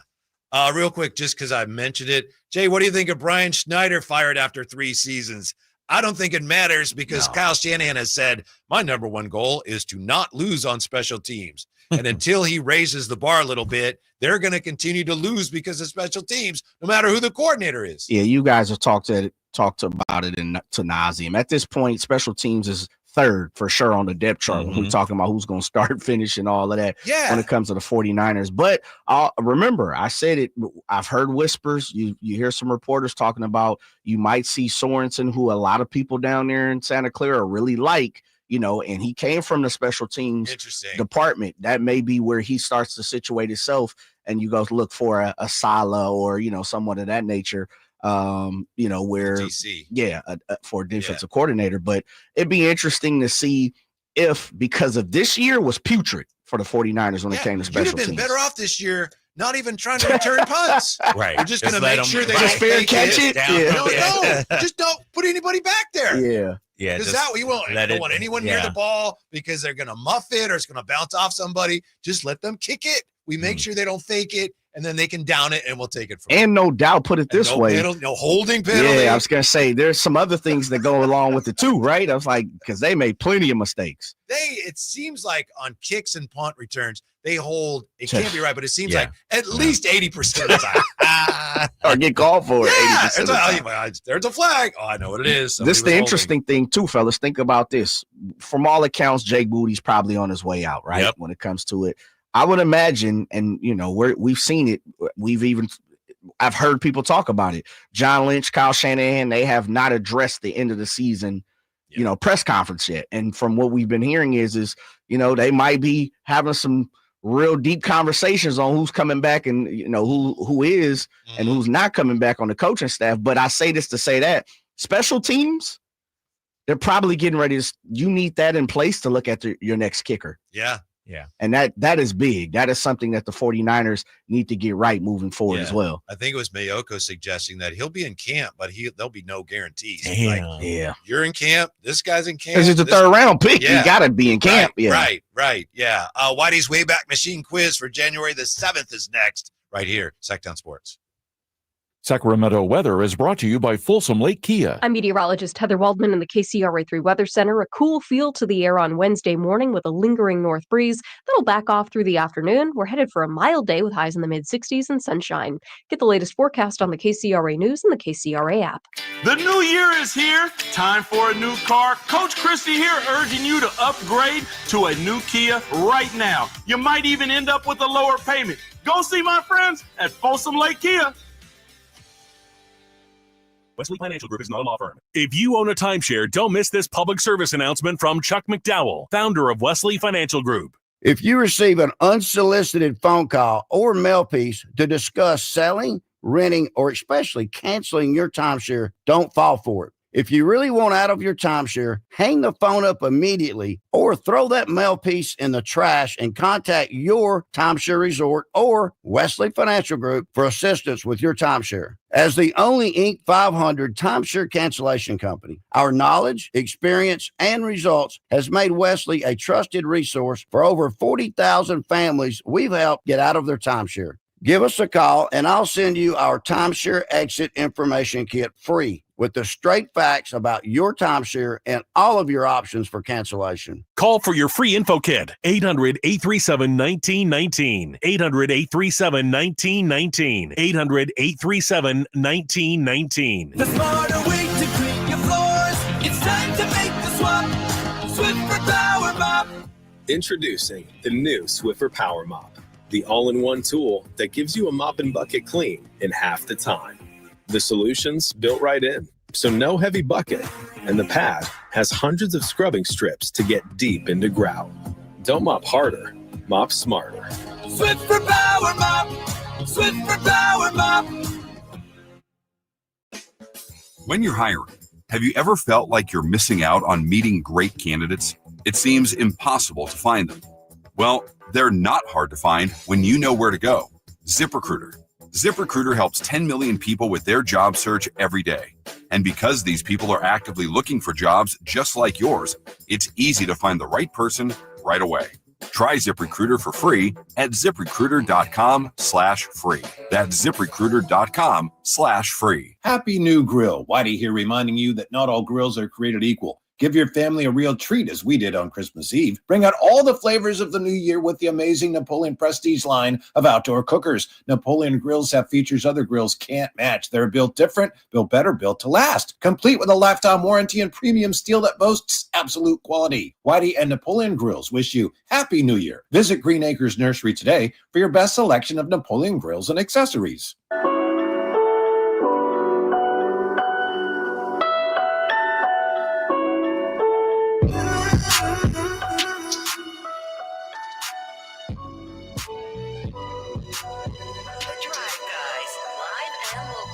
Every afternoon, Monday through Friday on Sacktown Sports. Got the Ag Mag coming up, UC Davis Magazine show. And we've got Whitey's Wayback Machine quiz coming up. Before we get to that, Drapes just told me to check out LeBron's dunk tonight. Wow! Unbelievable, man. LeBron at 40. Jay, you see it yet? Yeah, I saw it. Oh, yeah. Wow. Changed hands, windmill with the left hand. Yeah. Ridiculous. He goes up with the right hand. There's Derek Lively to contest. So he switches hands. And then as he switches hands, right, just continues. Yeah, to just with 40. Unbelievable. And then I'm watching Cooper Flagg with Duke, his dunk in transition. I mean, these boys are putting on a show tonight. And I hope Cooper Flagg, he's going to go to somebody bad. I understand that. I hope he gets a good guard or somebody that can, like, sort of like Wemby now with Chris Paul, you know, somebody that can, it's not just all on him to be the man. Jay's guy. He's going to go to Charlotte. Oh, LaMelo. Yeah. LaMelo going to L.A. Oh, you think so, Jay? Yeah, I think he's going. He will man. eventually. Yeah. I agree. Somebody need to go grab him now. Uh-huh. Yeah. Uh-huh. My boy Miles Bridges still out there. I'm just saying. Yeah, we haven't brought up that name in a while. On a decent contract. Time for Whitey's Wayback Machine quiz, January 7th. I don't remember who goes first today. I don't know. I'm sure I won. But I'll let Jay go first. You know I won. I think I won that one, Jay. You didn't win that one. In man. overtime, I think I won. It was in overtime. You bringing up old stuff. So who's going first? How you want to play? Jay could go first. Going first. Ramsey's actually playing? Ramsey. Ramsey, got to bring in reinforcements. All right, Ramsey.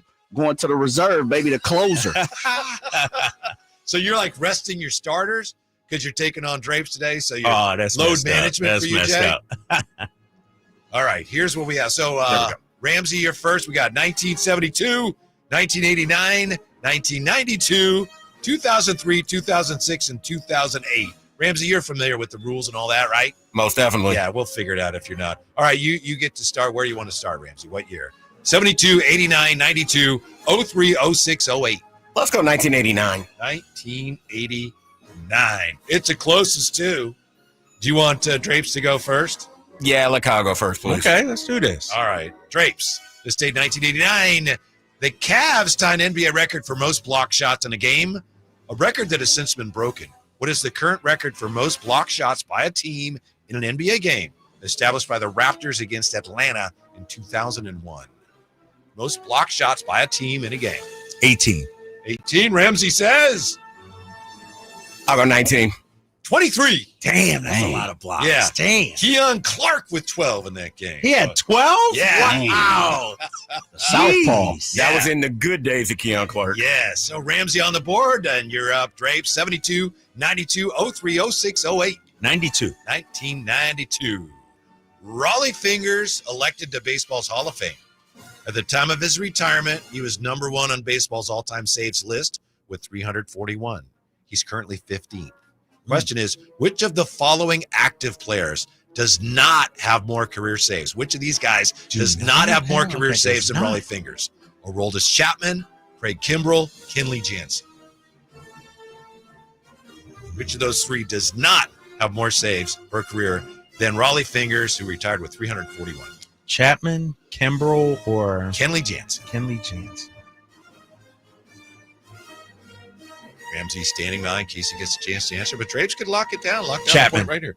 Aroldis Chapman is correct. Yeah. He has 335. Starter. Yeah. Remember, he was a starter for a while. Kimbrell 440 and Jansen 446. Yeah. We're all even. Yeah. Nicely done. Well played. Thank you. Yeah. He's footed that one out a little bit. I know. I just had to process it. Yeah. Ramsey, you got 1972, 2003, 2006, 2008. 1-1 game. Let's go 2003, please. 2003. Who makes a then record 12 3-pointers? This date, 2003, on his way to 45 points in a win over Seattle. So this date, 03, he makes a then NBA record 12 3-pointers, scoring 45 in a win over Seattle. Is it Ray Allen, Reggie Miller, Kobe Bryant? Let me go with It's a 1-1 game here. Ramsey in for Jay today. Ray Allen. Ray Allen is not correct. Your chance to steal, Drapes. Can you read the question again? This date, 2003, who makes a then NBA record 12 3-pointers on his way to 45 points and win over Seattle? Reggie Miller, Kobe Bryant. Kobe Bryant. That is correct. Right. Yeah. Ramsey ain't built for this, yo. He's not built for this. Pressure on the spinal cord. Yeah. Drapes has the 2-1 lead, and you're up, Drapes. 1972, 06, 08. 08. Lead. 2008.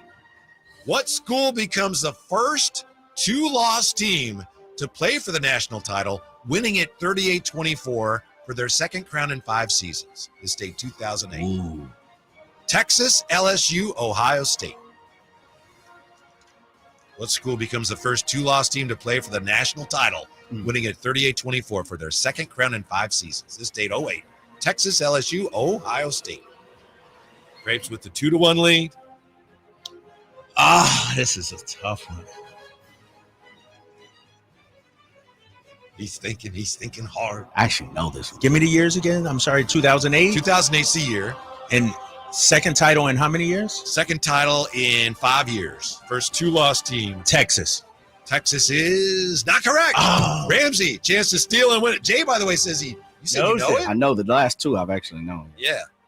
What do you think, Ramsey? I think I went against who I wanted to guess. What school becomes the first 2-loss team to play for the national title, winning it for their second crown in 5 seasons? LSU, Ohio State, Ramsey. 2008. Look at it. What y'all doing back there? I've been looking this. I've been looking this way the whole time. And he's not doing anything. They're whispering back there, though. Yeah, he's whispering to himself. Sir. Yeah. Because what I'm trying to recall is I'm trying to recall what year Troy Smith won the Heisman Trophy. Come on, man. We don't need to know all that. I'm just talking it out like you have. This guy. Drapes with a 2-1 lead. Yeah. Try to tie it up right here. Ramsey, your answer is. I'm going to Ohio State. Correct. That's not right. No, it's not. Yeah, Nick Saban, baby. I was going to say that was that Ohio weak State. championship Saban and them got into. That was the year, if I'm not mistaken, Ohio State and Michigan played each other 1-2, and then LSU jumped in. If I'm not mistaken, but LSU was in there. They were the first two-loss champion. Yeah, So Ramsey, you can still. So you guys need to watch a little more college football. Yeah, Braves leading 2-1. Ramsey, we got 1972 and 2006. Let's go 2006. 2006. It's a closest too. I go first. Oh, go ahead, Ramsey. Want him to go first? Yeah, go ahead, Drapes. Drapes, the Patriots beat Jacksonville this date 06 to set the record for consecutive postseason victories. Obviously over more than 1 year. Yep. With how many? This date 06. 06 beat Jacksonville to set the record for consecutive postseason victories. With how many? Okay, hold on. Let me do the math. Yeah. And this is 06. We're talking. And if Ramsey gets a point, it's tied. If you get the point, It's over. It is all over.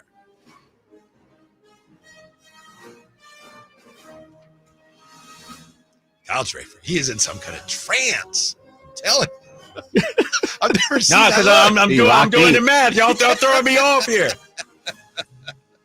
17,000. Remember, he got to hit the free throw. Yeah. I'm going to say postseason. 2006, the Patriots beat Jacksonville to set the record for consecutive postseason victories with how many? Kyle 10. Draper says he's got it. Oh, man. Dang. On the spot. Walking it off for the win. Because you got to have at least 4. You got to have at least 4 wins per Super Bowl. Yeah. Congratulations, Drapes. Thank Ramsey, you, that was a fellas. good match. Well played match. Thank a lot you. of tension. Jay, don't ever disrespect me like that again. My bad. Don't That's my ever bad. disrespect. That's my bad, fam. That's my bad. That's my bad. Ramsey, my guy, man. Nice battle, man. Nice battle. Sir. Oh, He hung in man. there. It was a tough match. Ooh, that was tough. I was sweating over here with that I've last never one. seen the look on your Right. face that you had there when you figured Because I was it out. really trying to concentrate on that one. Yeah. Yeah. You look kind of like big Royale there. You had that, He did. he had that look. That's messed up, man. All right. We're back with you tomorrow. Thanks for being with us. We appreciate it. We got UC Davis Magazine show coming up. Ag guys. Mag. You said Ag Mag. Ag Yeah, that's Mag pretty is good. next. Don't miss it on Sacktown Sports.